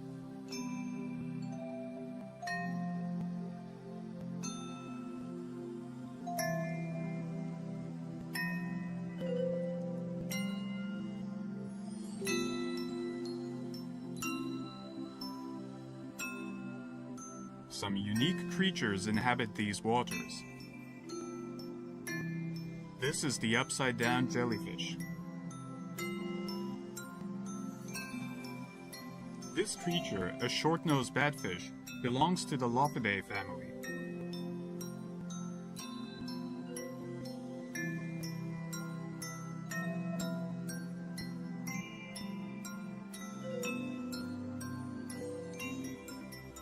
They swim by moving their pectoral and pelvic fins like legs.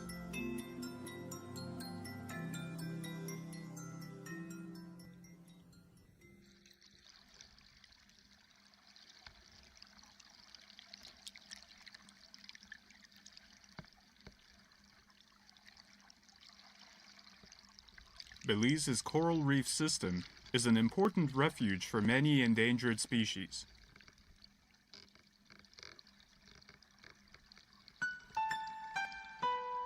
American manatees are mammals that mainly eat seaweed, such as eelgrass.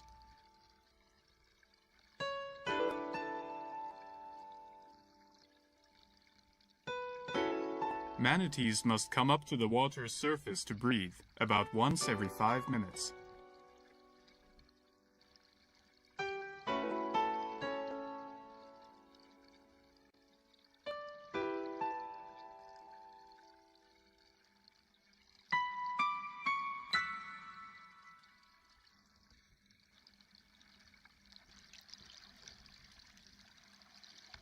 This manatee must have finished eating and is now sleeping with its face buried in the soft mud.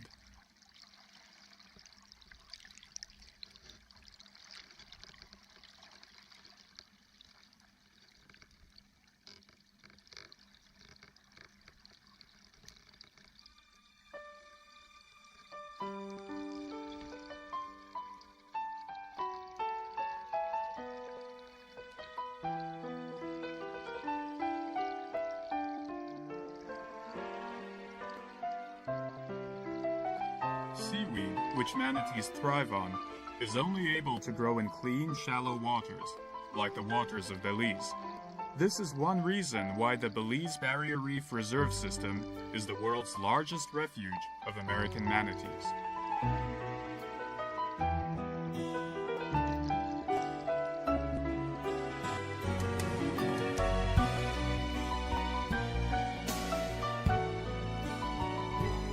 With its stunning atolls and rich marine life, the Belize Barrier Reef System is a spectacular natural wonder in the pristine, warm waters of the Caribbean Sea.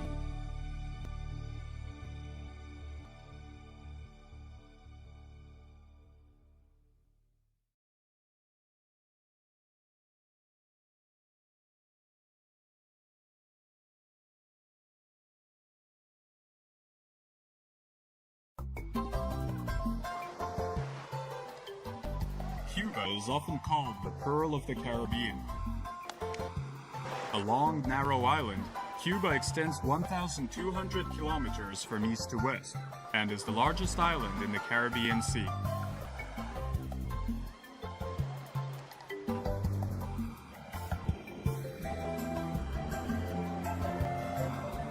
In the eastern part of this mostly flat country, approximately 800 kilometers east of the capital of Havana, is a chain of 1,000-meter-high mountains. Located amongst these mountains and extending out toward the coast is Cuba's Alejandro de Humboldt National Park, which occupies approximately 700 square kilometers. Here, in the thick forest surrounded by mountains, various species of rare animals and plants can be found.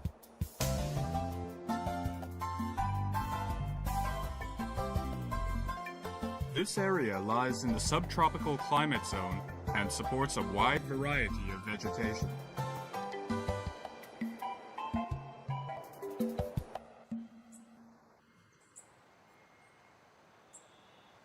The forests of Alejandro de Humboldt National Park are full of colorful birds. Cuba's national bird is the tocororo, or Cuban trogon. Endemic to Cuba, it has striking red, blue, and white wings, colors which were adopted for the Cuban flag.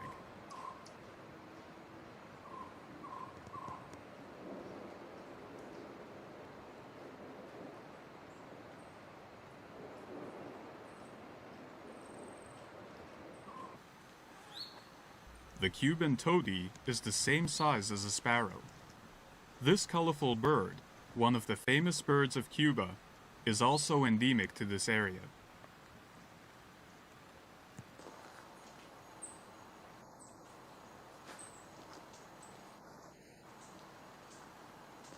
This is a Cuban crow.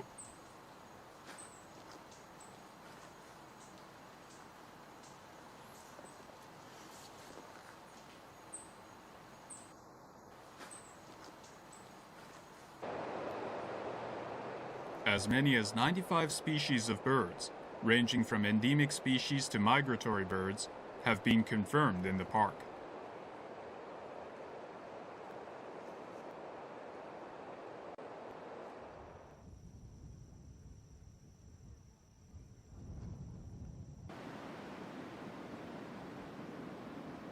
These are mangrove trees.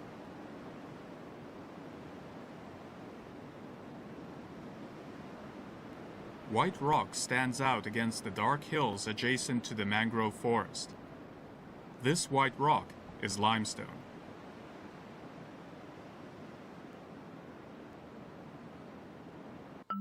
Up until some 40 million years ago, this entire area was at the bottom of the sea.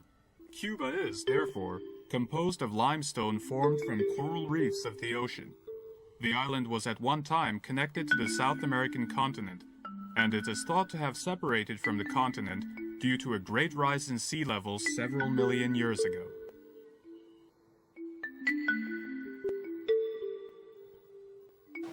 Cuba, long isolated from the mainland, has evolved in many unique ways. There is a place in the park where one can see rocks with distinct patterns.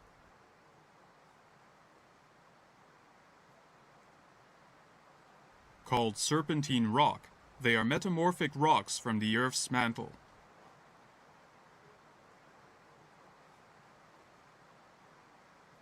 This rock is rarely found on the Earth's surface, and due to certain toxic minerals present in serpentine rock, the surrounding soil is not suitable for plant life.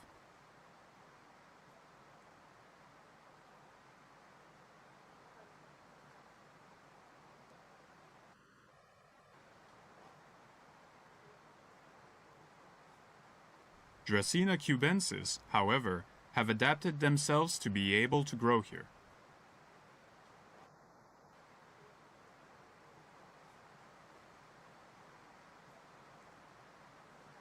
This species has adapted leaves that can store more water than similar species growing elsewhere.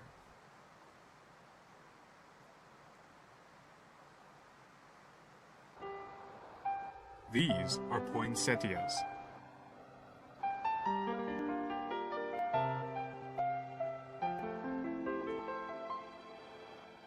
The red flowers are actually not flowers, but red leaves.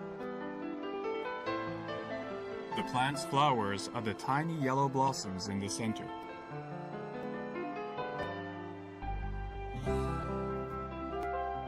The surface of their small but thick leaves include a wax component that prevents moisture from evaporating.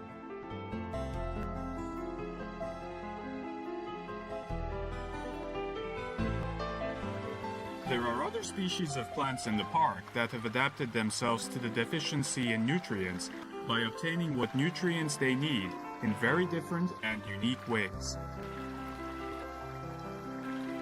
These are carnivorous plants, which catch, kill, and digest insects to obtain nutrition. Butterwort, which has flowers resembling violets, is one of the carnivorous plants in the park. The plant produces small flowers that are less than 1 centimeter in diameter. Its leaves have minute hairs covered with mucilage. This sticky substance catches insects and digests them with the aid of digestive enzymes.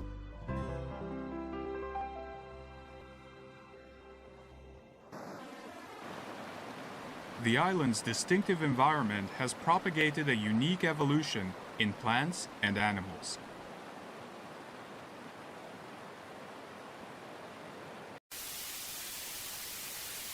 We have received this official emergency action notification with the proper identification indicating a national emergency.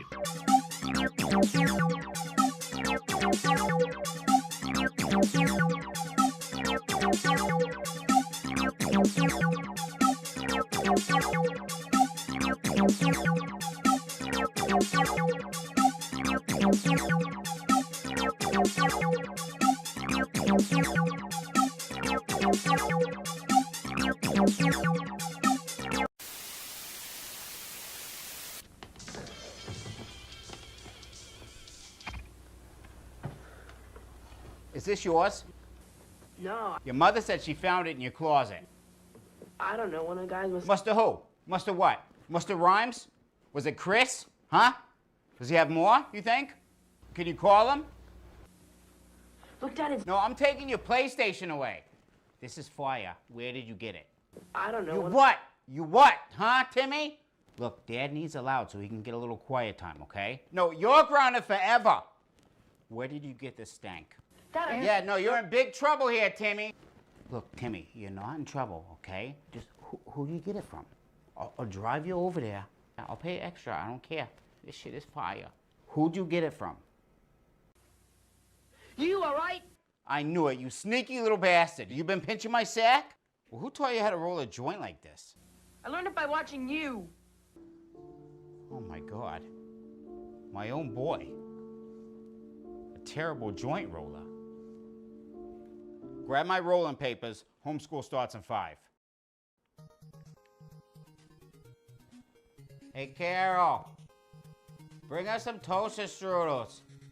This kid's in deep shit. And speaking of Carol, care to roll another joint? Is your mom even home? Oh yeah, we got divorced. You got any Adderall?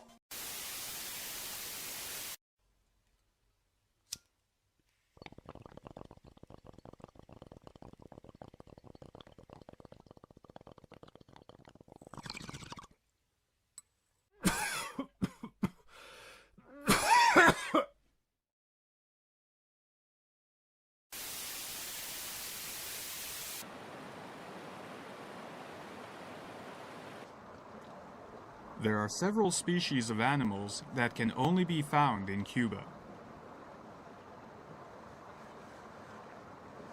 This frog, belonging to the Eleutherodactylus family, has a unique life cycle.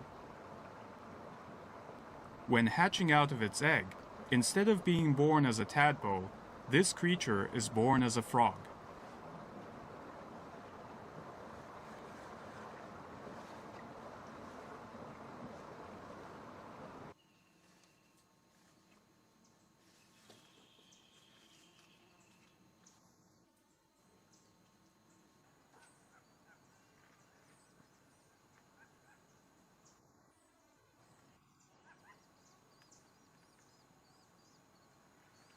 This tiny frog, resting on a fallen leaf, is less than 1 centimeter long.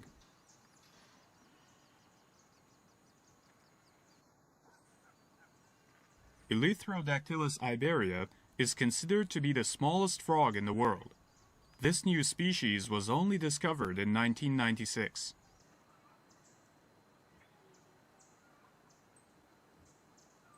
There is another unique creature under the fallen leaves. Its appearance resembles that of a scorpion, but is of a completely different and new variety. Called a vinegaroon, it does not have poison, but rather protects itself by emitting a mist from the base of its tail.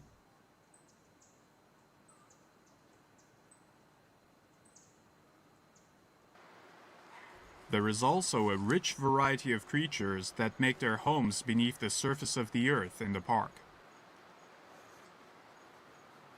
These underground creatures include bees that make nests underground.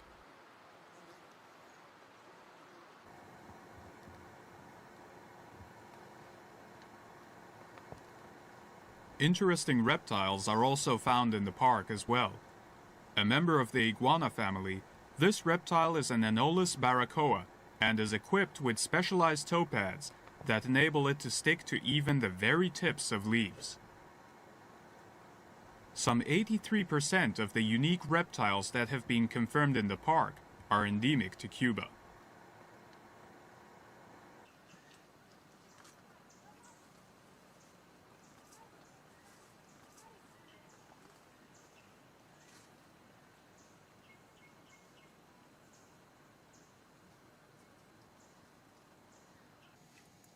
Another unique creature of Cuba's Alejandro de Humboldt National Park are its snails.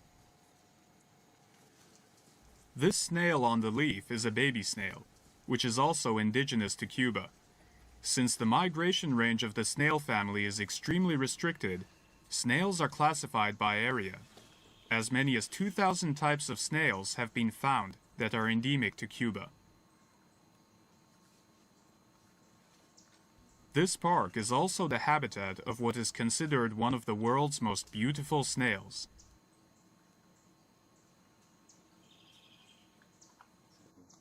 This is a Cuban palomita. It is nibbling on some mold growing on a leaf. The natural enemies of snails are birds. Why, then, are they so colorful? Their coloring seems to be a disadvantage to their survival. And indeed, the answer remains one of the many unsolved mysteries of the forest.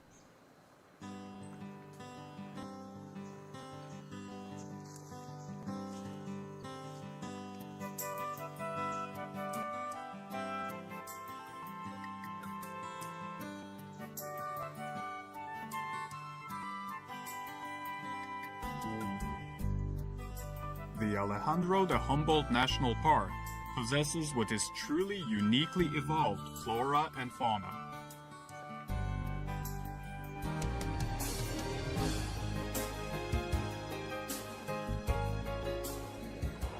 In this vast park, there remain many creatures that have yet to be studied.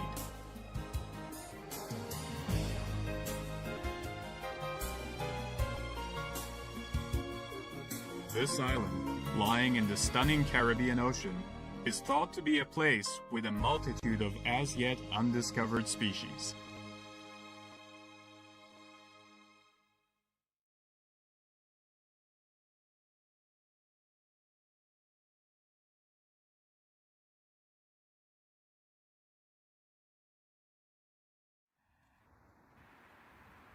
Mexico is a vast country occupying the southern part of the North American continent.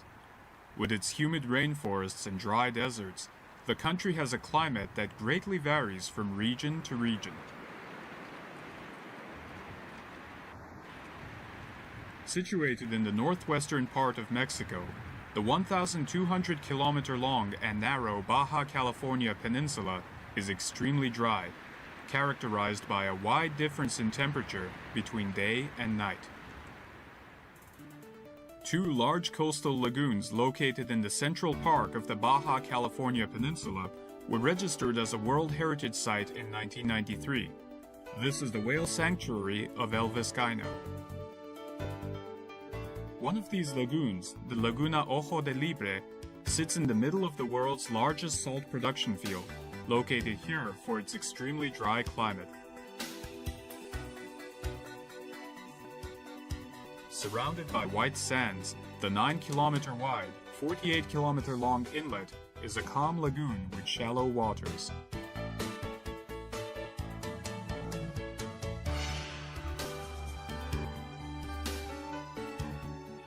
Every year, certain creatures make their way to these warm waters to pass the winter.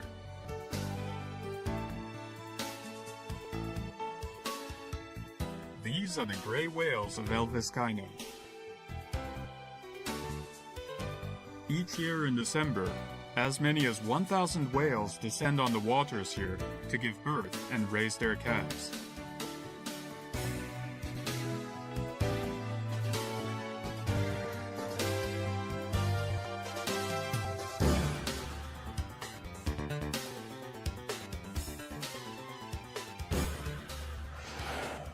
Gray whales can grow to be 14 meters in length and can weigh up to 35 tons.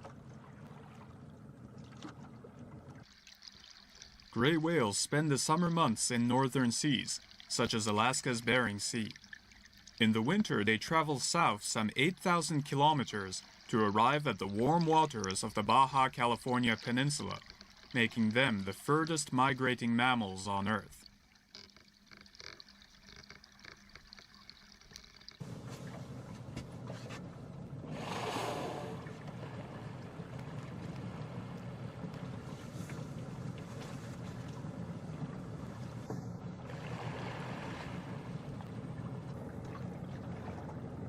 A whale suddenly pokes its head straight up out of the water. This action is called a spy hop, and it is a whale's unique way of checking out the surface of the water. Gray whales are said to check their current position this way during long migrations.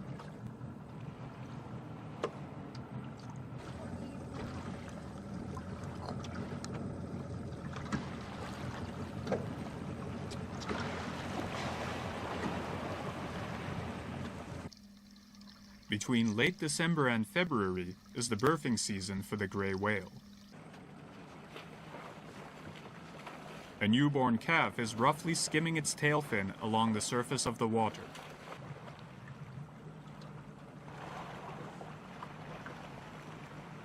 Young whale calves are unable to swim well at first, and so their mothers swim right up alongside them.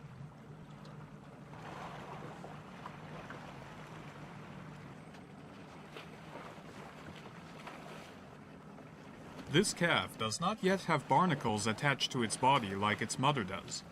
The wrinkles seen all over the calf's body indicates that it was just born. Newborn whales measure between 4 and 5 meters in length and can weigh as much as 500 kilograms.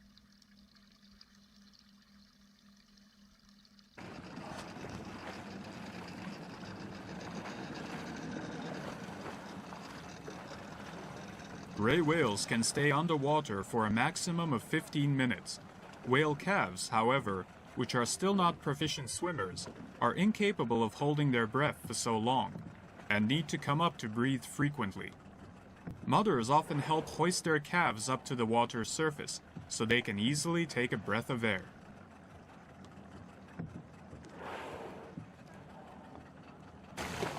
This area once saw extensive whale hunting, and the animals were hunted almost to the point of extinction.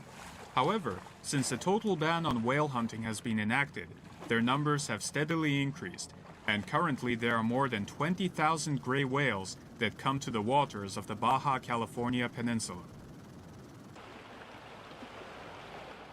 The fighting of several males is creating waves on the surface of the sea.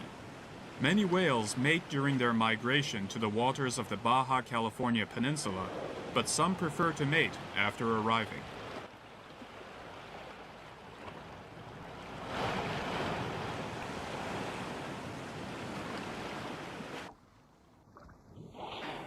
Female whales become pregnant in these waters and return 1 year later to give birth.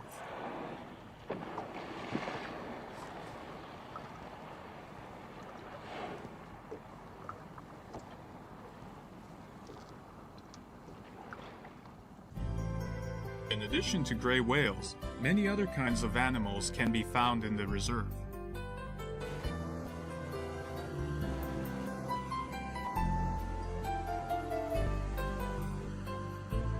These animals sporting playfully with each other in the water are California sea lions. A large buoy serves as a resting place for some of them. In addition to California sea lions, one can also see northern elephant seals and bottlenose dolphins in these waters.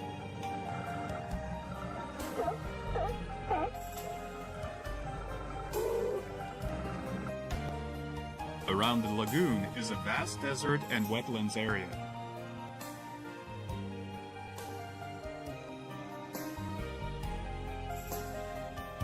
The quiet wetlands area is a place in which few humans enter. It is an oasis for water birds.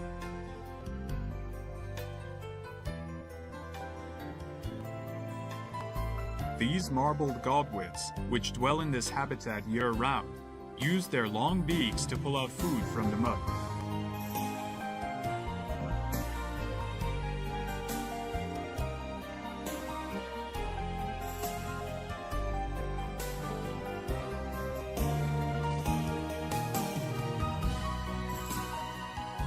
This wetlands area is also an important wintering place for migrating birds.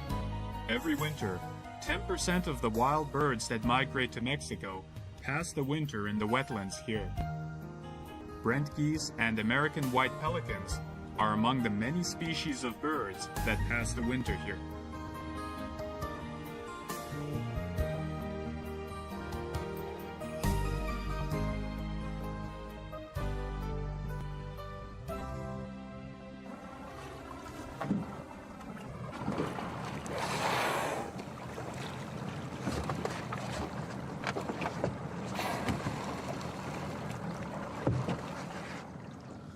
After some time has passed, a whale calf grows bigger and stronger and is able to swim in parallel to its mother. The warm and mild Baja Sea gently protects the calf that still hasn't stored sufficient blubber. This is also a safe place for the gray whales to raise their young, as their natural enemy, the orca whale, is not present in these waters.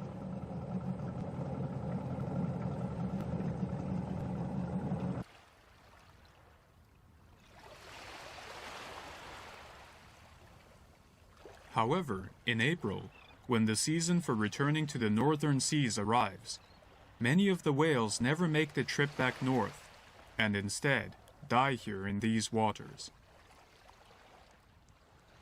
The dead whale bodies wash up cold on the beach, becoming food for other creatures. These creatures may well go on to become the food of future whales, as the circle of life quietly continues in the sea.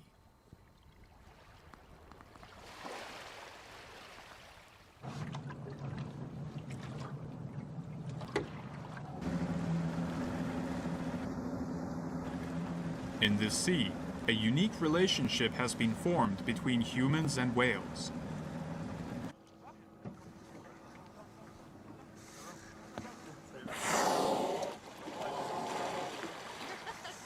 Gray whales approach humans without fear.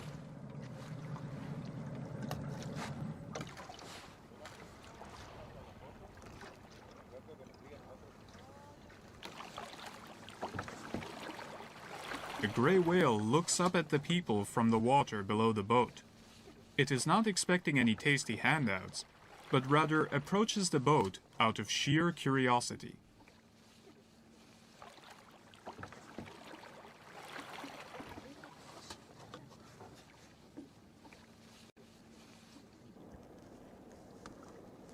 Indeed, in these warm waters, sometimes it seems like whales are enjoying people watching as much as the people are enjoying whale watching.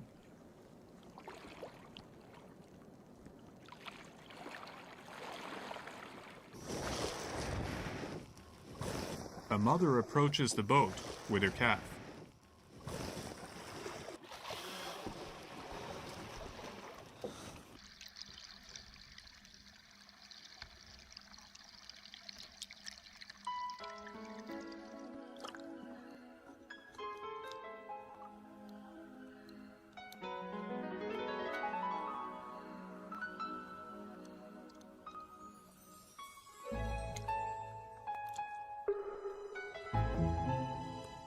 In the Baja waters, whales do not even mind when humans reach out to touch them.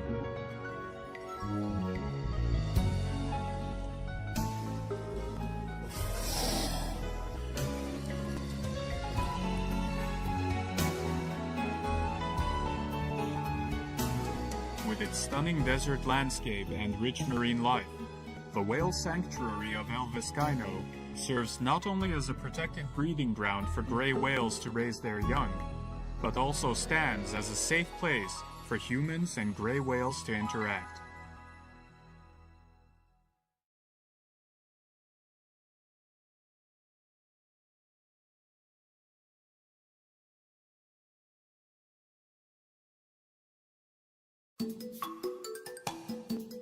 On November 3rd, 1493, during the Great Age of Discovery, Christopher Columbus happened upon a small island in the Caribbean Sea.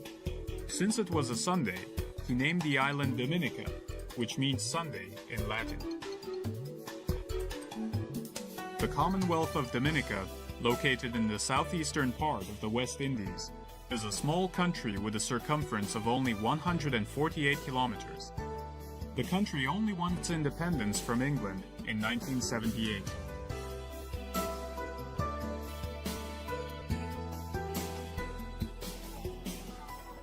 About 70,000 people live on this small island, where agriculture, particularly the cultivation of bananas, is the main industry.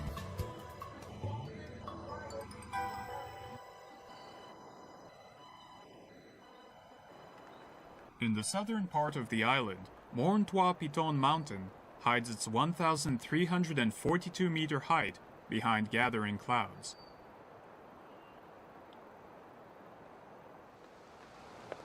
The 69 square kilometers surrounding Mont Trois Pitons, an active volcano, were inscribed as a World Heritage Site in 1997 for the area's unique geological features and for its rich biodiversity.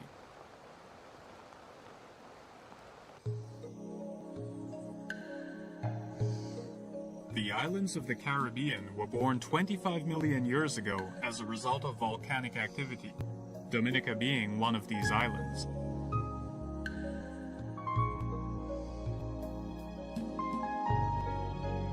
Mountains on the island rise up from the coast and form a spine-like chain down the middle of the island.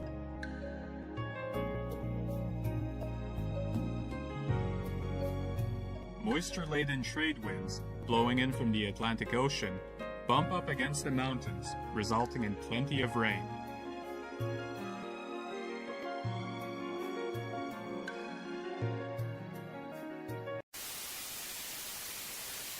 We have received this official emergency action notification with the proper identification indicating a national emergency.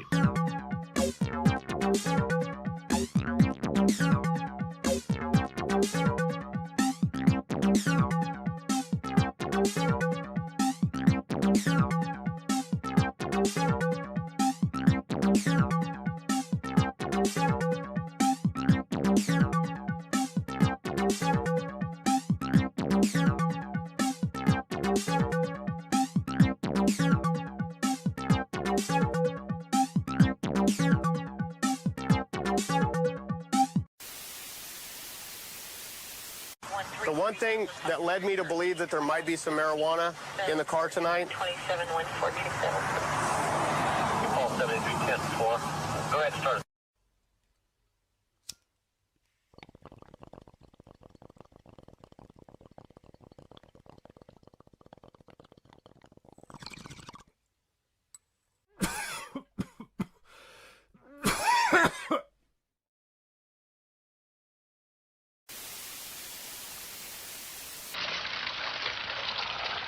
This is your brain on drugs. Any questions? Yeah, I got one. You gonna eat that? The brain? Finish my breakfast, Tony.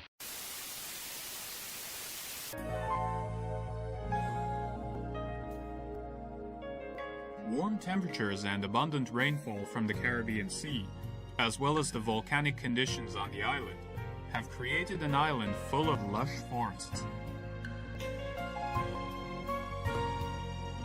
Tropical rainforests full of palm trees and ferns cover most of the island.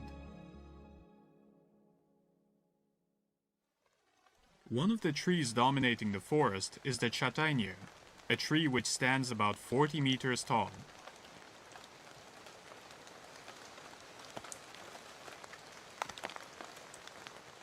The tree roots, called buttress roots, grow to be shaped like thick planks of wood. Due to warm temperatures and heavy rainfall, tropical rainforest soil is quite thin. Therefore, the trees developed roots like these to support their weight and draw in nutrients from the thin soil.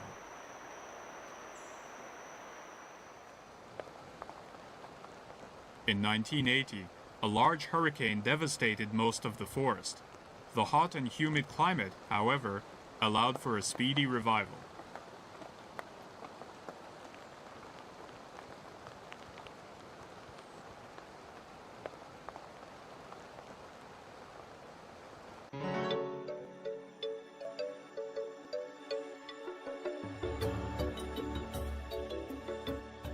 Hercules beetles are said to inhabit these forests.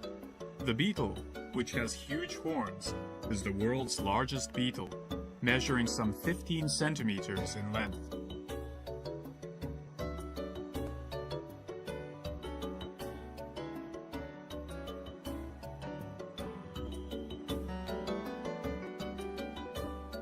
Many colorful birds can also be seen in the park.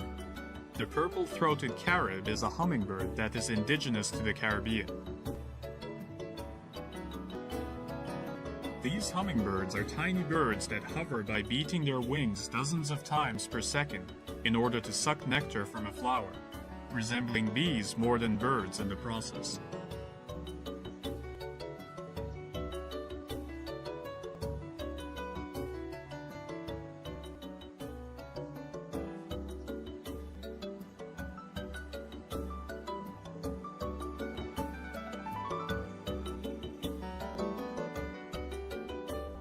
This bird, a trembler, is named for its behavior of trembling its wings.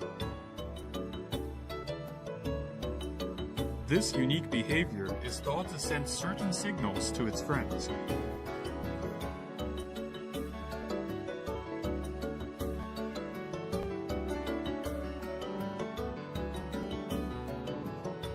Measuring 40 centimeters in length, the red-necked parrot is an indigenous species that inhabits Dominica.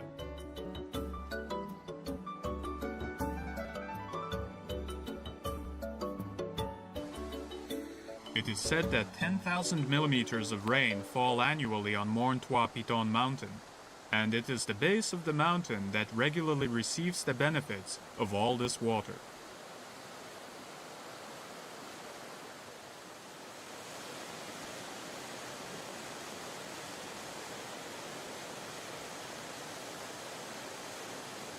Emerald Pool is a small waterfall, 6 meters high. The basin is a popular sightseeing spot in which people can swim.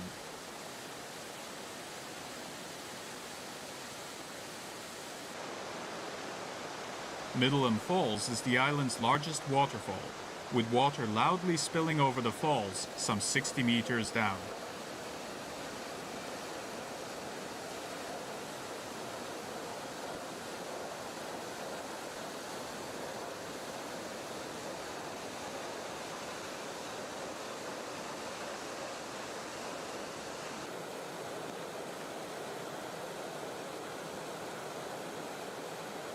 There is a creature that dwells at the bottom of the swiftly moving stream.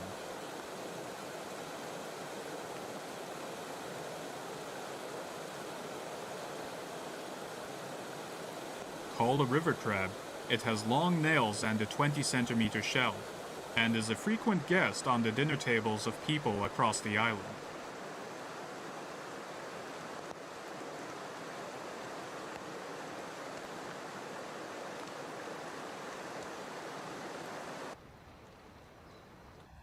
Freshwater Lake is the largest lake in Dominica, lying at an altitude of 800 meters. There is a legend that this is a bottomless lake in which a one-eyed giant lives.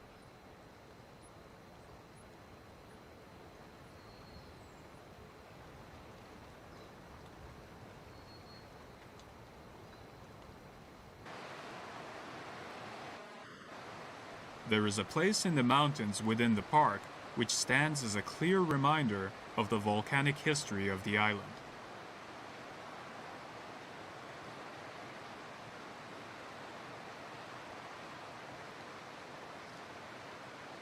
This valley, called the Valley of Desolation, is dotted with fumaroles from which volcanic gas is emitted.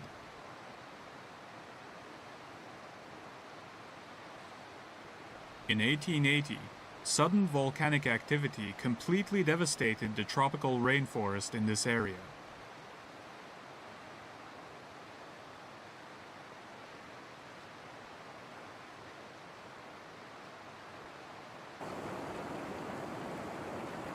In the valley thick with white smoke and the smell of sulfur, there are holes filled with hot spring water and many fumaroles.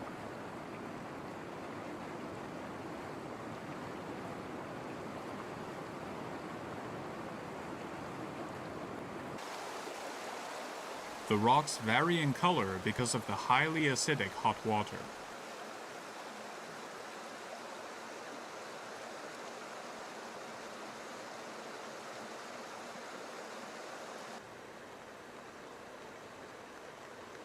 In 1880, there was an eruption of volcanic gas, and all the plants disappeared from this valley. Today, those plants capable of surviving in the poor soil have migrated here from other places and have taken root. These types of plants are called pioneer plants.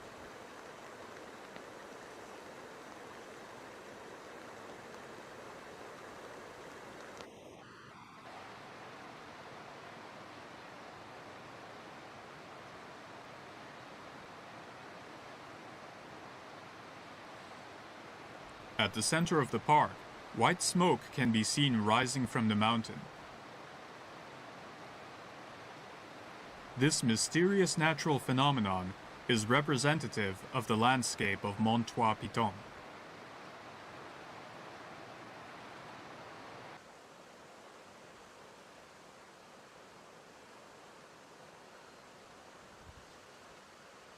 This is Boiling Lake, in which temperatures can reach up to 95 degrees Celsius. Along with these incredibly high temperatures, the lake emits volcanic gas containing hydrosulfuric acid and carbon dioxide from its center.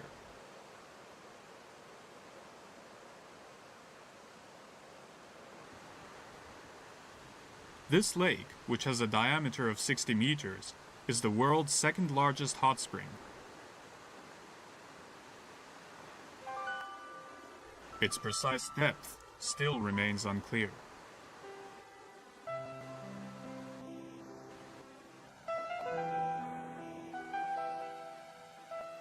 Due to its high temperature, as well as its strong acidity, neither plant nor animal life is present in the lake, or even within the lake's surrounding areas.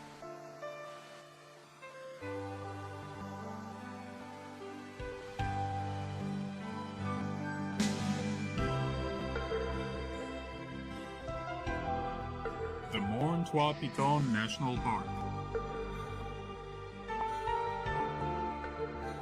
Located on this small volcanic island, the park offers a rare glimpse of both the fiery powers lying quietly within the Earth's crust, at the same time showing us a truly beautiful landscape in which vast waters have nurtured rich, luxurious green forests as far as the eye can see.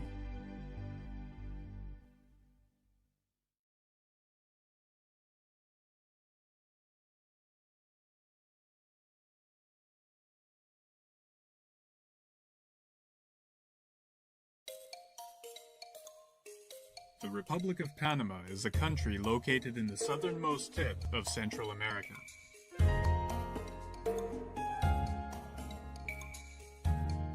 Along its border, with Colombia on the easternmost edge, is Darien National Park. Boasting an area of 5,970 square kilometers, the park is Central America's largest national park and contains a rich variety of natural habitats, from mangrove forests along the coast to tropical rainforests and mist-covered forests inland. For most of their geological history, the North and South American continents were separated from each other. It was only in more recent history, approximately 3 million years ago, that these two giant continents became attached.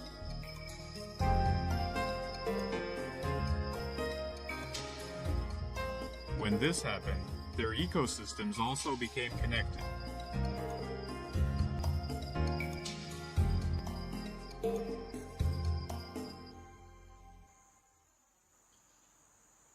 This can vividly be seen in Darien National Park, where the flora and fauna of North and South America are both represented.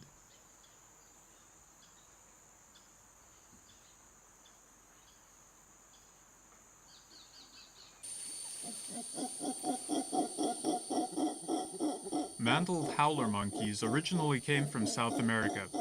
Their calls can be heard from as far as 3 kilometers away.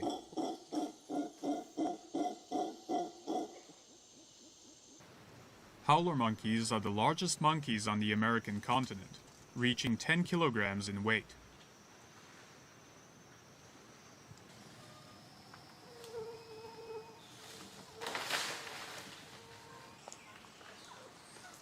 The white-headed capuchin is considered to be highly intelligent.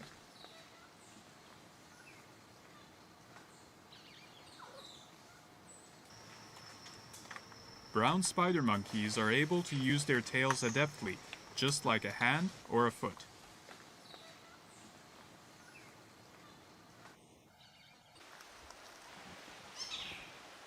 The white-nosed coati, a member of the raccoon family, is also originally from the South American continent.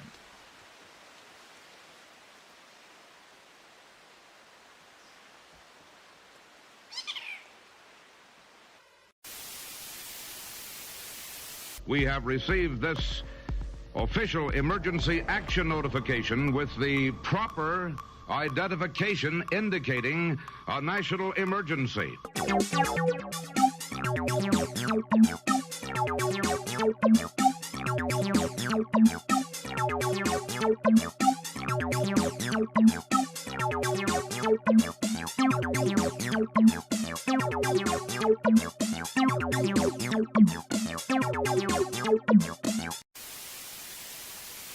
Every 37 seconds, someone is arrested for possession of marijuana. Since 2010, state and local police have arrested an estimated 7.3 million Americans for violating marijuana laws, over half of all drug arrests. Black people are 4 times more likely to be arrested for marijuana laws than white people. States waste $3.7 billion enforcing marijuana laws every year. Most of the people police are arresting aren't dealers, but rather people with small amounts of pot, just like me. I'm Gary Chambers, and I'm running for the U.S. Senate, and I approve this message.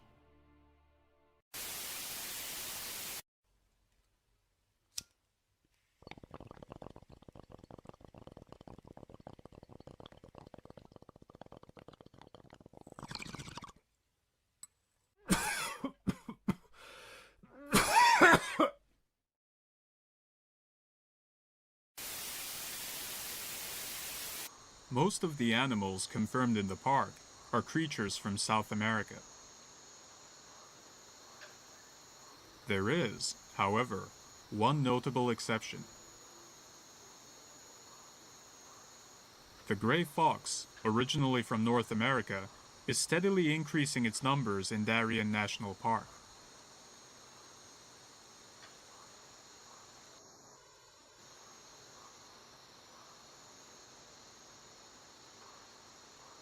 Changes in the ecosystem, which occurred when the 2 great continents connected, continue even today.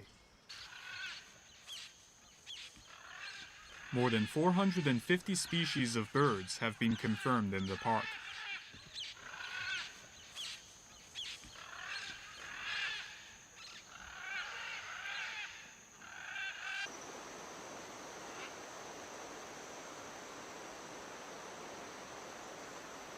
The blue and yellow macaw, with its colorful lazuli-colored wings, is a common bird in South and Central America.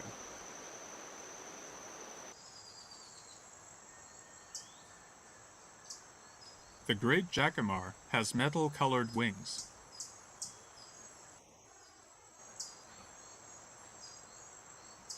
Perched on a branch, it has a clear view of the surrounding forest, adeptly smashing large insects against branches before devouring them.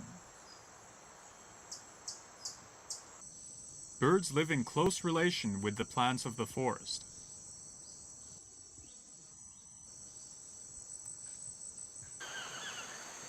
The staple food of the toucan, known for its big colorful beak, is fruit.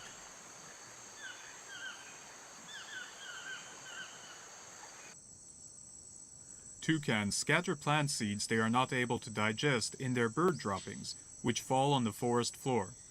By facilitating the birds eating as much of their fruit as possible, plants are able to spread themselves over a wide area of the forest.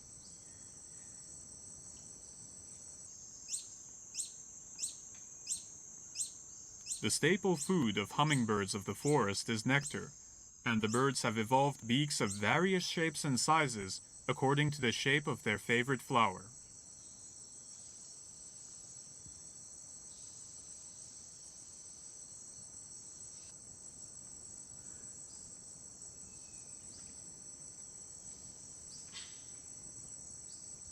The plants have also evolved in order to meet the hummingbird's needs.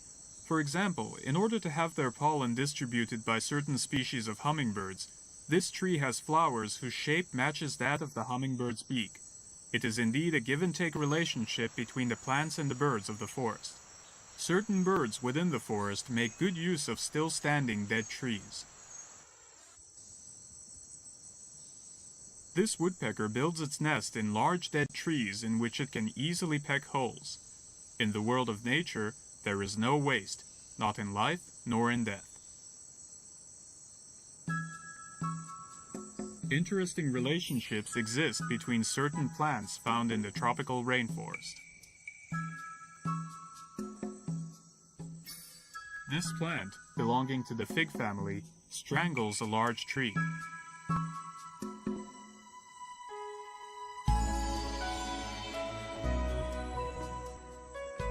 Because it often fully squeezes and destroys big trees, it is called a strangler. To work against these stranglers, trees make themselves harder to fell by entwining their trunks with each other in order to spread their roots more firmly within the soil.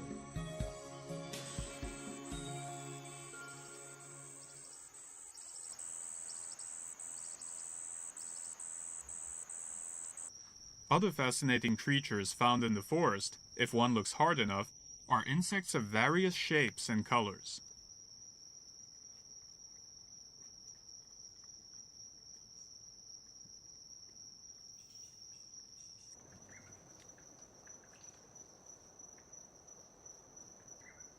Among these insects, there are those that have some very interesting social habits.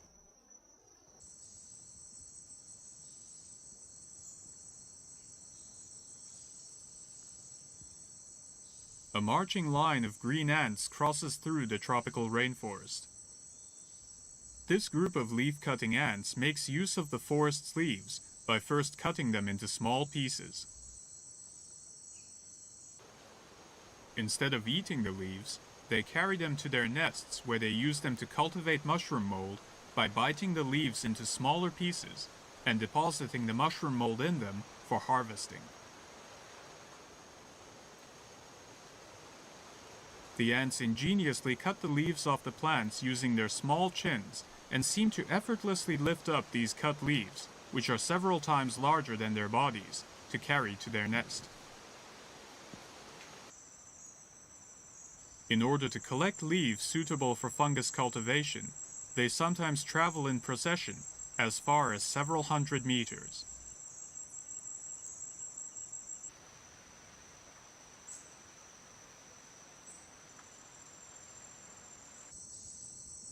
It is said that in some of the largest colonies there are more than 5 million working ants. These large colonies can be up to 6 meters deep and have a diameter of 20 meters.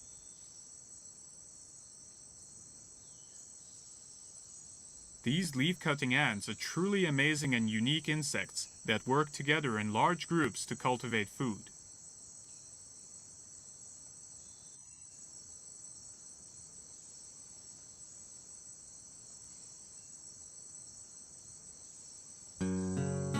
The forests of Darien National Park are so deep, they seem to rebuff humans from daring to enter.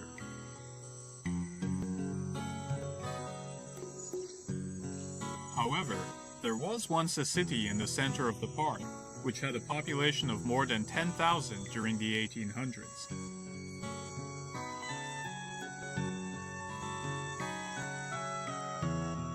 There used to be gold mines here, and British miners traveled all the way to this backland to pursue their get-rich-quick schemes. The mines were closed after some 20 years, after which the forest once again took over.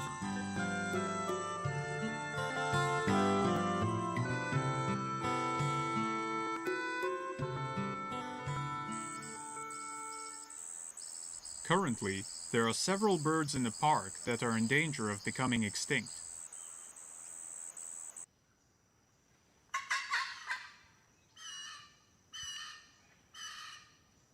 The red-throated caracara, belonging to the falcon family, is one of these birds.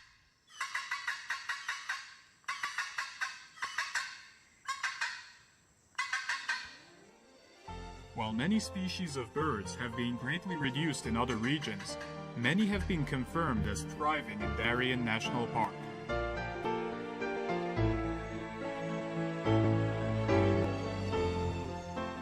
Harpy eagles are birds of prey common in Panama. More than 1 meter long and possessing a highly dignified appearance, the numbers of this eagle have also been drastically reduced due to hunting and forest development.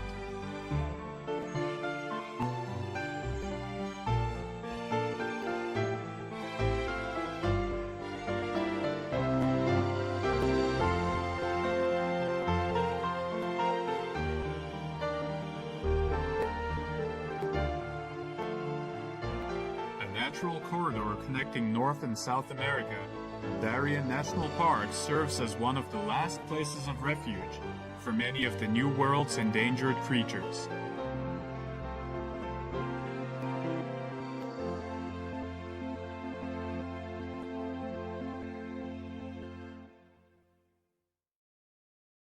Tens of thousands of years to complete.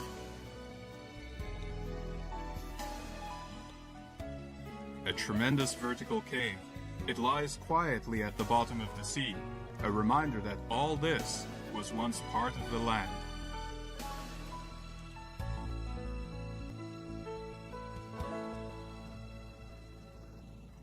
Scattered in the waters around the reef are approximately 400 scattered coral atolls, called keys.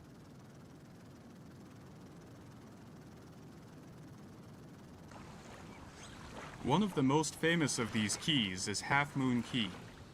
The forested areas of the island serve as a huge breeding ground for birds.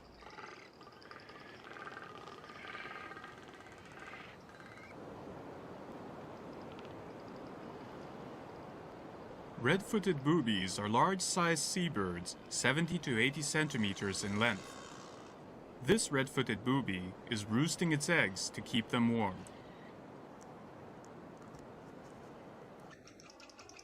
The magnificent frigate birds have distinctive red throat pouches.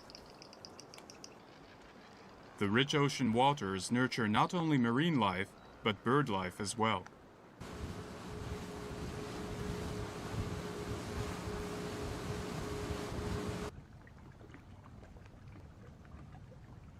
A mangrove forest covers Half Moon Key.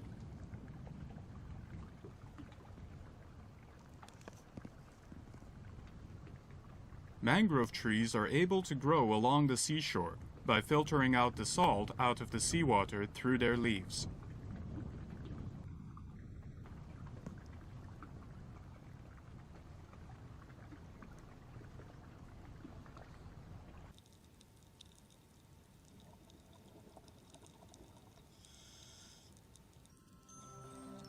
The roots of mangrove, the Belize coral reef seems to stretch on endlessly. Underwater, one happens upon all sorts of mysterious scenes.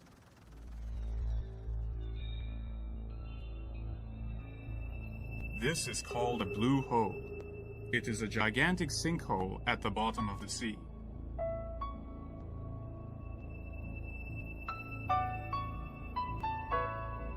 The blue hole has a diameter of 318 meters and a depth of 135 meters. One cannot help but wonder how or why such a huge sinkhole could have developed at the bottom of the sea. The key to understanding the reason lies hidden in the depths of the blue hole.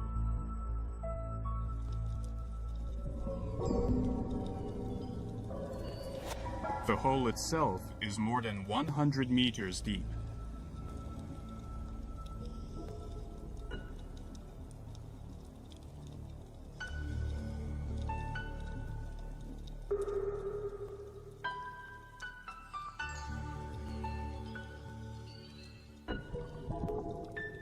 Descending into the hole, on the rock walls of the sinkhole, we see hints that indicate something of the geological factors that produce this phenomenon.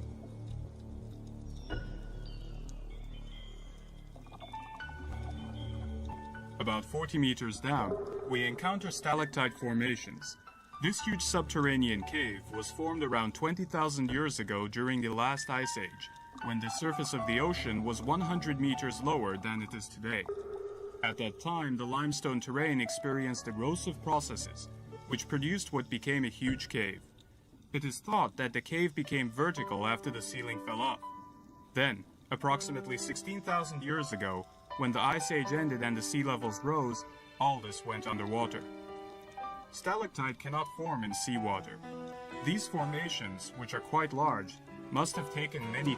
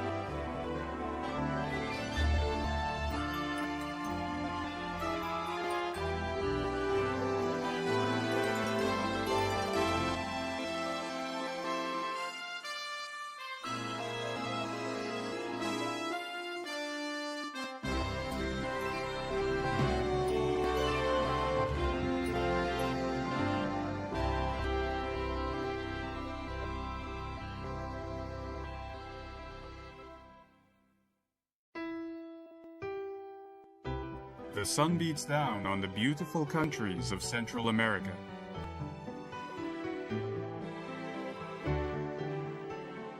The warm and bountiful waters of Central America nurture a host of creatures, from large mammals to unique underwater marine life.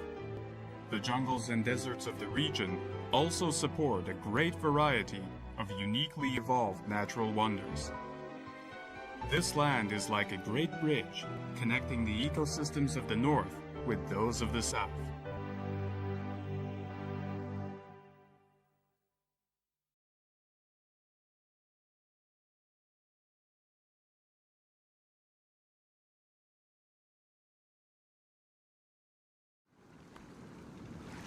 The Yucatan Peninsula juts out into the sea like a great partition separating North and South America. Taking up the southeastern part of the peninsula, the country of Belize faces the beautiful, warm waters of the Caribbean Sea. Unfolding in the blue waters off the coast is the Belize Barrier Reef Reserve System, which extends for more than 260 kilometers.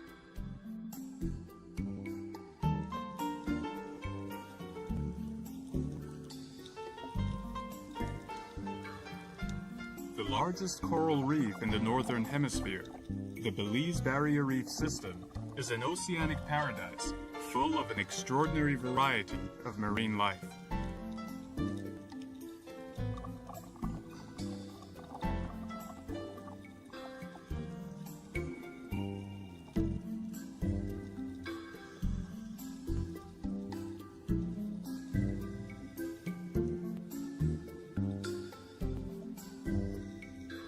Water temperatures remain above 20 degrees Celsius throughout the year in these coral-rich waters.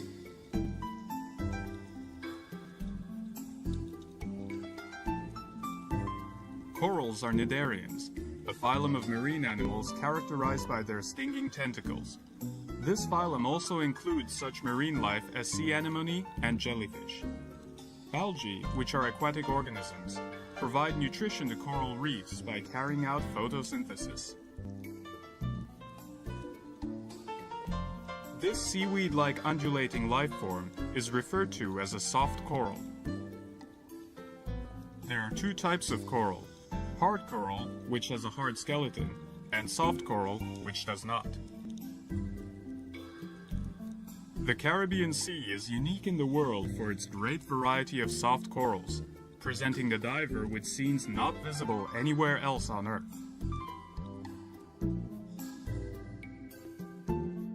Stretching just off the coast of Belize, the long coral reef sits like a great underwater wall, separating land from the sea. Coral reefs which form along coastlines like this one are referred to as barrier reefs.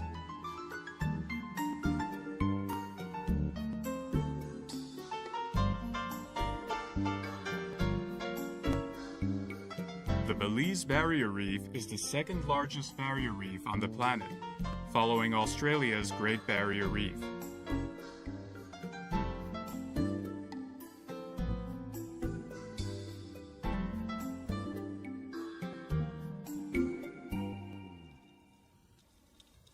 Because coral reefs support a great variety of marine life, they are sometimes referred to as the tropical rainforests of the sea. Indeed, many aquatic animals, including fish, benefit greatly from the effects of coral reefs. This nurse shark is 2 meters in length and very gentle.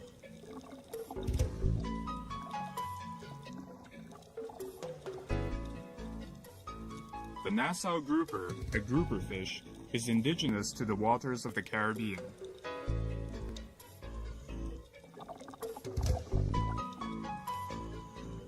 Another indigenous species to the Caribbean Sea is the French angelfish, which, as its name suggests, is part of the angelfish family.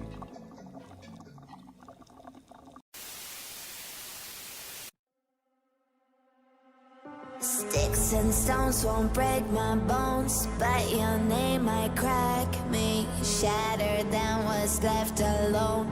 Just last year you called me honey, sweetie, baby, don't you know? All those names gone long ago. In my mind your face is turning, yearning, burning. Please, I'm warning. Stay back, watch out, I am warning. Sirens, get out, I'm not bluffing. Go now, quickly, the fire's starting. Too late, too weak, my boats are going. Stay back, watch out, I am warning. My head, get out, the thoughts are swirling. Go now, quickly, the time is coming. Too late, too weak, my bones are going. Crack, crack, crack, fade to black, black, black. Don't come back, back, back. Honey, get out, stay out. Now my bones are going. Crack, crack, crack, fade to black, black, black. Don't come back, back, back. Honey, get out, stay out. Now my bones are going. Stay back, watch out, I am warning.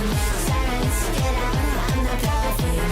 Go now, quickly, the fire's starting. Too late, too late, my bones are going.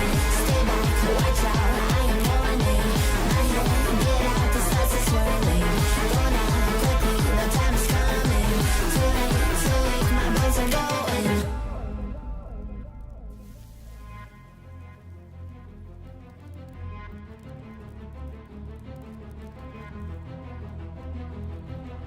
Tormenting me in my wake, throw you out, don't toy with me. As I dream you lie in wait, a sleeping beauty. I'm not ready, steady, petty, don't you know? You remain my greatest foe. In my mind your face is turning, yearning, burning. Please, I'm warning. Stay back, watch out, I am warning. Sirens, get out, I'm not bluffing. Go now, quickly, the fire's starting. Too late, too weak, my bones are going. Stay back, watch out, I am warning. My head, get out, the thoughts are swirling. Go now, quickly, the time is coming. Too late, too weak, my bones are going. Crack, crack, crack, fade to black, black, black. Don't come back, back, back. Honey, get out, stay out. Now my bones are going. Crack, crack, crack, fade to black, black, black. Don't come back, back, back. Honey, get out, stay out. Now my bones are going. Stay back, watch out, I am warning. Sirens, get out, I'm not bluffing. Go now, quickly, the fire's starting. Too late, too weak, my bones are going. Stay back, watch out, I am warning. My head, get out, the thoughts are swirling. Go now, quickly, the time is coming. Too late, too weak, my bones are going. We have received this official emergency action notification with the proper identification indicating a national emergency.